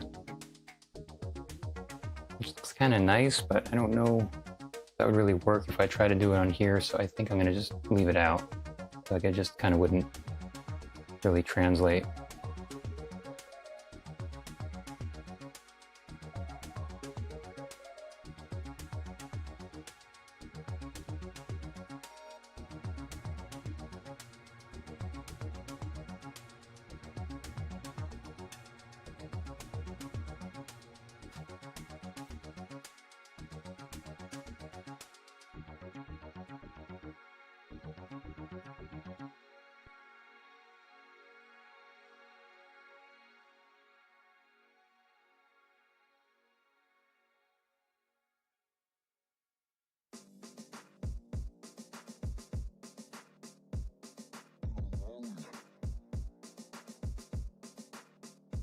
Yes, oil drying time is in general very different from acrylic.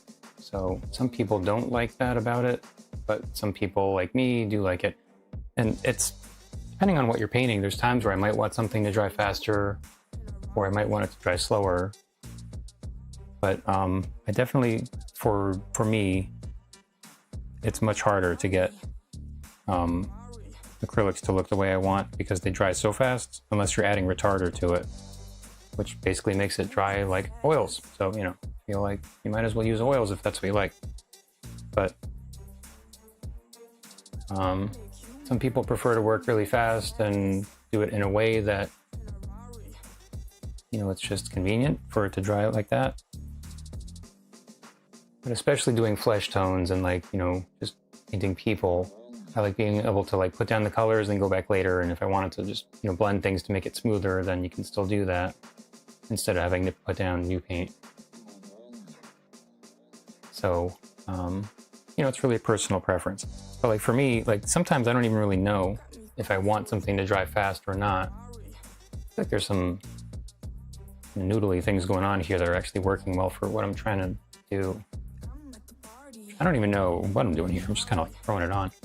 So anyway, with oil paint, there's certain colors that dry really fast, you know, comparative to other ones. And then there's certain colors that dry really slow. Oh, thanks. Yeah, so the slowest color I know of is dioxazine, which if you just use it by itself without mixing any other kind of paint together with it, and you paint it on, you know, surface somewhat thick, not even that thick, it can take 2 weeks to dry, or maybe even more. But then there's burnt umber, which can dry before you're even done working in the same session. So, that's an earth color. Earth colors tend to dry faster. I think that I've kind of got this in here now. Like, I'm gonna have to integrate it a little bit better, but I'm gonna go around and do the other side and come back. And I think I'll add a little tiny bit more on the top. So, even with that, there's some people that like to just do things all in one sitting. And kind of like what I'm doing now, basically. And that's just how they always paint. And the thing dries and they're done with it. But then there's also people that like to paint, which is what I usually do, more in layers. So you do a layer, you let it dry, then you work on it again. You can do, several layers that way. So that's kind of like how you paint in acrylic, only that's like super fast when it dries. It's not really considered a layer, it's just, just acrylic. So, certain things that you do, you may want it to dry slower or faster, and you can add mediums to it that will affect that. Gotta be careful how I do this so I don't mess up her cheek and have to redo it, which I really don't want to do. So I think I'm gonna kind of go over this first, sort of outline it, and then add the sort of part that I want to show through. You know what? I think I want this one little place right here. Be lighter. Really getting thick with this.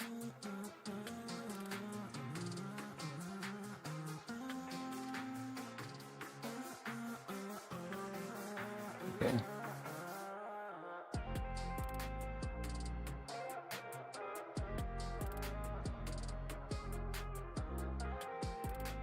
Yeah, in general, if you're painting really realistic, the more realistic you want to get, probably the longer you're going to need to work on it. I mean, some people are able to paint very fast, but I think that's pretty rare.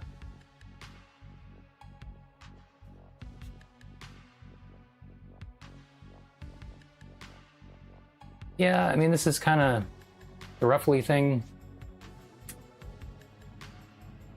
I wasn't really sure how that was going to go, but I just tried it and I'm going with it. Part of that is just experience. Like, I've had plenty of things before where it was like that. I gotta wipe this brush off. It's getting too chunky. But sometimes you gotta just kind of get in there. Like, I'm a very analytical person, so by nature I really plan things out usually. But when it comes to painting, you could plan something out. I could sit here and stare at this painting for like 5 hours and think of exactly how I would paint the ruffles, in a quick way, and measure out the paint and then pick the brush and everything. It might not come out exactly how I want, or at all like how I want if I did that. So that's part of it. Just as far as like kind of I don't know, like the X factor, you could say, in painting, where the slightest difference in how thick the one paint is, the one color compared to the other, or like I oiled out in the beginning, so I covered the whole thing in oil, so that could affect things in a way that wouldn't really work how I wanted with that. Or the brush, maybe it's too firm compared to how firm the paint is, or whatever. It's all these different things that using the same pigments could potentially do exactly what you want or not at all what you want. So you kind of get the hang of it after just doing it for a certain amount of time. But there still are cases where you could just be really careful about something and try it and it just doesn't do what you want. So sometimes you just throw crap on there and see what happens.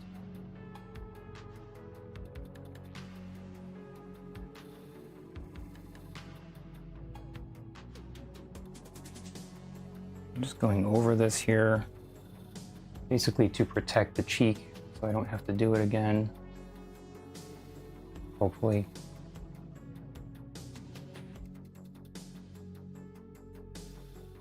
The hair actually goes to about here.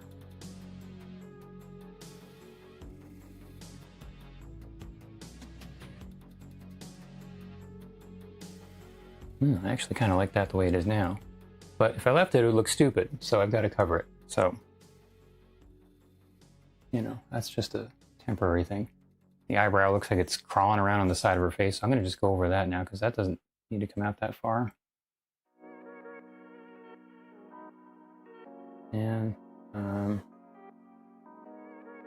hair should be coming out to right about here-ish.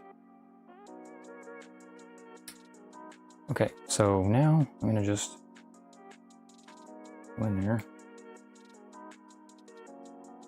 Do the same thing as the other. I got to try to get it to look basically the same as the other side. So that's another thing. Like having this edge here, kind of like a boundary, I don't want to go past and really throw things off, but just try to get it to be the same. And also make sure that the color is varied as much as it is on the other side also. So lighter and darker next to each other. Like something like that. That's what I need.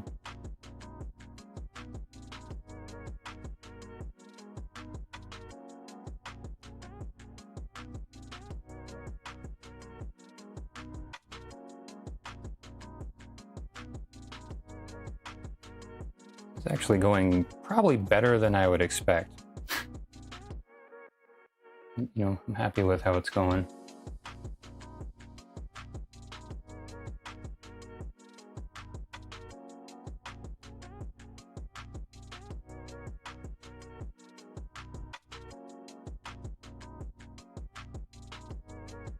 I want to make this a little bit darker down here just to kind of push it back behind the neck. Having that contrast right there helps to sort of separate the two things and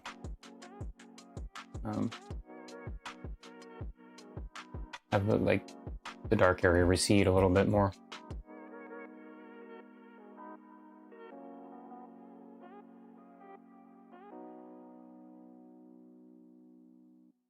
So again, like I'm looking at the reference, but I'm definitely not doing it exactly like what's on the reference. I'm just kind of doing something similar. I don't know if this is sticking out too much here on its own. Maybe I'll just bring this out some more.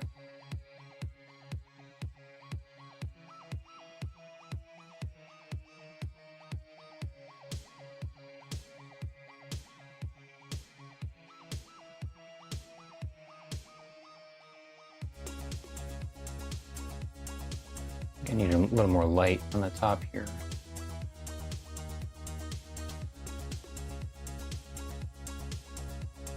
Okay, so here's a case where like this shape on the right, not exactly like the hair in the reference, but I kind of like the way that looks, so I think I don't want to really mess with that. I'm just really noticing that the white balance is way off on the camera. It's way less yellow than that in front of me. I think as I've painted it, the camera has just adjusted in a way that it's actually kind of surprising. I would expect it to be too blue, if anything, because this is a lot of warm colors. Let me just see. I don't know if it'll adjust if I hold up a piece of paper or something here. Yeah, no, that's not doing anything. Well, the white balance is just failing. But anyway, you can see the painting. So, I don't know if I'm done with that little area on the right. I mean, the hair does kind of come out up here just a little bit more, I'm noticing, so I don't know if I want to do that. Yeah, I think I'm going to bring that out some more. So now that I've gone over that edge, and I don't know, do I want to leave that kind of halo thing happening the way it is? Maybe I want to blend that in with the background some more. So I'm going to just wipe off the brush and work that in a little bit, at least slightly more.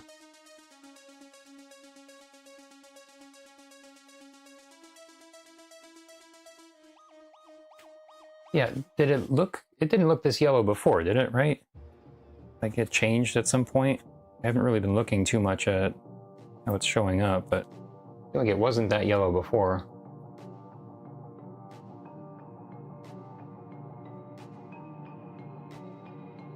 Yeah, see, that's the kind of thing that, like that one little thing, if I didn't really pay attention to that, and then later on after it was dried, and then I noticed it, and like, ah, like, see this thing here? See, I almost forgot about this thing. I gotta go back in and do the fortune cookie sticking out of her neck. Gotta throw that in there too.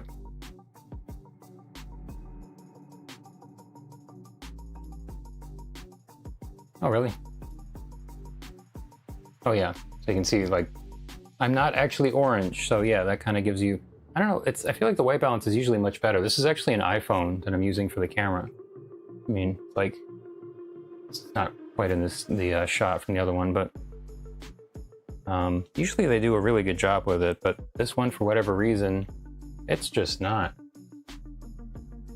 So yeah, before I do that area up there, there's this little thing, which I really don't even know what I'm seeing there. I mean, I guess it's a little strand of her hair, maybe, and then some material. It looks like it's maybe a different color, but I'm gonna just keep with the same colors because I feel like it would be more odd if it was not the same. Thanks for hanging in there, guys. I've been doing this for a while. This is the longest I've streamed.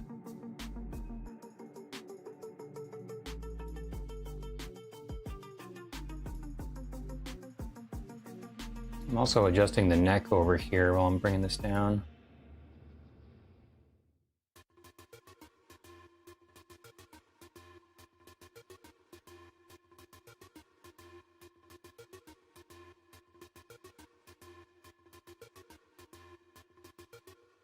So I'm gonna do something with this to make it a little bit more kind of dimensional.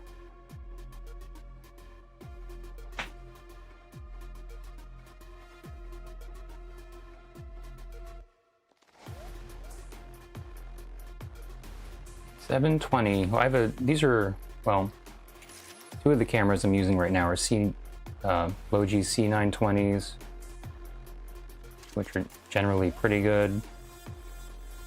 Sometimes have an issue with focus.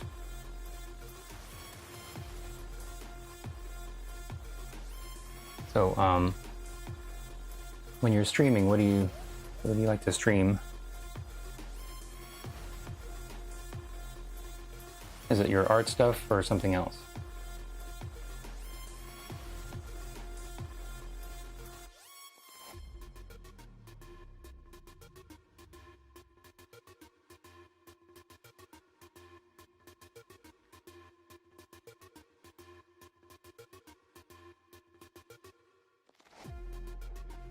It's always weird painting a thing when it looks weird on the reference. Because if you're going to paint it so that it looks the way it does in the reference, then it's probably going to look weird on the canvas or the painting also. Well, we'll give it some more white.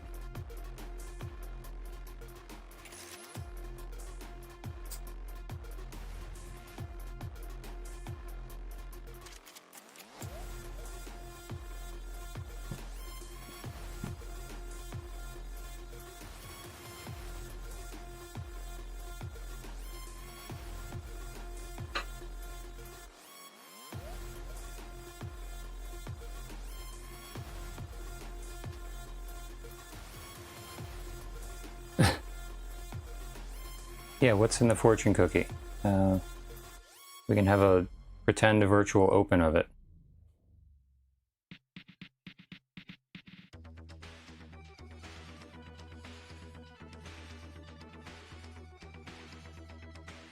You're trying to get 50 followers first before you stream more? Don't you have to stream more to get more followers? I mean, isn't that kind of part of the whole process?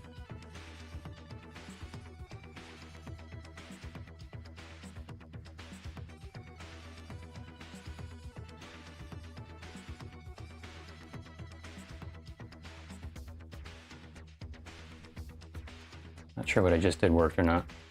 It's a little weird.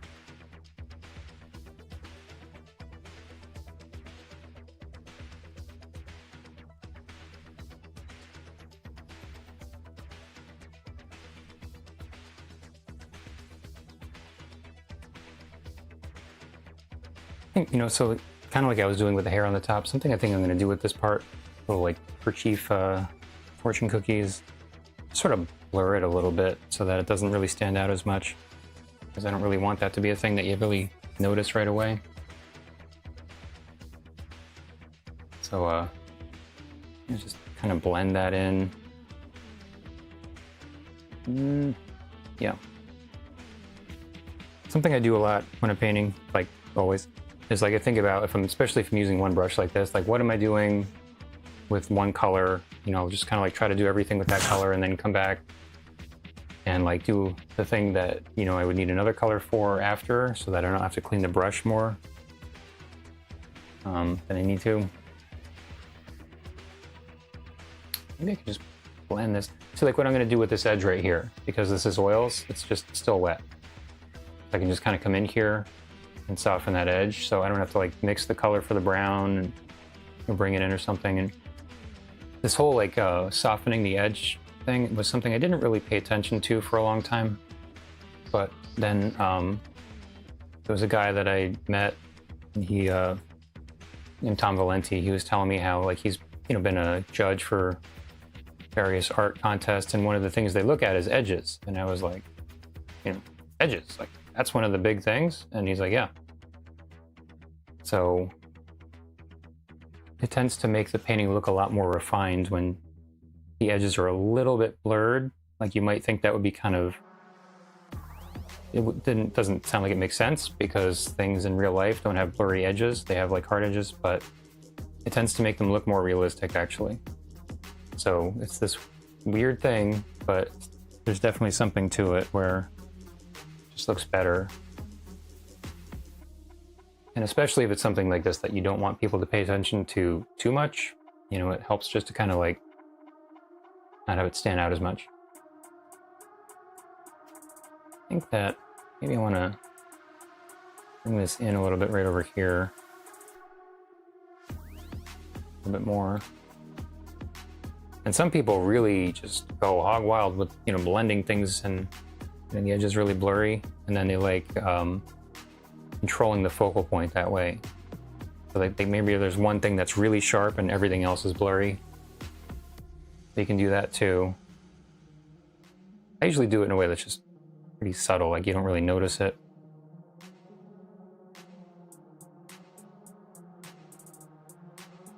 I think I need to bring this brown up on the bottom here, but I have to get some more brown.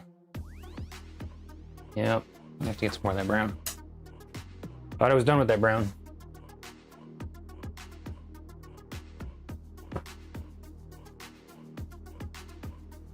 My French burnt umber, which is way less dark than my Cypress burnt umber, which is practically black.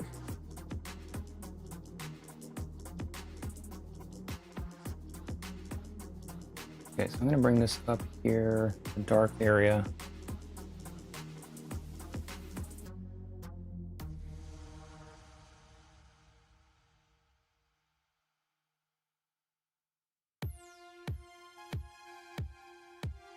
For this, again, I'm just like using just the corner of the brush, not really using the whole brush for this. Also got a little bit more contrast right here than some other things in the picture, so I don't know, I'm gonna maybe dull that down a little bit, because people don't really need to be looking at the fortune cookie. One of the first things they notice. Maybe that's okay the way it is now.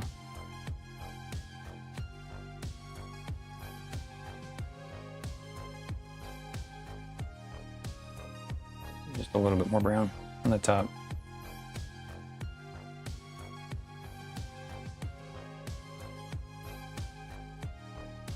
When you're doing things like this, a lot of the time you don't really want people to notice that you're doing that. Not really something that should stand out as like an obvious thing. Now there is a lot of contrast right here also, so I kind of am looking at that like, I don't know, should I calm that down a little bit also? I guess it's probably okay, but maybe it stands out maybe a little bit more than some of the other things up there. Well, let me just fix this little spot up right here. Get some more white.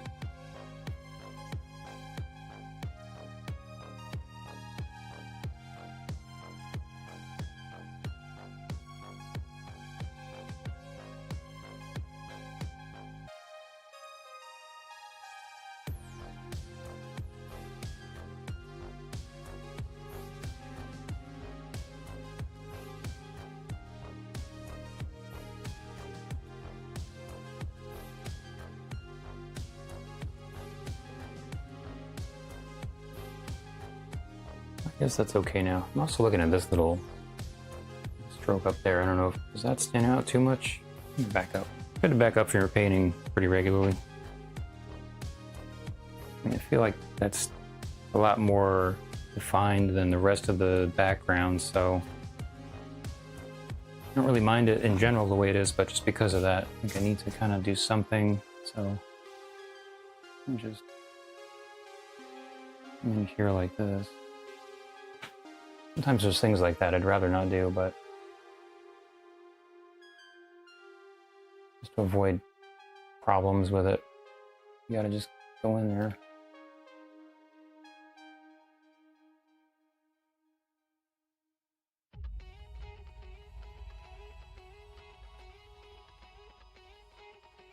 Yeah, I mean, I actually liked it better before, but gotta do something with it.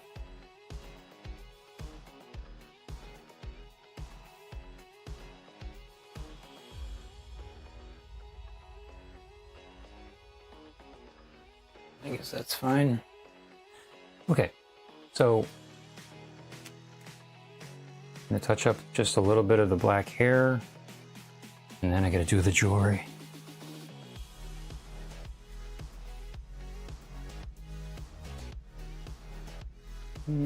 Okay.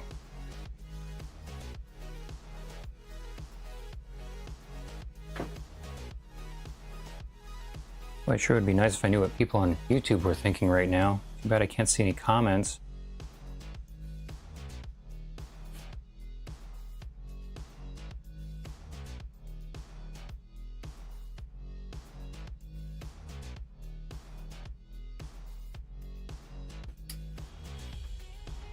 I guess that's fine. Put that one little kind of bump added in there. And then over here, so I don't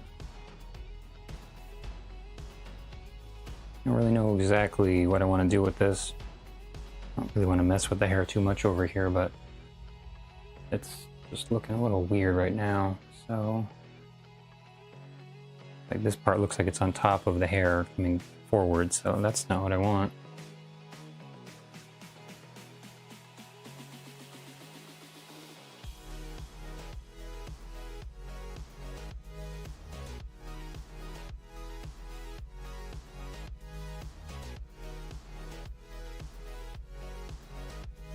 One of those cases where I have to be careful not to like mess it up, so I have to redo a whole bunch of these little things.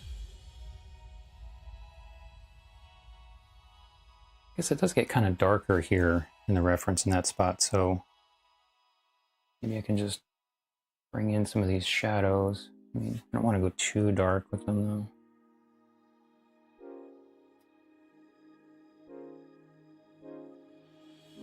I mean, the hair isn't even totally pure black right there either.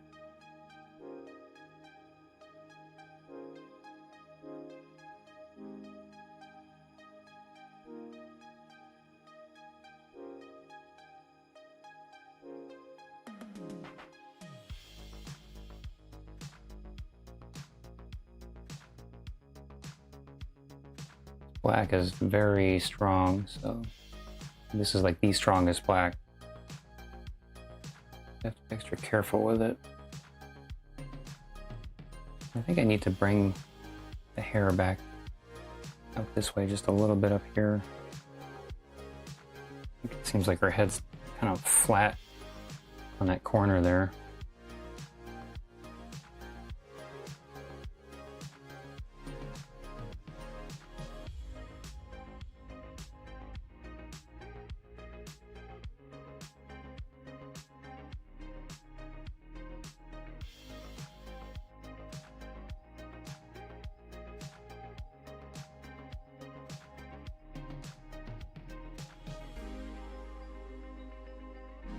And I am gonna soften this a little bit right here because it is standing out. But again, I kind of like how this looks right here, but it's just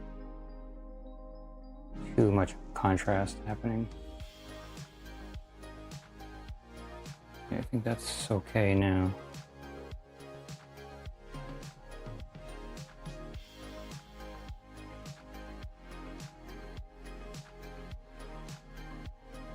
Right, and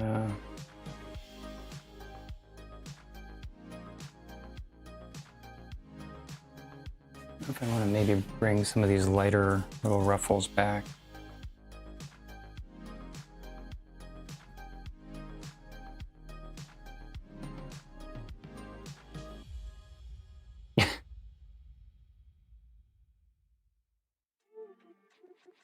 Oh, that's funny. Okay, so fortune cookie fortune is here's the dark room where negatives are developed.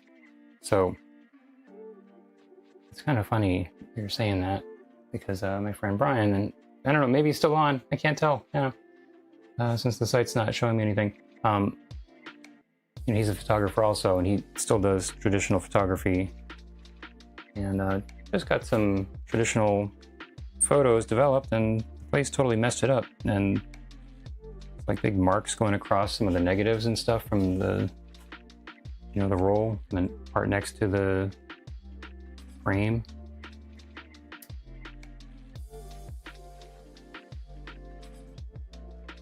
You know, the stuff that's not supposed to be in there when it gets developed. So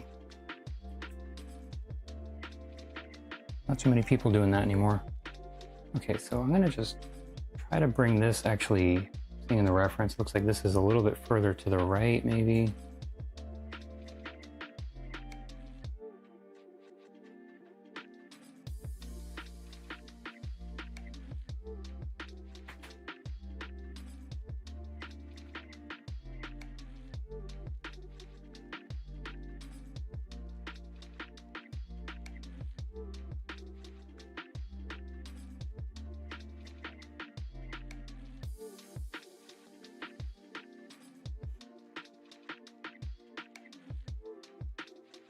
By the way, that band, Apoptygma Berserk, a big industrial band from, like, I guess they're still together now, but they've been around from like maybe 1990 or something, around there.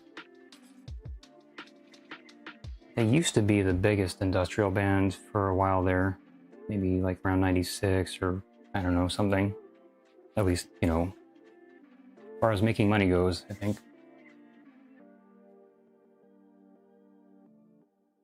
Oh, good luck with your scratch off. Maybe this is your big day.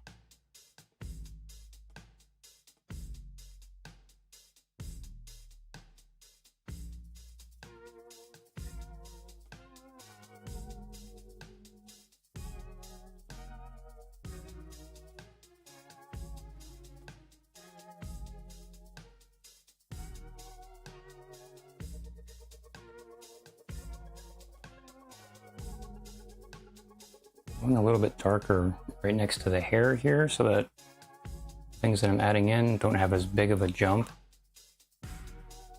That's what I'm trying to do.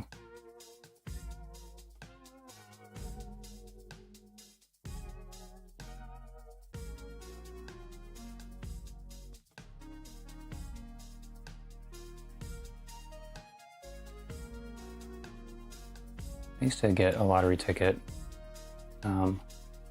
I worked making signs in a grocery store after I got out of art school, and me and the other girl that worked in there, you know, we used to go and do a lottery ticket every week or whatever. Never really won anything with it, aside from just like a couple bucks here and there.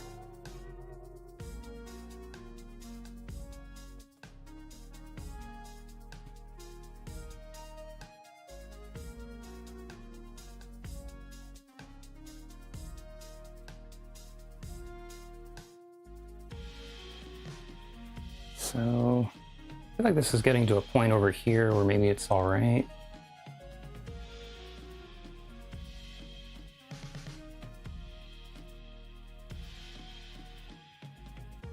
Skinny Puppy is my favorite band. Frontline Assembly is good too. You know, Apoptygma Berserk was like kind of up there with them for a while. They're a little bit more kind of commercially now. I mean, like, they're not like being played on mainstream radio or anything, but some of their last things I'd heard from them are just, I don't know, a little different.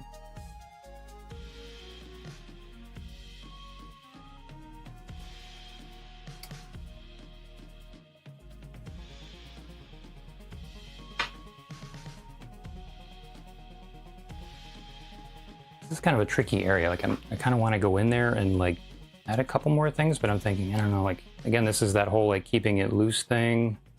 I don't know if I need to just like leave it alone and not mess with it. It's all right the way it is. I don't know. This part is definitely taking a while to just kind of get it taken care of and then move on.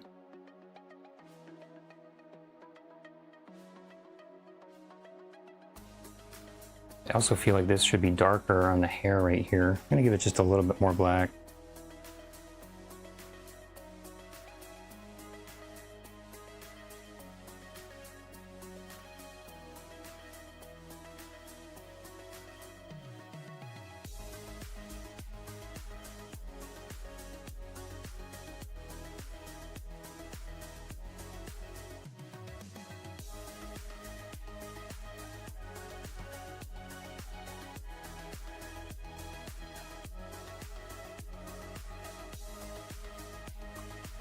Yeah, Aphex Twin, some of the guys in Skinny Puppy were influenced by Aphex Twin, and Dwayne, who, you know, died, actually started a solo project called A-Duck, which was based on Aphex Twin. Like, not based on him, but, you know, he kind of was like listening to Aphex Twin and then decided he wanted to do something kind of like that. It doesn't really sound like Aphex Twin, but, you know, kind of an influence. And you have further down the spiral, because Aphex Twin actually did the one track on there called At the Heart of It All. It doesn't even say like Trent's, you know, credited in that one at all. Back when people read liner notes, kids these days, they just have no idea what's in that music they're listening to. It's just they listen to it and that's enough. In my day, we had liner notes where we would read all kinds of useless information about the producers and the engineers and whatever.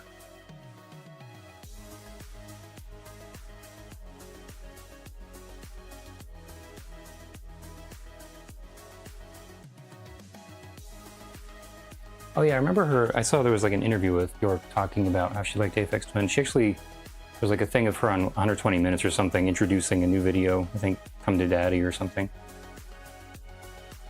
And she was definitely into a lot of different things, like out of the ordinary stuff. All right, I kind of think I might be done with this little area over here. I'm just kind of agonizing over it. I mean, I guess it's okay. So maybe this is what it needs. I'm gonna give it one more little dark area here. Maybe this dark green. I feel like to kind of have everything come together, need something right about here. Maybe that's too dark.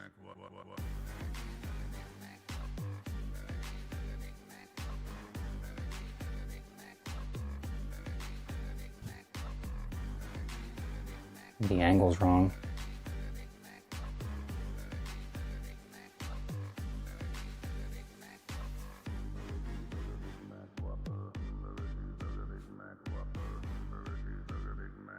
Okay.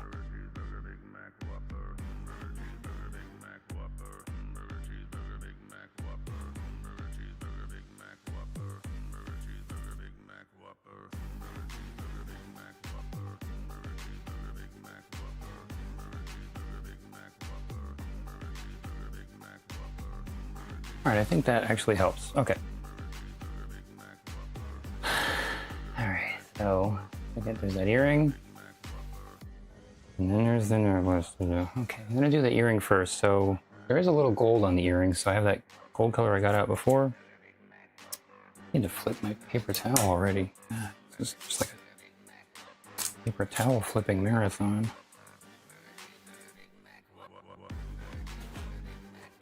Like definitely painting thicker like this is leading to a lot more wiping on the towel for the brush.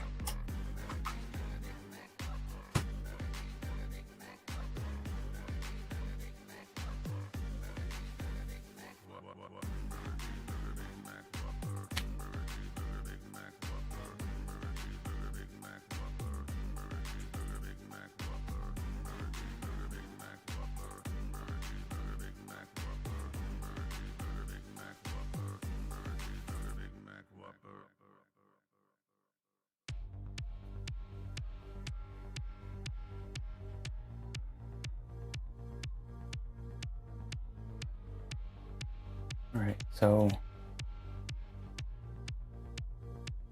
I'll do this little gold area here. It looks like there's maybe some of the brown can go together with the gold. Man, this is just a mess. Brown can go with the gold and get sort of a, you know, the lemon ochre for kind of goldish color. Stick this over here.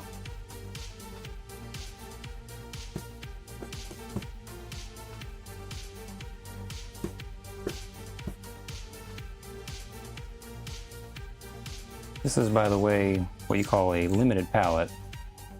Even though there's a few colors going on, it's like definitely the painting is really not that many colors. So it helps in some ways to help, not have certain things look like they stand out too much and they don't really go together, like I was talking about before. And by doing it this way, everything looks more cohesive in general. This is actually not too far off from a popular one called the Zorn palette, which is like black, white, yellow ochre, and you know the modern version is cadmium yellow, cadmium red, light. I mean, yeah. I'm getting a little loopy. It's been a while I've been doing this. So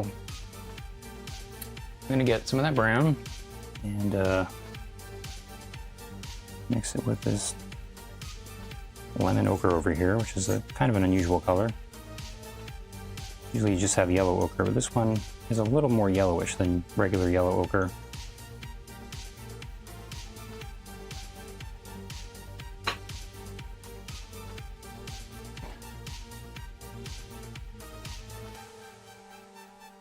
Which frog ribbit synth sound is that you're talking about?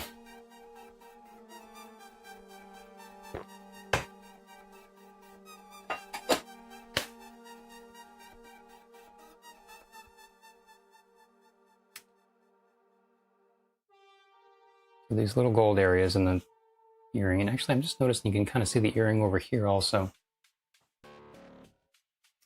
A lot of contrast going on there.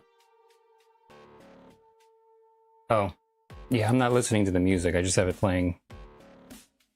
I don't have any earbuds or ear pods or whatever you call them. Yeah, some of them are pretty good. There's one on there that's just like them singing about burgers. I didn't realize that's what it was for a long time, but then eventually I just heard them like singing about burgers.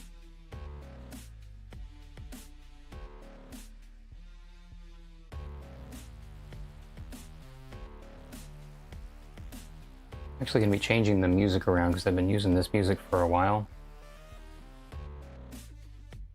So downloaded some new music. I have to make a new track for OBS to use, where everything is kind of like the levels, whatever, you know, it's everything is like the same volume level, so it's not like really loud and then really quiet. So anyway, I'm gonna be doing that soon.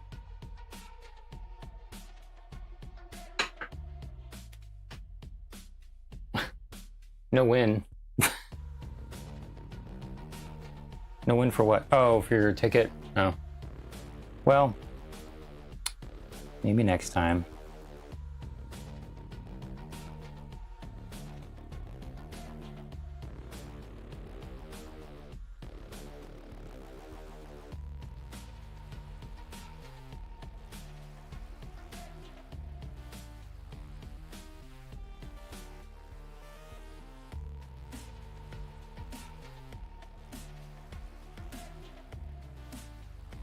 Gotta be careful with this black right next to the earrings I'm doing, so it doesn't get too much on the brush. Not a lot of black on those pearls. That's coming up next.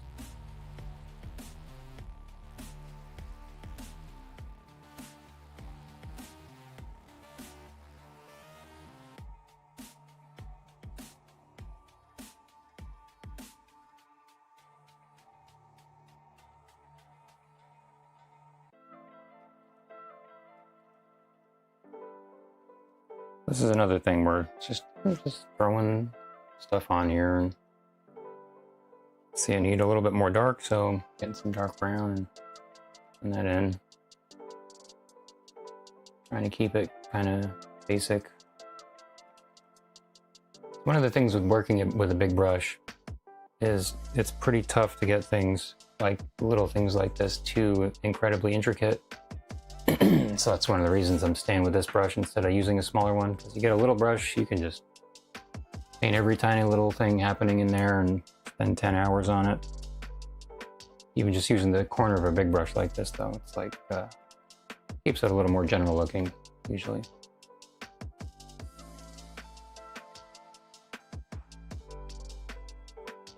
As I add all the tiny little details now.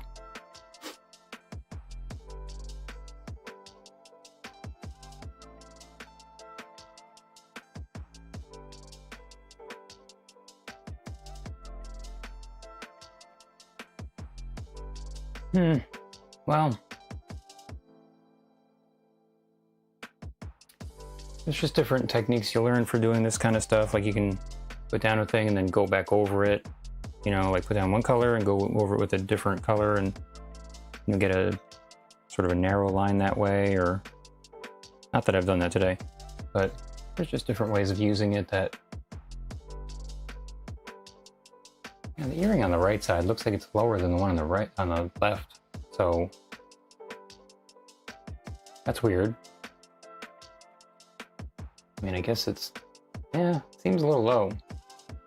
Here's a case where maybe I don't want to necessarily put it there because it looks weird, the reference.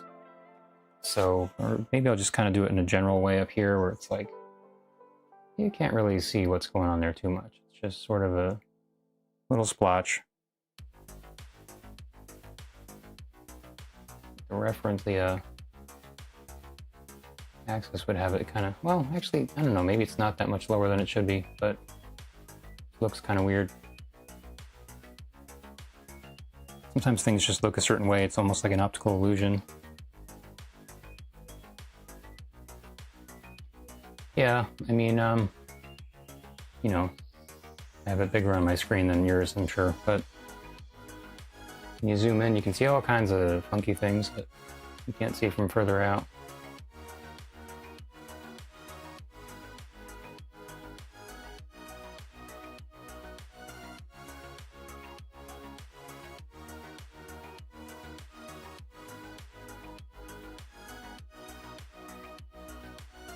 All right, I guess that's fine.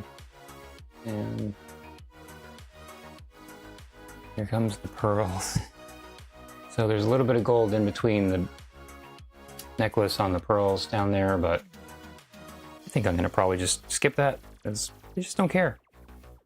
So, yeah, I guess this is just pretty much straight white and black. The pearls, it looks like.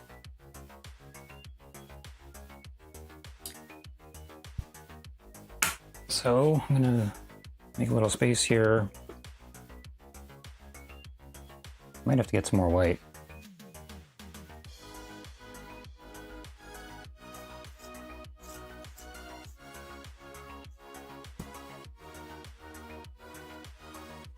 It's always good to kind of keep some of the colors you've been working with, even if you think you're done with them, just in case you need them. Like this right over here. I was gonna wipe that, but then I was like, I might want to fix up some of the stuff going on around the necklace, so I think I'm gonna just pull it over this way.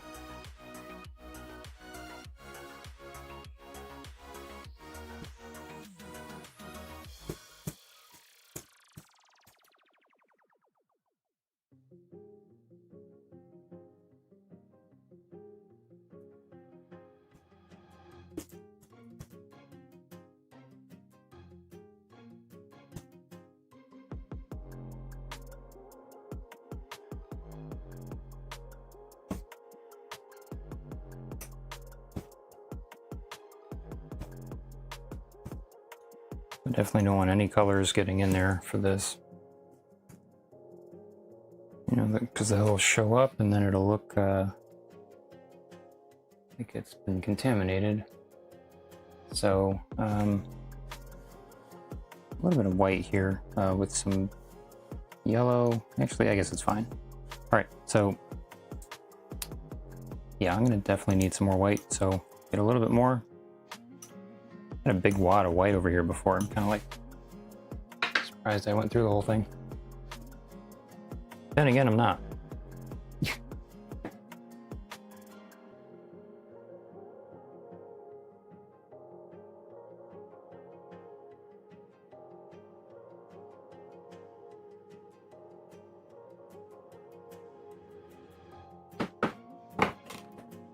By the way, Siren and any other artists, I got this picture from a place called pexels.com, P-E-X-E-L-S. It's totally free to use for whatever you want. It's a great site. And there's some other ones like Pixabay also. And there's a few of them that are very similar. This white is really stringy.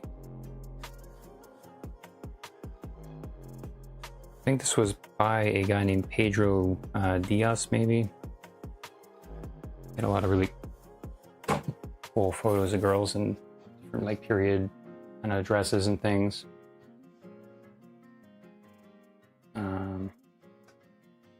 Anyway.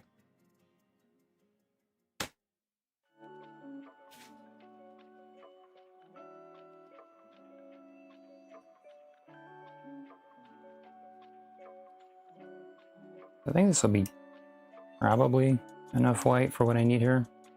At the end of the painting, so I really don't want to get a whole bunch of paint out that I'm not going to use, but seems okay. And I'll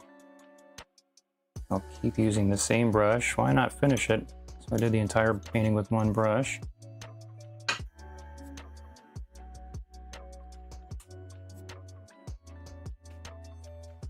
I have to flip this paper towel again.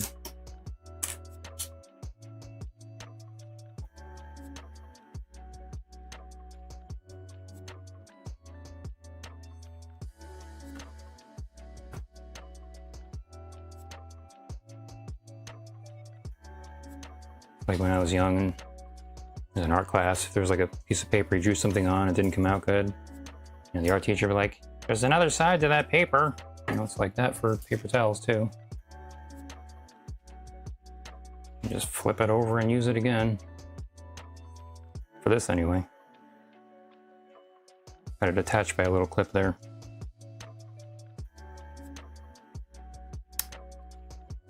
Okay, so I'm gonna have to just go and use the bathroom real quick. Then I'm gonna get to this necklace, and that'll be about it for the painting. So, be right back, guys.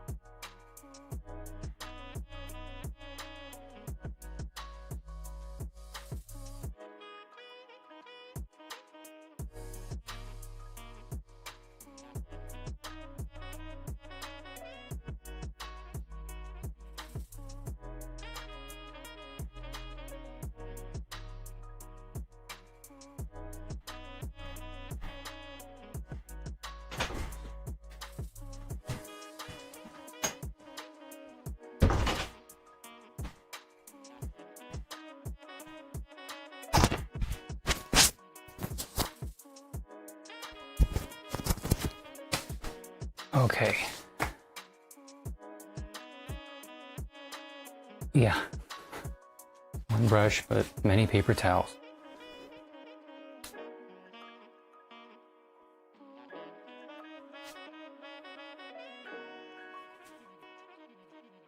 All right, so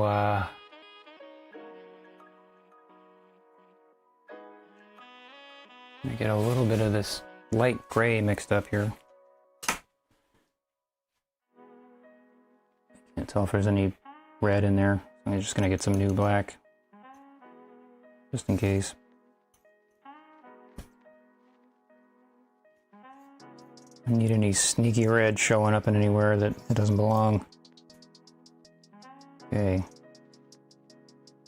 I'm definitely not gonna have the whole thing just solid white. It's actually possibly more gray than white. The highlights on the white there, on the pearls. Or kind of in the minority there. Not that I'm trying to make this into a racial thing, whatever. So, okay.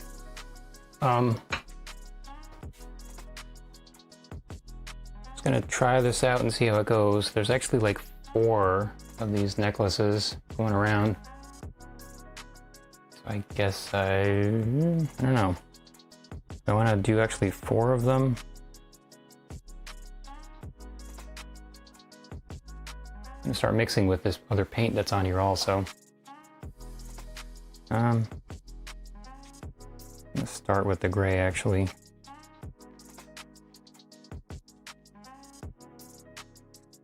Oh really? Well, his friend, his name is Brian Lang. That's the one I know.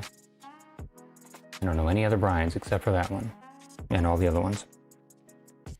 Alright, so it's gonna be... I guess I'll just kind of go like this.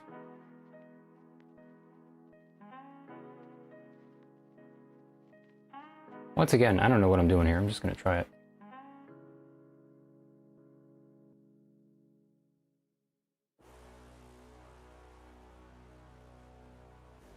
Now this looks like it's got some brown or something in it, so I guess it's mixing with something that was there below, but it's not really that noticeable, so maybe it's fine.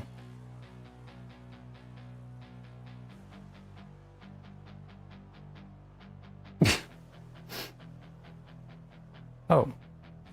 So, okay, that's interesting. So it's the same, we know the same Brian. How fortunate for both of us. How did you find me? Did he recommend something? Interesting. I'm not sure if I'm going to be doing like these individual little pearls or what here. I don't know. It's got to look like the reference, so whatever that means. Oh, okay. Well, there you go. Because that would have been a coincidence if he just randomly found me somewhere. Okay.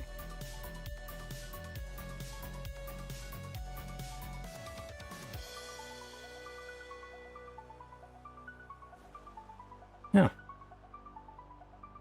Okay. So have you met Jack and Wendy?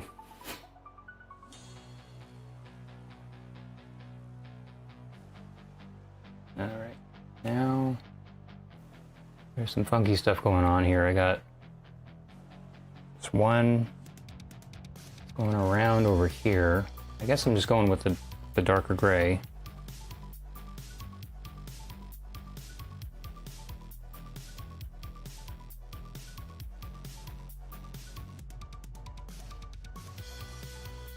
And this is gonna... So I left a little area here where this was supposed to be going through. Doesn't actually look like it matches up there, so I'm gonna have to just fill that in after I'm done with this. Okay, so it's going to be coming around here, going through the fingers, picking up a lot of that brown.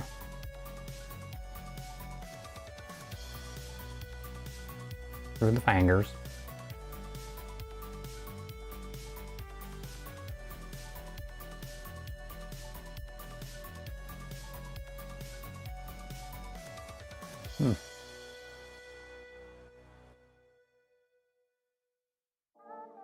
Oh, when you said I came to hang out, I thought you meant to like his house. I didn't know if you were his neighbor or something. I guess you said you were in Ohio before them.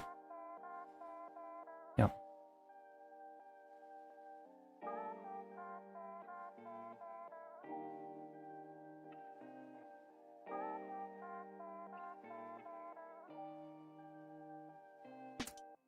So here's a new problem. This is not really showing up over that flesh tone so much.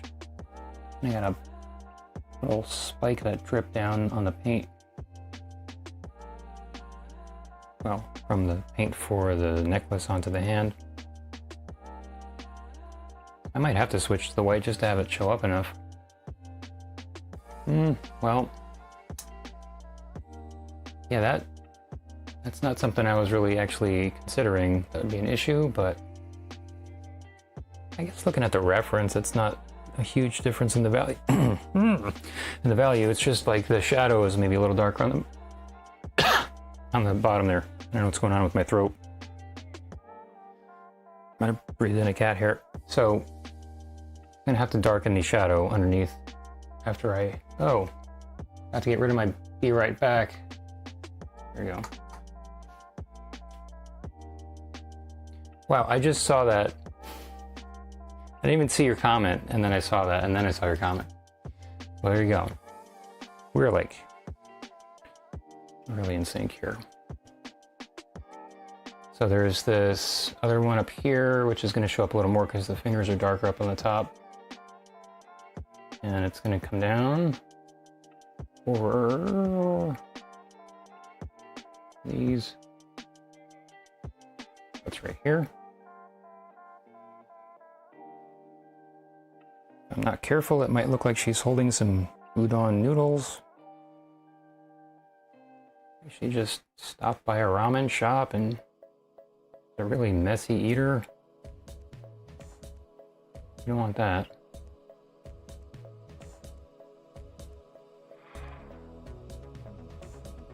You got a string like this or something. Gotta be really careful about where it's ending up, especially when it's interacting with, fingers like this, and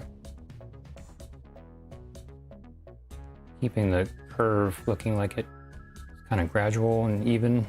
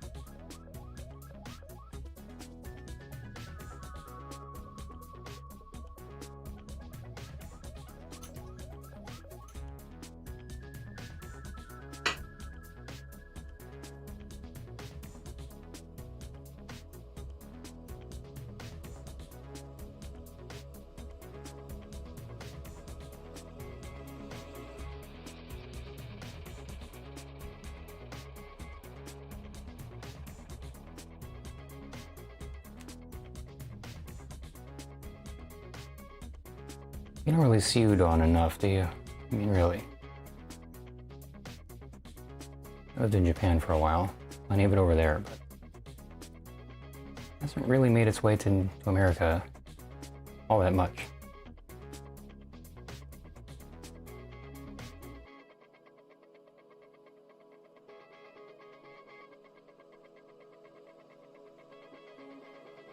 You go to a ramen shop in Japan, you're going to hear some slurping.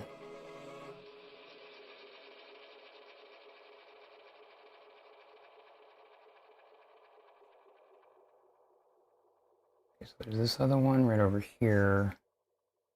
Oh, Actually, like I was saying, where the lines are going is important. So yeah, this one up here, I was thinking connects over that way, but it actually is supposed to go down next to the finger here. So, I guess I'll just make this other one connect, which is what it's supposed to be. Like this. This can really complicate things when you got stuff kind of going up and down, over and under.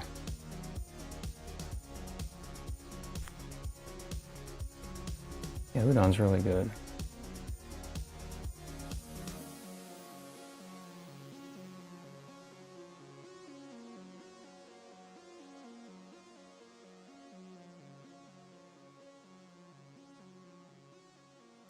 Gotta go over these little dark areas here. I kind of forgot about that in between the fingers before. I forgot about it before.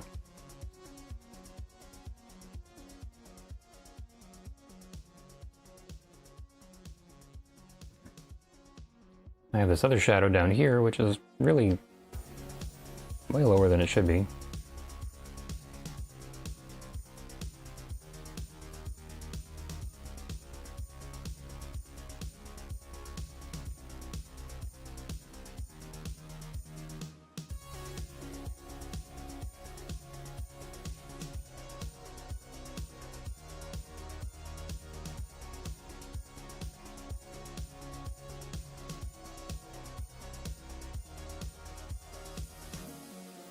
I'm going to just go back over that shadow and keep things where they're supposed to be so it doesn't end up looking stupid.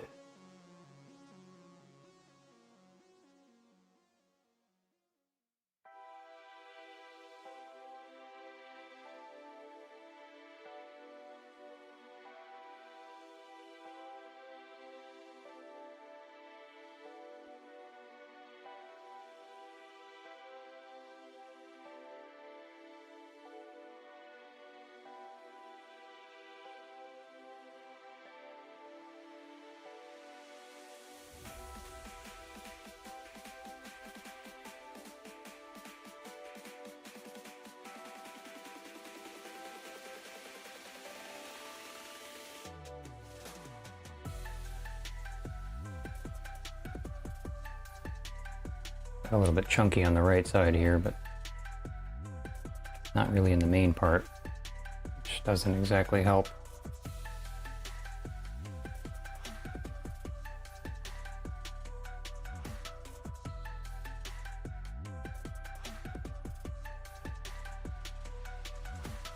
And one of the things I have to be careful about here is the necklace in the reference, not even all of it, just like one strand is bigger on the bottom than it is on the top, it looks like. So I have to make sure it doesn't look like I made a mistake just if I paint it that way.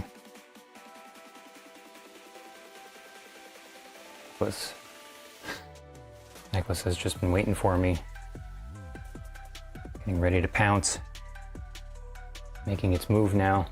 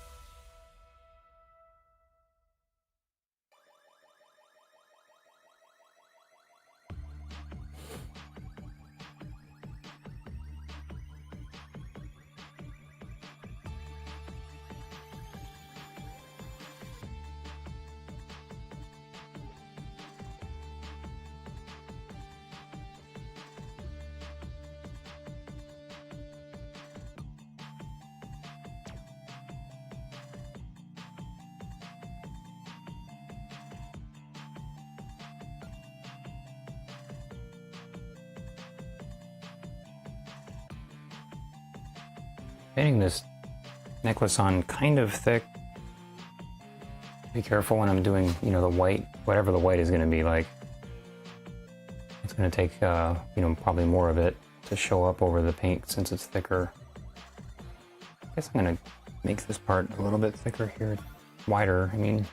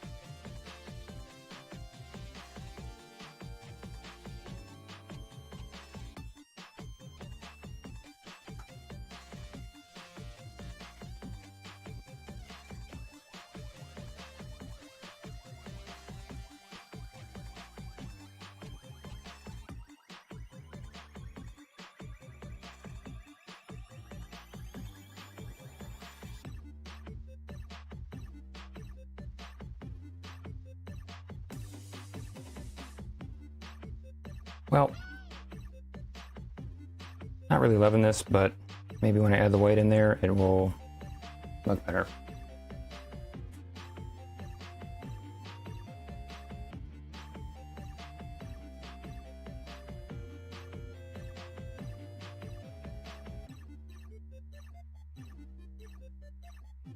There's a little place over here. The necklace is kind of poking out, but yeah, I guess I'll add that in. Well, I'll put it up here.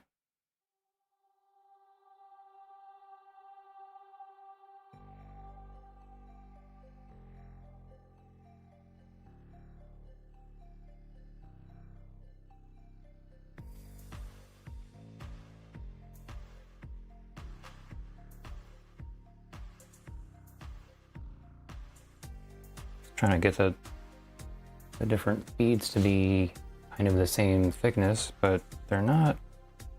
So, I think I'm going to kind of do that anyway, just so it looks better. This might be the kind of thing where it was like one necklace that's like really long and it looped around 4 times, and like the one side is thicker beads than the other. I'm guessing that's probably what it is.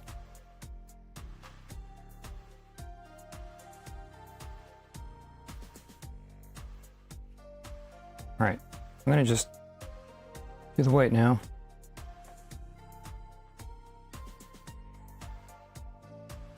Like a popular dance of the 60s.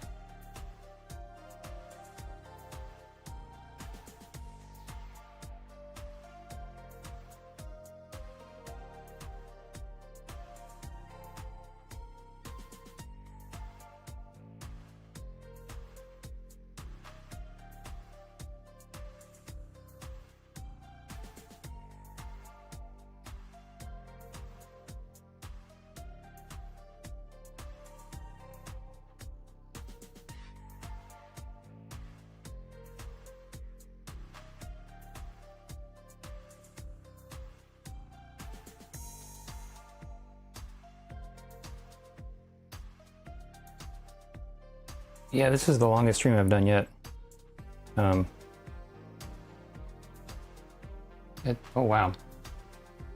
Midnight. Wow, I started at 6:30. That's like 10 hours. Pretty long. This is not, I don't know, it's not going great so far with the beads here. It's looking kind of crappy.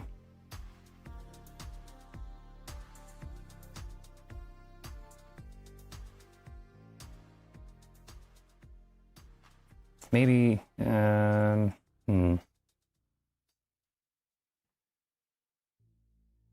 Yeah, I never even took a bathroom break before. That was like my first one.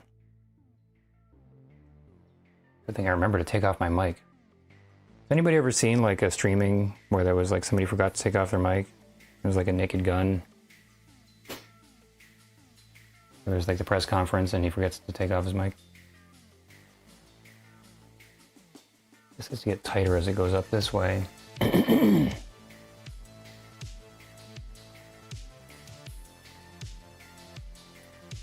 Yeah, I don't know. This, I don't know if I needed like a different brush or something. This seems like it's not going that great.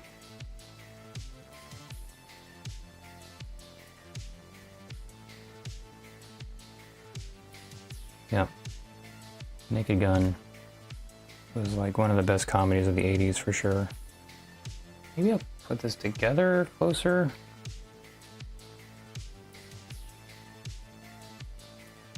I was kind of thinking about getting like the dark gray on the one side and the white on the other side of the brush, but I don't know if that's really going to work for this. Sometimes you can kind of get that to work.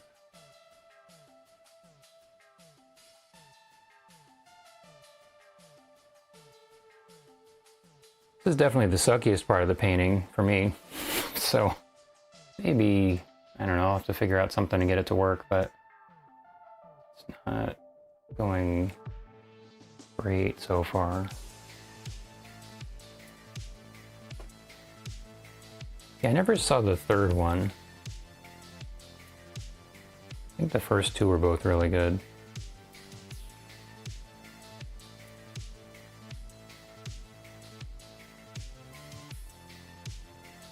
Oh, Well, I did a little loop-de-looped on that one. And maybe that's the way to do it.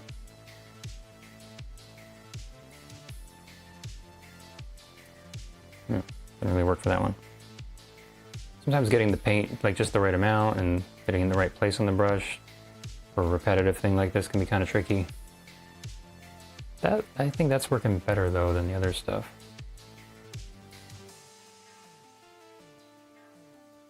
This is also darker, so it's easier for it to show up, you know, the highlights to show up there.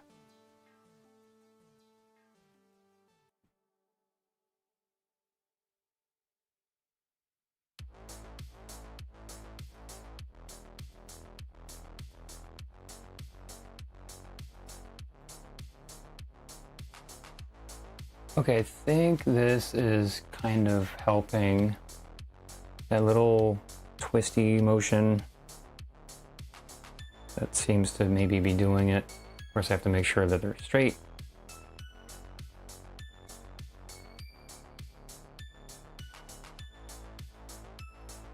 Yeah, I often quote Airplane. Good luck. We're all counting on you. And don't call me Shirley.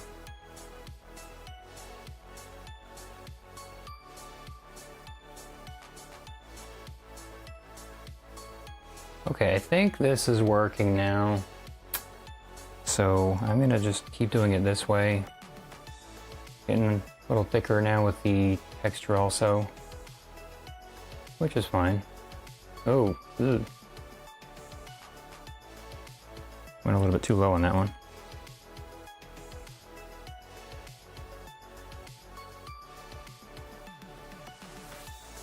Yep. Remember the makers of Airplane were talking about, like, you know, when they made it, and they're saying like, you know, we insulted everybody with this movie, but somehow no one got mad. Which they really did. I mean, it was like, they had everybody just in there.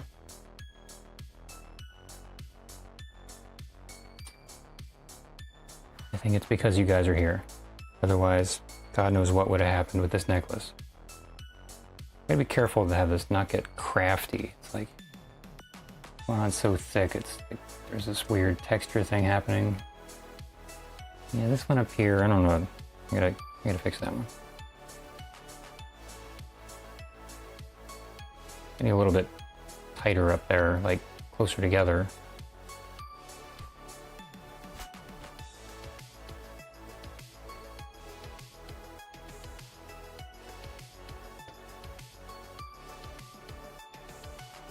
gonna fix that little dribble right there. So, I guess I'm gonna go back over this little part here.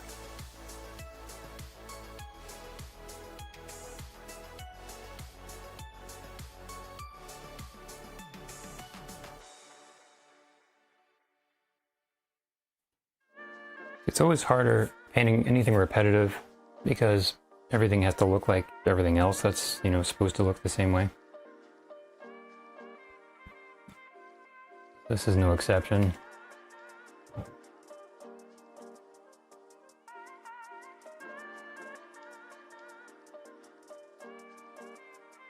this case, it's got all kind of like go in the same line.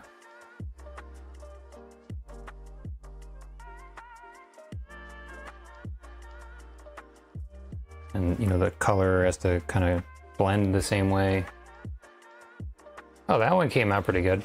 So it's like several different things happening. I'm gonna get more white. The gray is blending in there. That wascally gray is just taking over.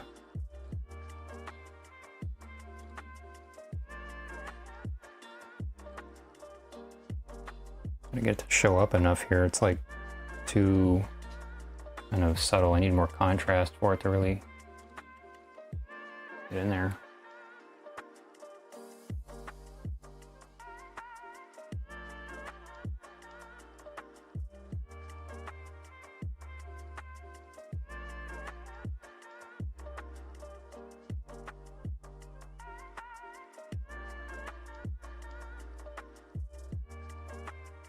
So, just went over the pinky.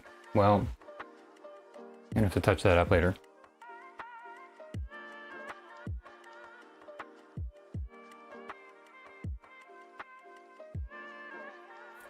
Need more contrast down here, definitely, so that's gonna be up next.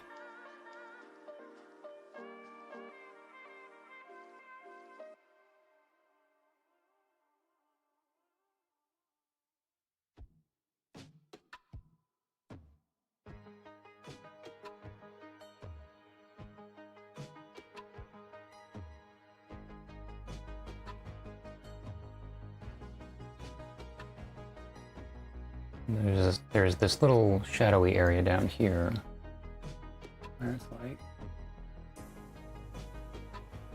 highlights are going to stand out a lot more.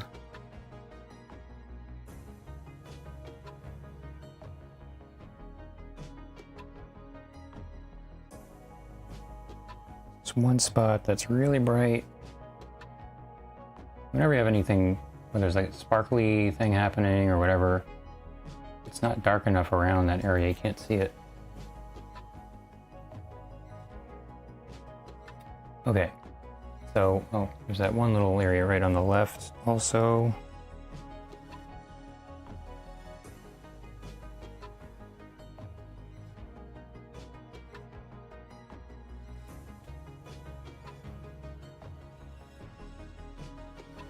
Well,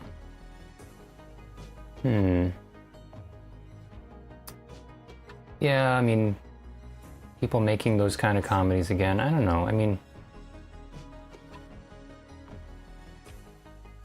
things are definitely different now with young people. And like what's kind of, I mean, it's good in a way, but then there's also, I've heard people talking about comedy and saying how it's just kind of, people get offended so easily now, and really all the best comedy for decades now has been really pushing the envelope and, you know, usually pretty controversial. So I think there are definitely people that would still want to, you know, watch those things, but then there's the other people that would get offended and want to protest and whatever. I mean,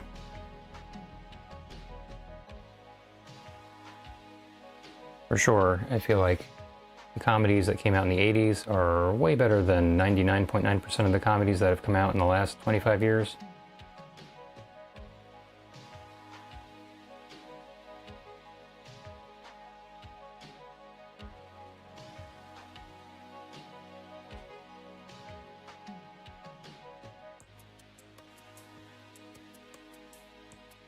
Okay, so I think maybe the necklace is not really the issue right here. It's just the shadow underneath it. And then, you know, some of these other places. So I'm gonna, maybe I can kind of even come in just a little bit as I'm going around to touch that up. I gotta fix this because it looks weird.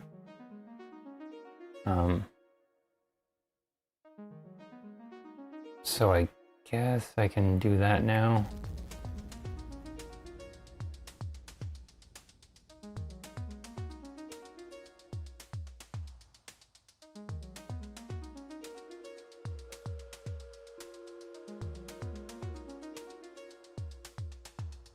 I really wipe that gray off before I do the skin, because there shouldn't be any black in there.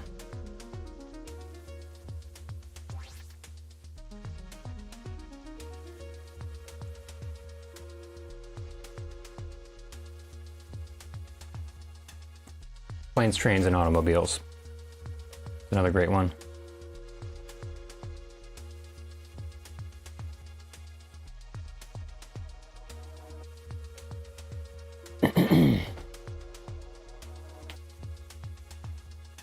Oh, I forgot to do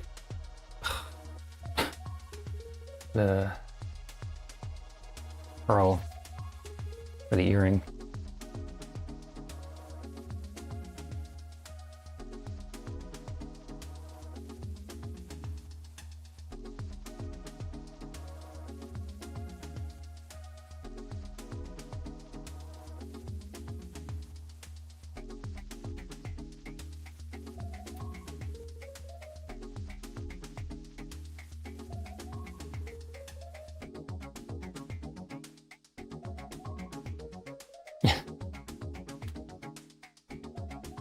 Yeah, Blazing Saddles, definitely.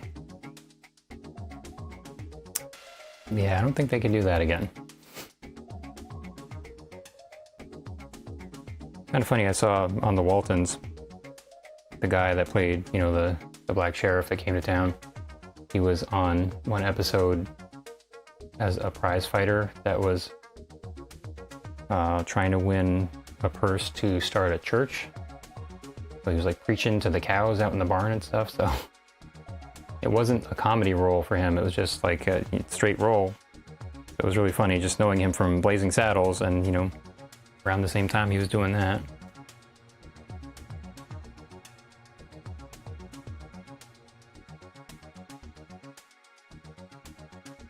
Mel Brooks did a lot of great stuff, and then there was Spaceballs.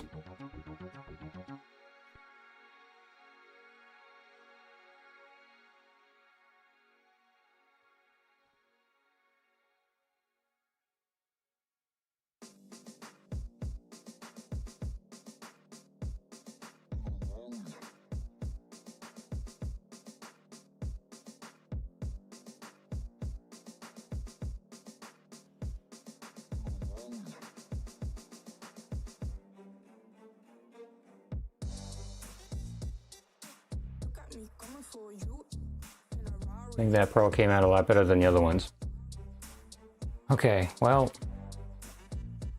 maybe I need to soften that a little bit. Down here.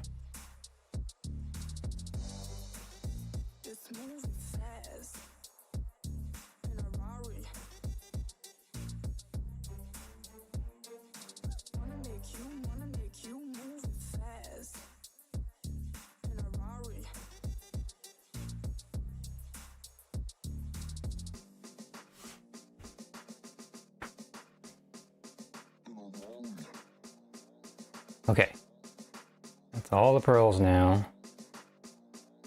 So I'm gonna just go onto the flesh on the bottom and fix that up. And that's the last thing.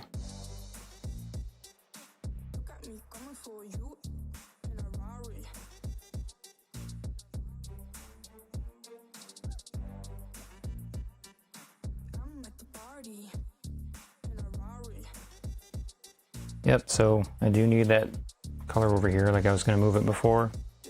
Need it again. Uh-oh. Oh boy. Got some paint on my glove. Where'd that come from?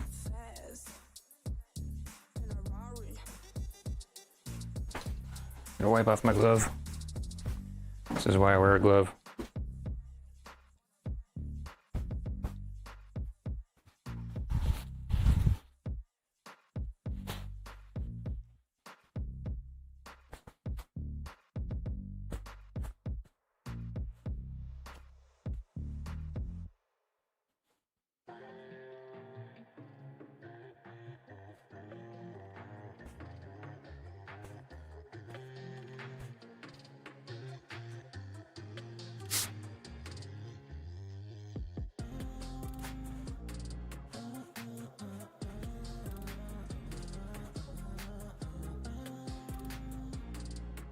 Okay, so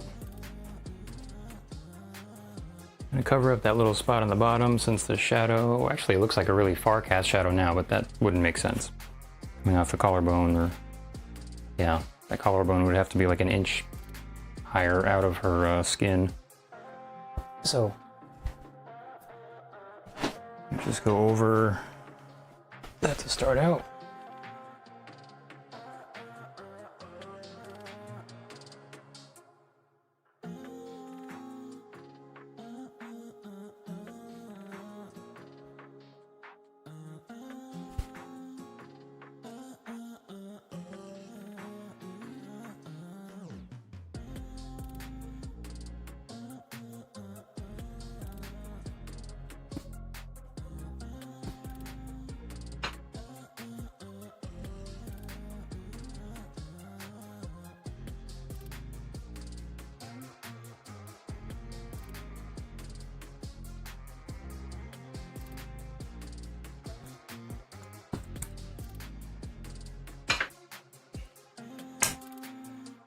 Gotta flip this thing again.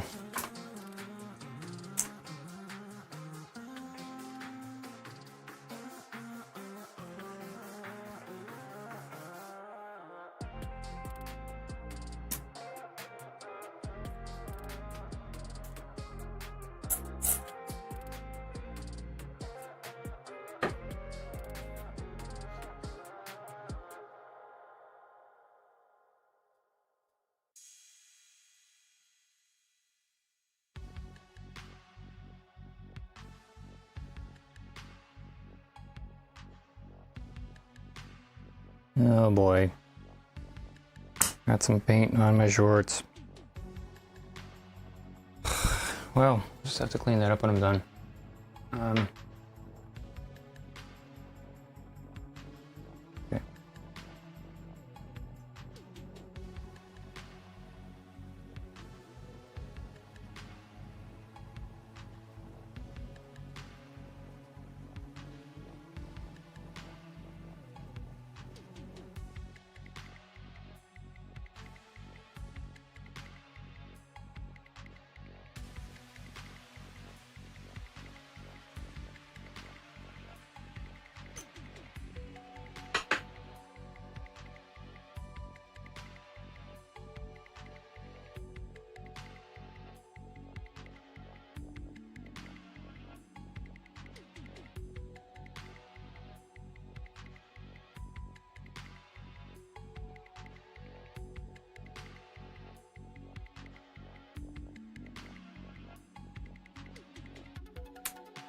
I think I'm gonna have to bring the darker area out, actually, right over here, instead of bringing the lighter part in.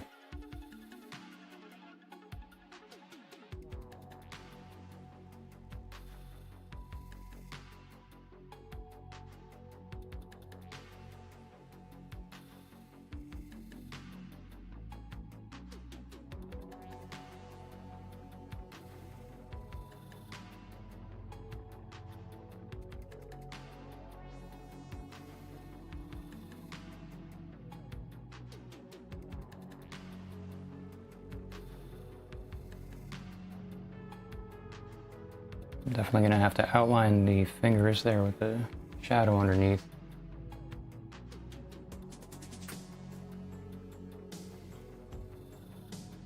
It's way too close right now.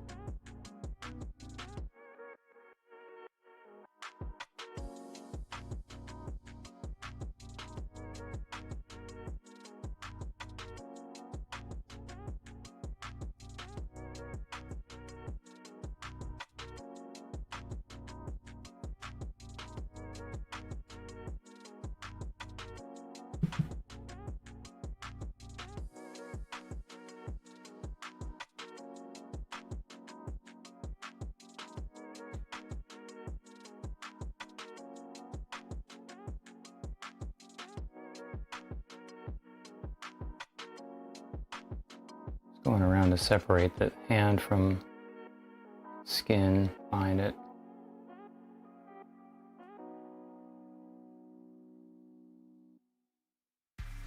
A little bit more.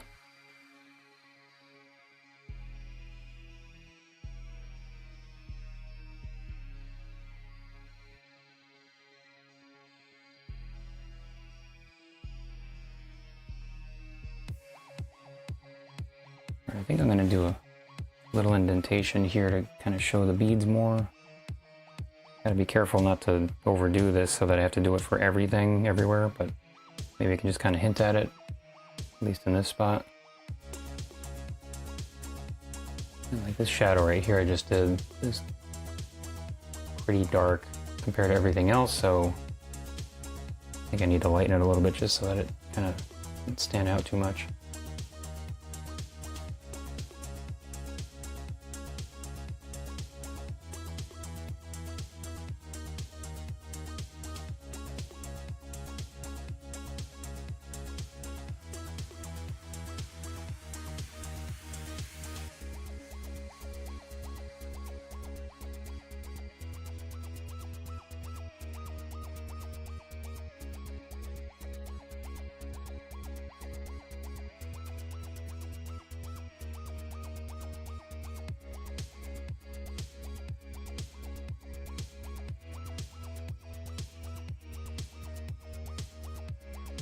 Cat fur on the brush.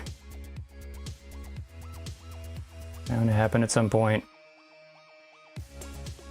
I almost made it the whole time without it.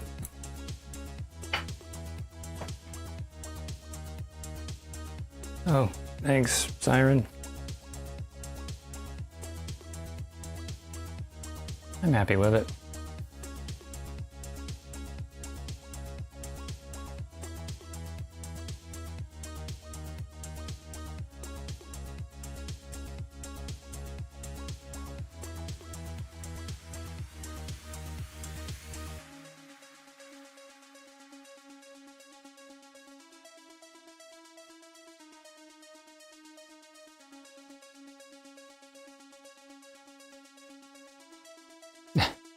The necklace was definitely not easy. That was like a real kind of rooting around in the dark trying to figure out what's going on kind of thing, but I guess it's all right.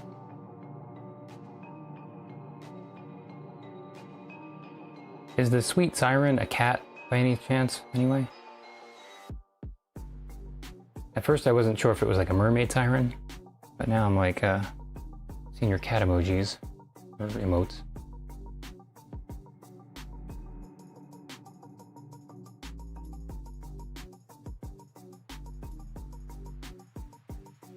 Okay. My brother's cat, named Siren, was named that because he sounded like a police siren, or, you know, something like that. I like mermaids too.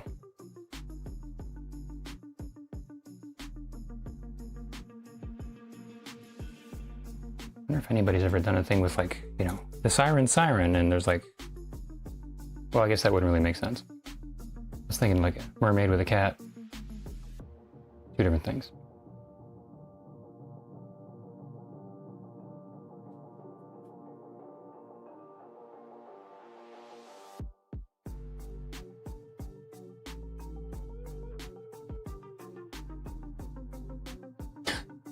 Squeaky.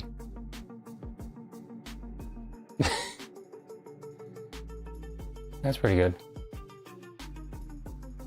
Oh, well, my brother had a parakeet named Feathers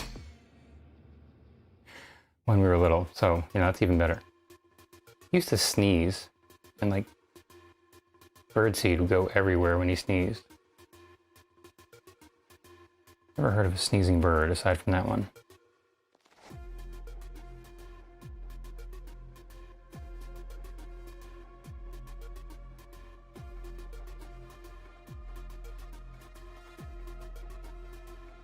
Now I'm trying to make sure that the spacing is right on this necklace here, which kind of not. you know, the little indentations I'm making on the bottom. They're not exactly just right, but whatever. Guess it's fine.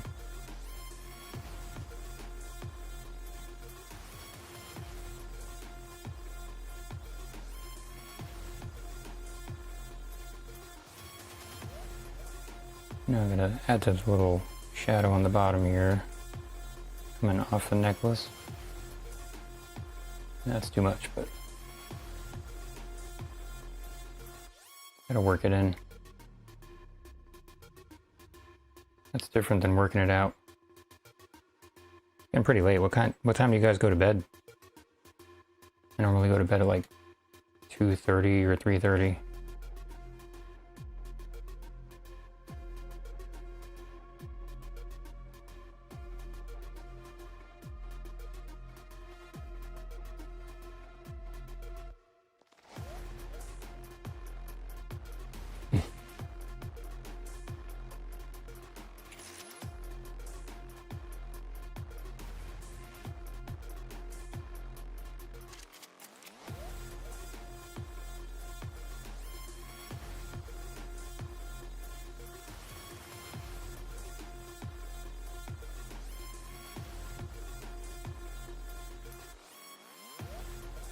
Yeah.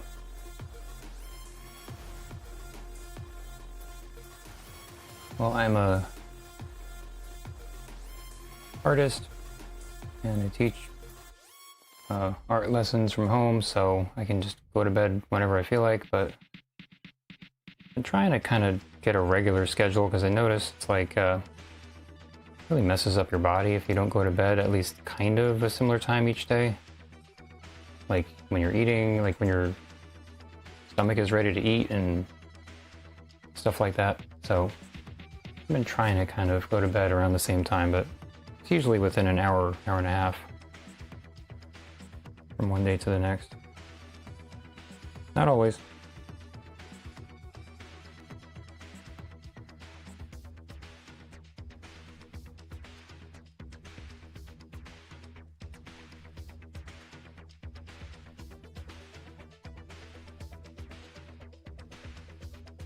Yeah, I've kind of learned that I'm a night owl too. Right,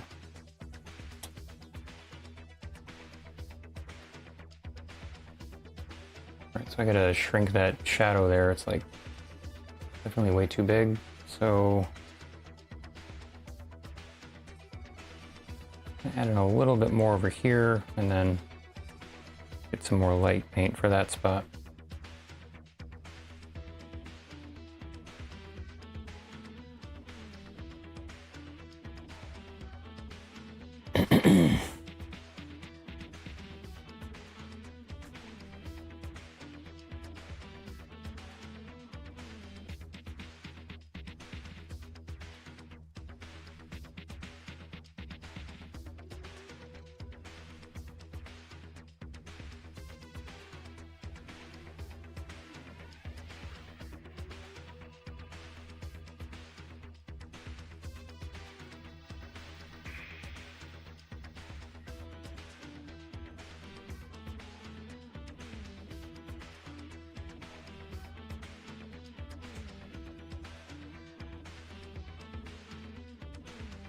You know, thinking just down here maybe needs to be just a little bit darker, even in the light area.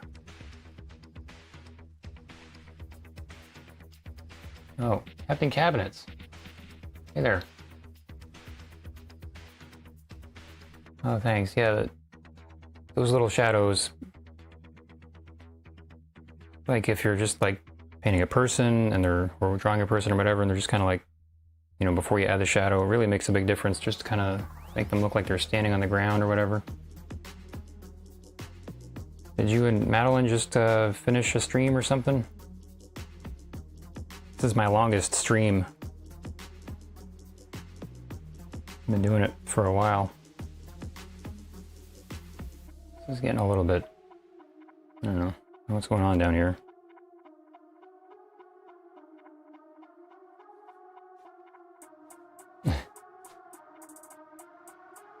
Sweet Siren, do you know Captain Cabinets and Madeline?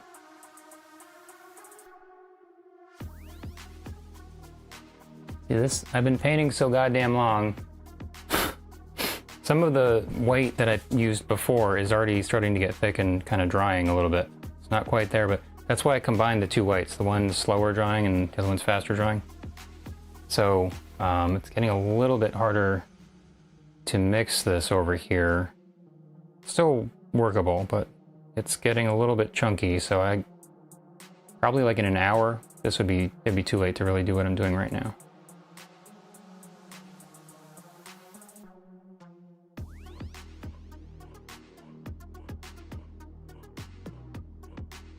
Oh, really?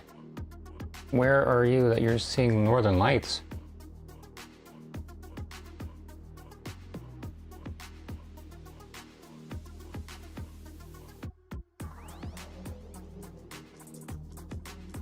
I keep hearing, like, there's been a couple times this year, I'm in New Jersey, and a couple times that they're like, oh, you may be able to see the northern lights all the way south, you know, as far as south as, like, New Jersey or whatever. And I looked out the window, I'm pretty high up in my building. There was nothing. I saw nothing.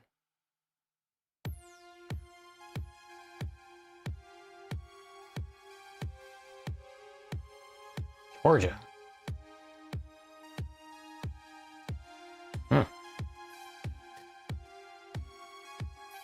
That's pretty crazy.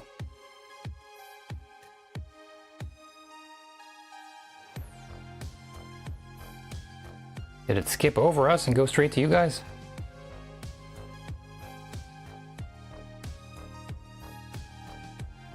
Have you been getting our northern lights? Is that why I'm not seeing them?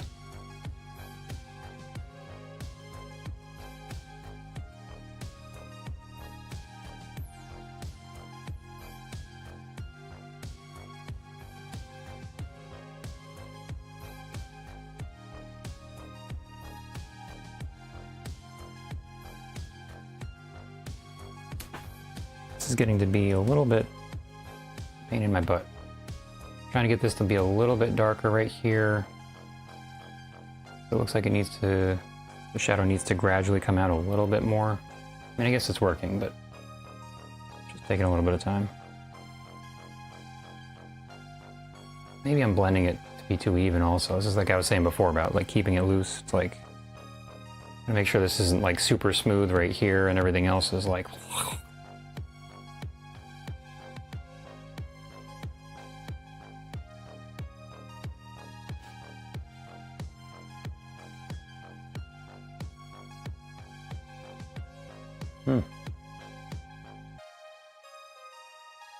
Oh yeah, I've heard about people using their cell phone to take pictures for northern lights. It's weird if that happens. It's like sometimes you'll see on a TV show, like a camera will like show somebody changing the channel on a TV remote. You can see the little red dot blinking. It's the infrared.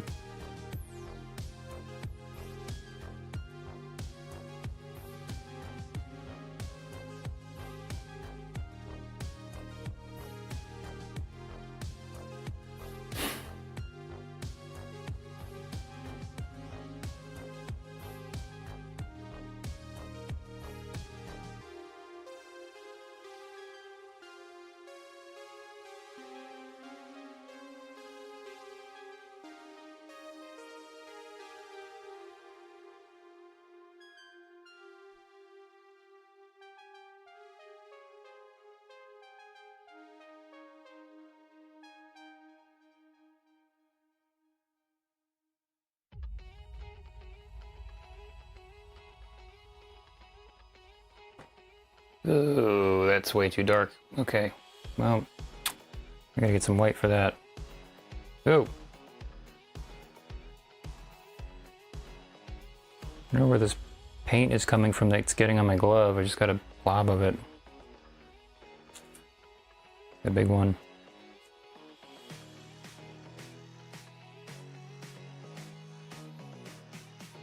I'm wondering if there's like paint hanging out somewhere that I don't know about.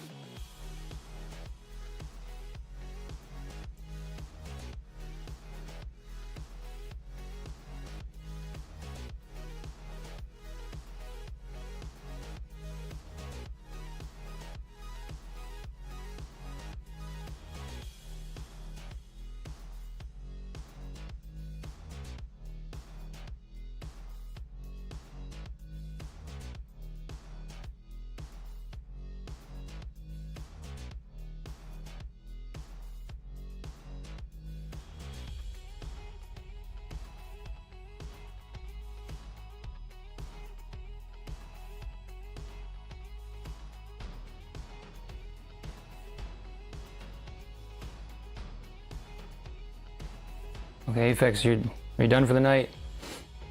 I'm just about there with this painting, so if you want to go, that's okay. But thanks for hanging out. We're on for a long time.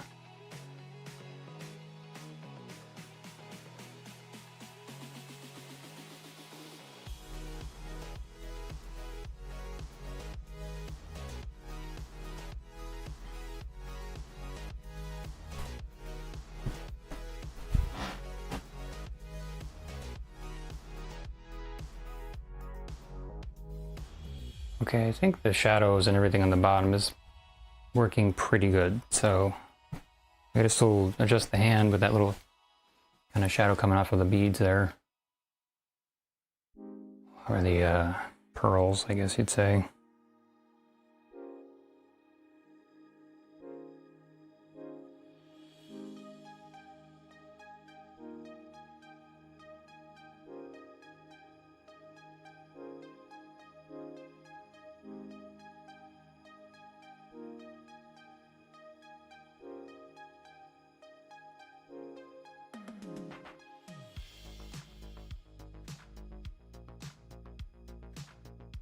So, why are you Captain Cabinets?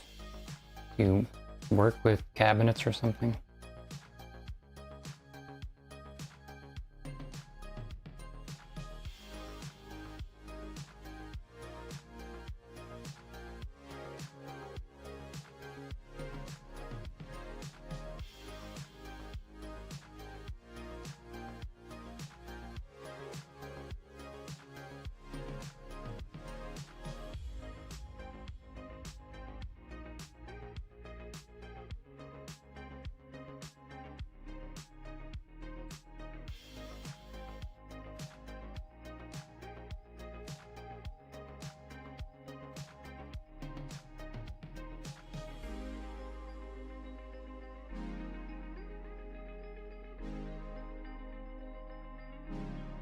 Mighty Bush? By older British comedy, how old is it? I mean, like, I used to watch the young ones when I was younger. I'm guessing it's not that young, because you're younger than I am. It's not that old. Yeah. And I'm guessing you're younger than I am anyway.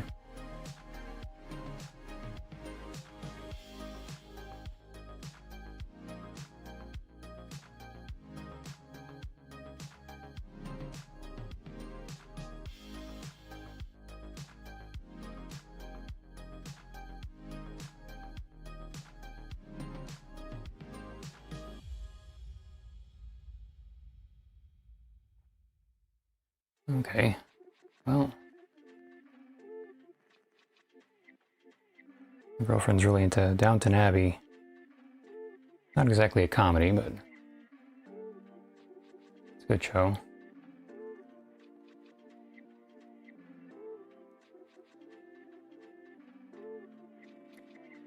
Saw a good zombie movie that was British a few years ago. I think it was zombies versus what do you call people from like West London or East London, whatever it is?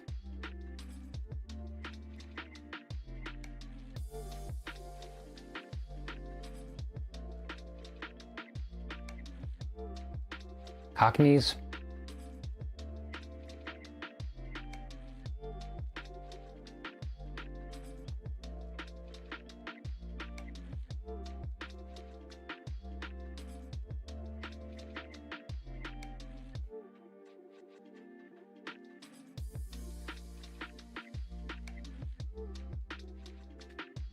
Yeah, one of them. Yeah, zombies versus Cockneys. It was really funny.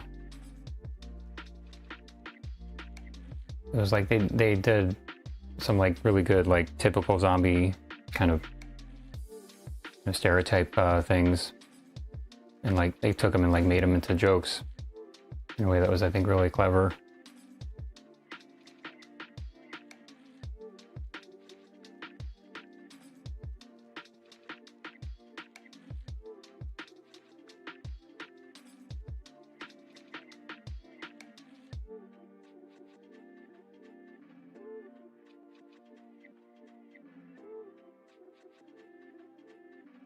Nearing the final stretch here.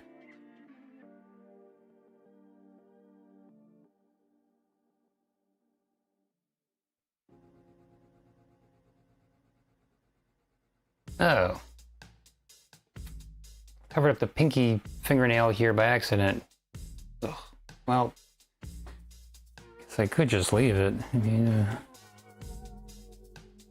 anybody gonna know aside from you guys? I do have to fix this over here though. As soon as I'm done, I gotta clean my glove. I got my shorts. Got lead all over them. I mean, it's not that much. Got these little wipes specifically for that stuff.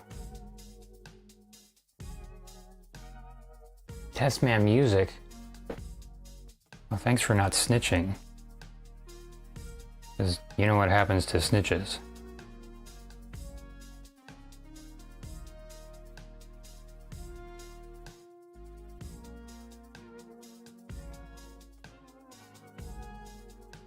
Yeah, I mean, the real main thing is just not, eating the lead and dying. I mean, probably wouldn't die, just brain damage first. It's the real issue. Oh, wow, thanks for following Testman Music. Tell us something about yourself. What kind of, are you a musician? What kind of stuff are you into?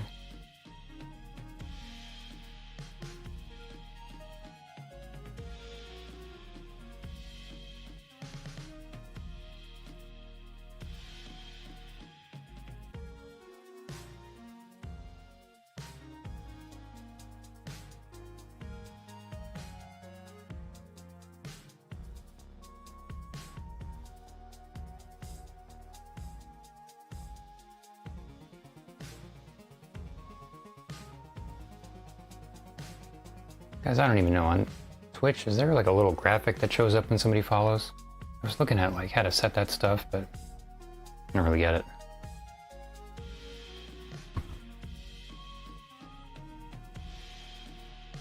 It was like a really lame-o graphic that I saw. It was like a default thing, but I was like, ugh. I don't know if that's even like turned on. Okay, it's cool. House and drum and bass.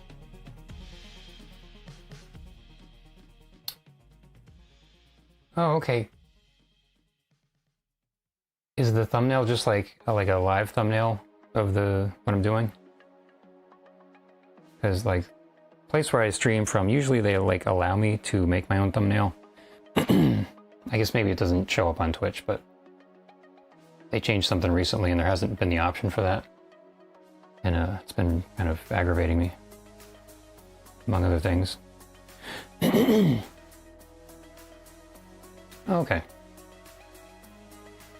Yeah, I have a Yamaha motif, which I haven't been playing much lately, but I gotta finish up this area here.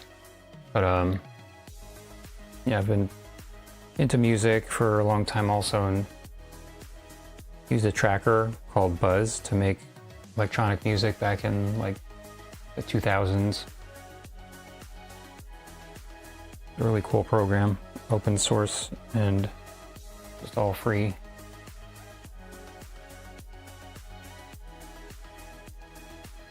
I think I can barely, oh man.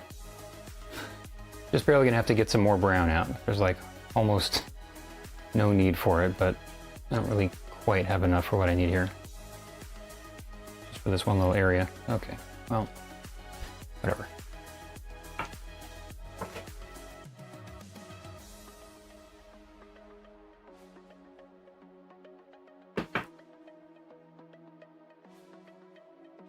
Try not to use my glove that has the lead on it.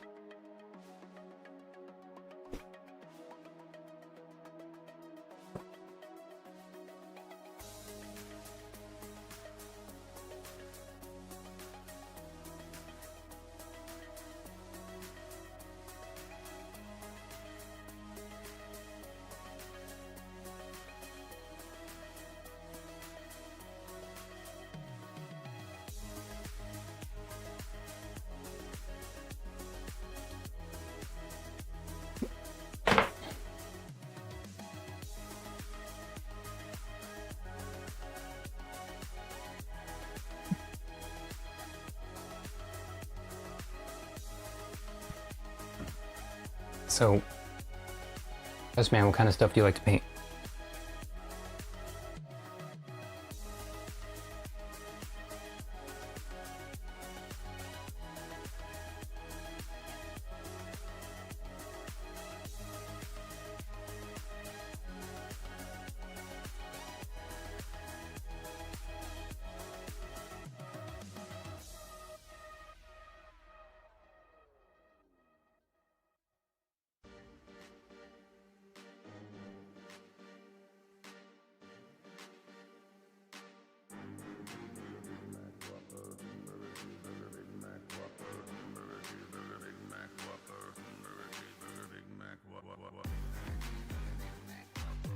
Okay, waterscapes, lakes, beaches.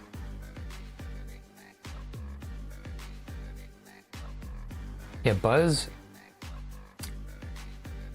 It was actually used by DJ Shadow on one album, I guess when he finally made his first, like, album that he produced himself, not just like, taking other people's music and mixing it or whatever. So he used it for like 1 or 2 tracks on there. And anyway, Buzz was a really cool program. The guy that created it, his computer caught fire, and the whole, like, all the source code was lost for years, and then he recreated the whole thing, and it was really glitchy before, but supposedly I've heard it's like much more stable now because they fixed a lot of the problems it had. But if you check it out, I think it's still Windows only, but I have a Mac now, and I think you can use it with Wine, but I'm not sure. But it was like a really extremely powerful program. You could just do like so much stuff with it. I guess you still could, now. I haven't used it for a long time. But it's the kind of thing where, like, there was one point where I had to like restart the program like 4 or 5 times just to get it to open without crashing. So it wasn't always that way, but like towards the end, I had added new, what they call machines that are like instruments basically. And it was just like too much for my computer to handle back in like 2004 or whatever.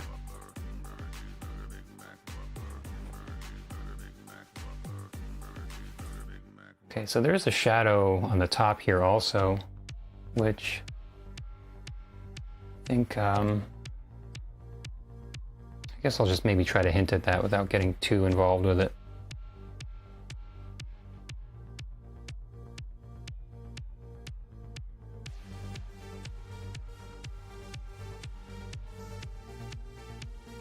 Yeah, I did a bunch of stuff in there. It was like, I had no idea what I was doing with mixing or anything. There was one song I did that had over 100 tracks. It was like really crazy trying to make adjustments to different things in there.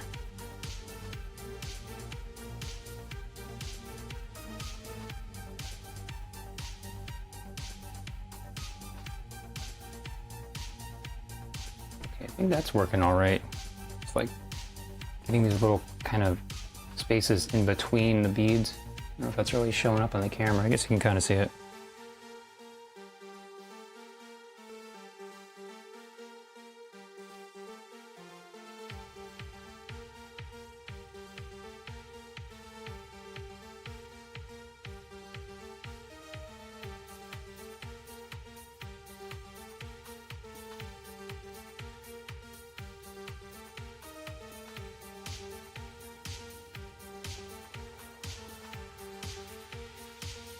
Thanks.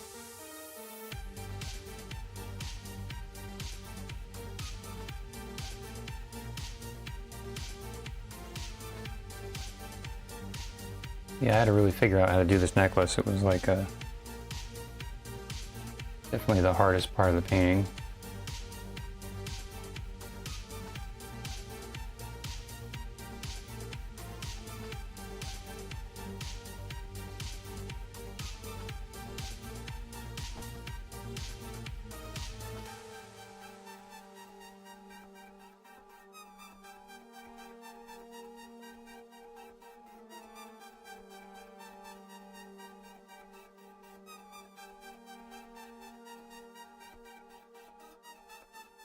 Okay, so a little window right over here to add in also. It's like when you're painting trees, you gotta leave a little space here and there for the sky to show through. It doesn't look too solid.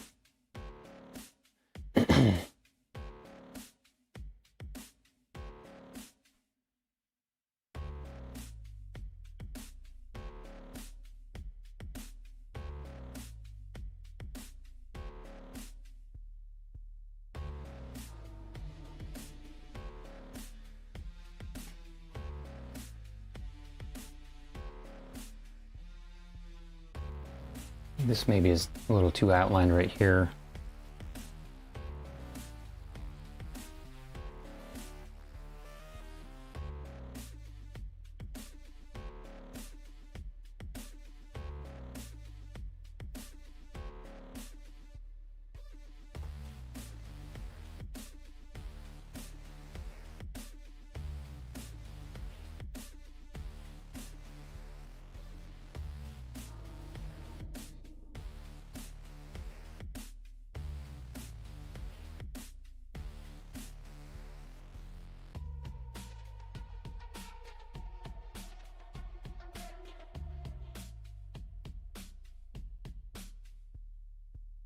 I think I was just talking the other night with Captain Cabinets about music.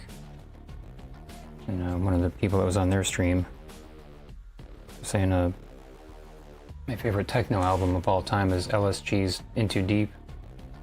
You ever listen to that one, Testman?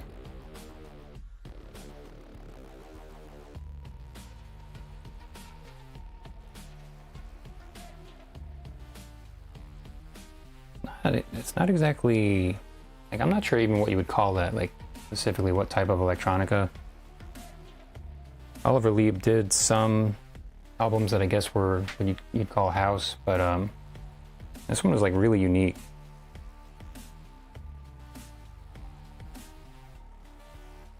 Yeah, it was, like, very... I don't know, just check it out. It's the only album he ever did that sounded like that. Like, I bought a bunch of other ones, and, you know, they were cool too, but, like, for me, that was clearly the best that he ever done. He's best he ever done. Just the kind of thing, like, I never get tired of that album ever.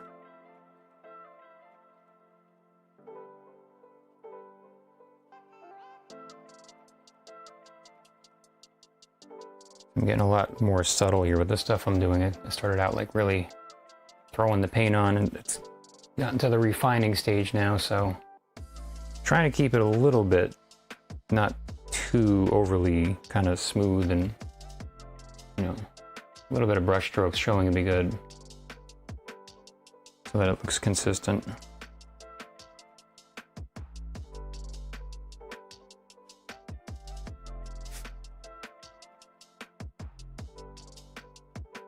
Yep. I mean, like that. Like, he did one called the Black Album, which definitely is much more house, I would say.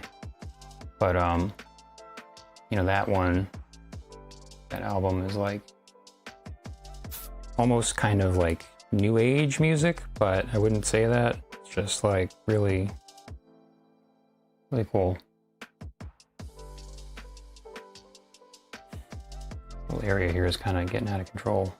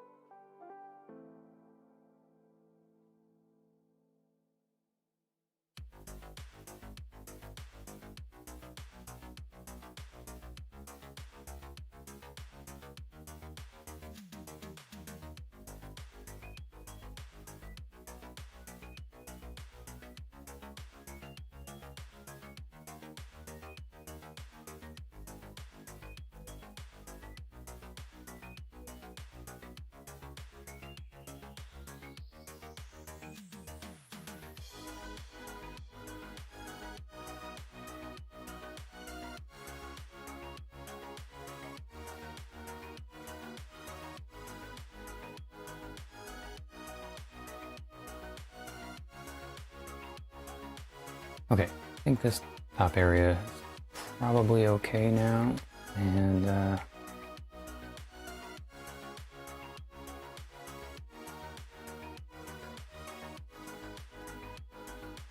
because I went in on the indentations for these other ones here, I think I have to kind of do a little bit right over here also.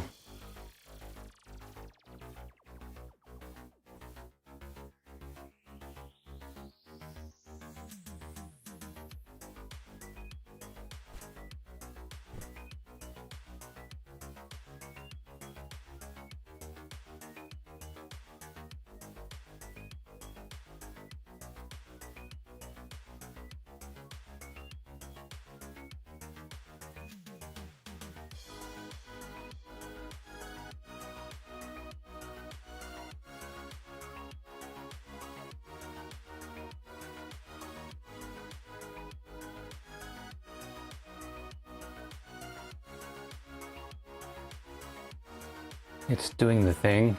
What thing?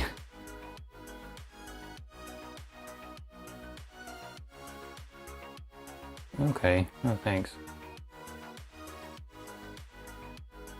Yeah, I started this one today. I just started it at the beginning of the stream, so this is very fast for me.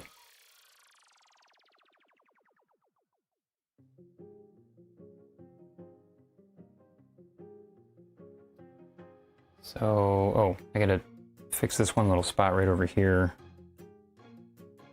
where the finger got covered up by accident.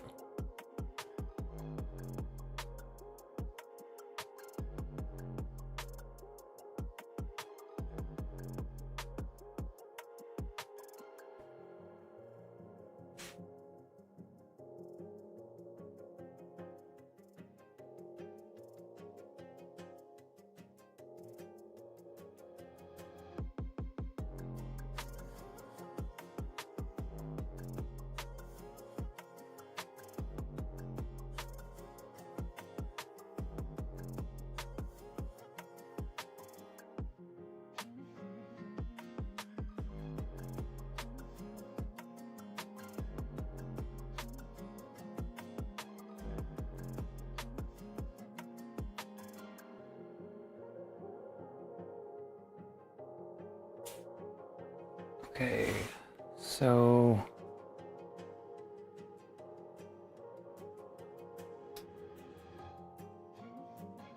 wish I didn't paint over the pinky fingernail before, but I guess it's not a big deal. Probably just leave it. You need just a little more shadow on the right here for it.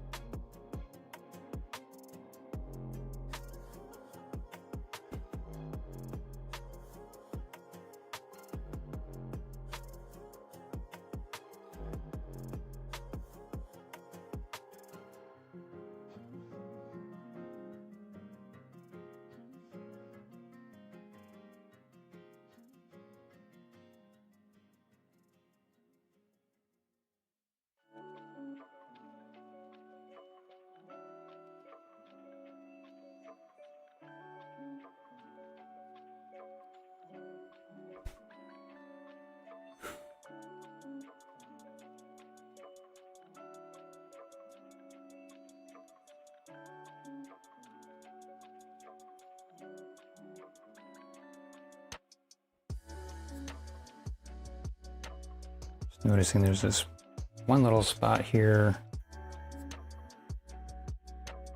Just go back over a little bit.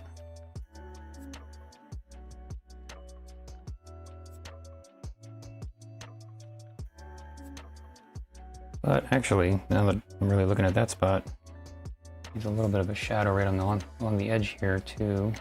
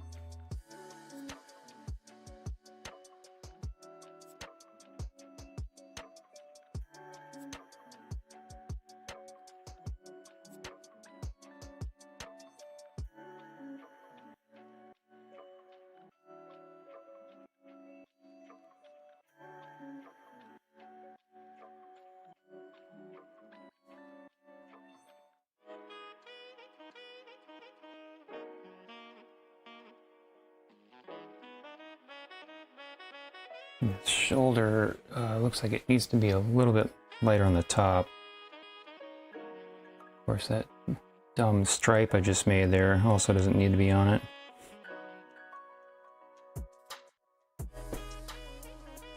Oh, plein air. I've done plein air a bunch of times. I like it. I think in general I far prefer having the original, like whatever you're painting. Like I prefer to have a real person in front of me versus a photo like I'm using now or whatever. So it's tough though with plein air because the light changes so fast. So, you know, you gotta really, like basically how fast I'm not going super fast right now, but like when I started out, I just was like throwing this whole thing on there really quick. That's kind of how you have to do plein air. How about you? Have you tried doing it?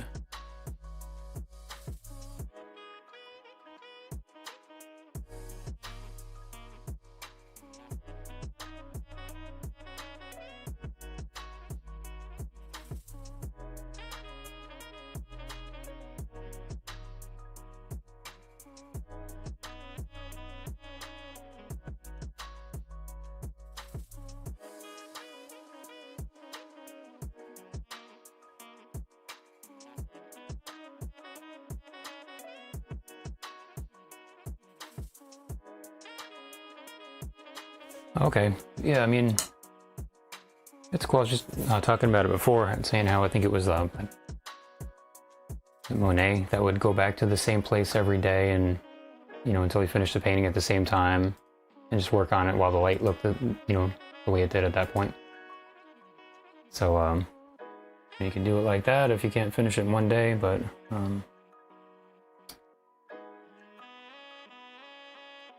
yeah, it's cool. You know what? I think I need a little bit more of an edge over here on the left, just for this hand to be outlined enough.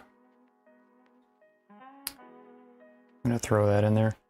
Yeah, I did, went to New York and painted the bridges there and stuff, and I looked around by me for some places that would be cool to do, but it's more just like kind of typical like woods and stuff that I've found by me.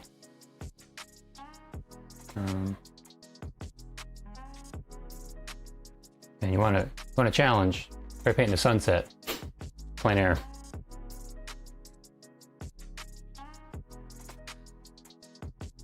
I did that one time, and you know, it goes by like things change fast just normally, but with a sunset, like you just blink and it's over.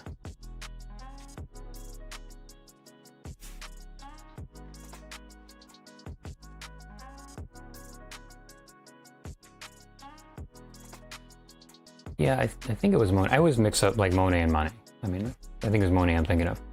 But yeah, there's a few of them that did that.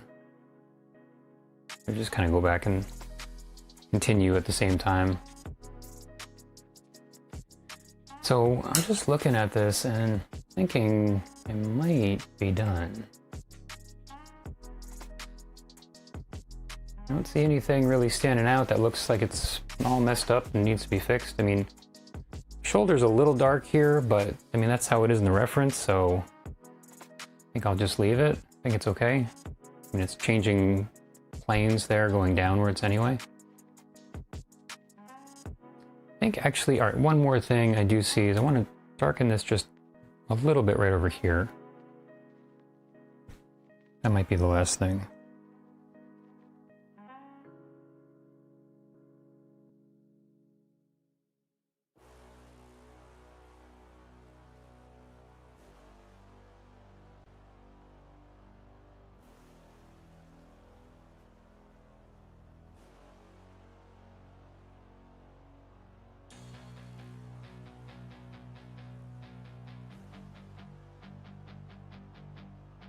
Trying to give it this not too perfectly blended look. It's tough.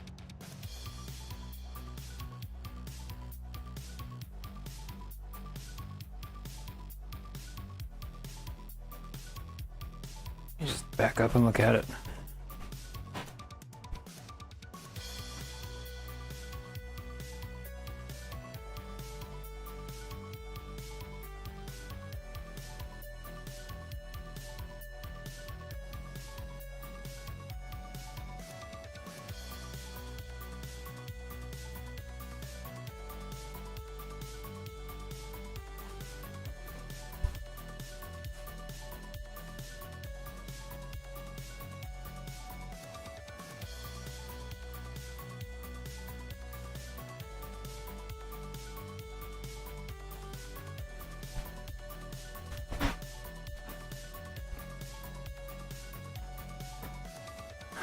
Okay, well, I think that is about it. So,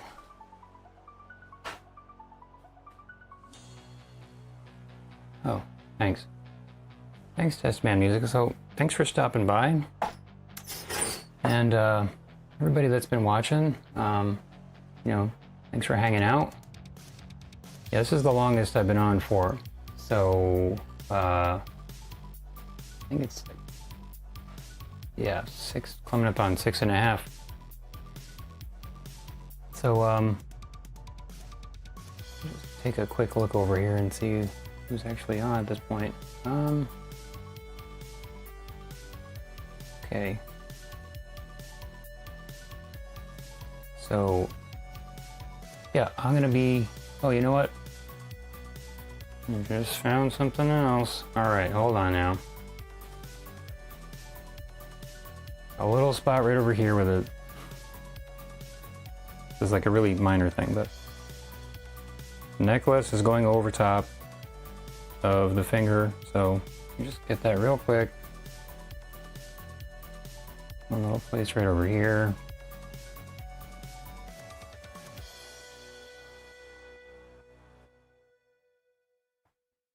Give it a little bit more.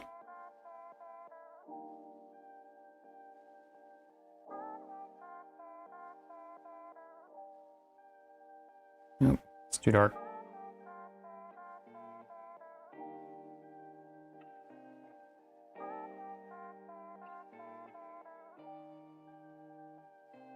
Okay. Well, it's a good thing I noticed that. The painting would have been ruined if I didn't. All right. So,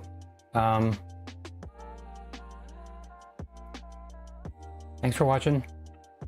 I'm probably going to be doing this again next Thursday, same time. So that's like 6:30 Eastern. Probably a lot shorter because this was really long. I was planning to do this for like 2 or 3 hours. So please like, subscribe, follow. Anything you can do, please do them. And if you guys are interested in any kind of like lessons or anything, I teach drawing and painting and stuff like that. So till next time, if you're drawing and making art and stuff, have fun. If you're not, have fun anyway doing that.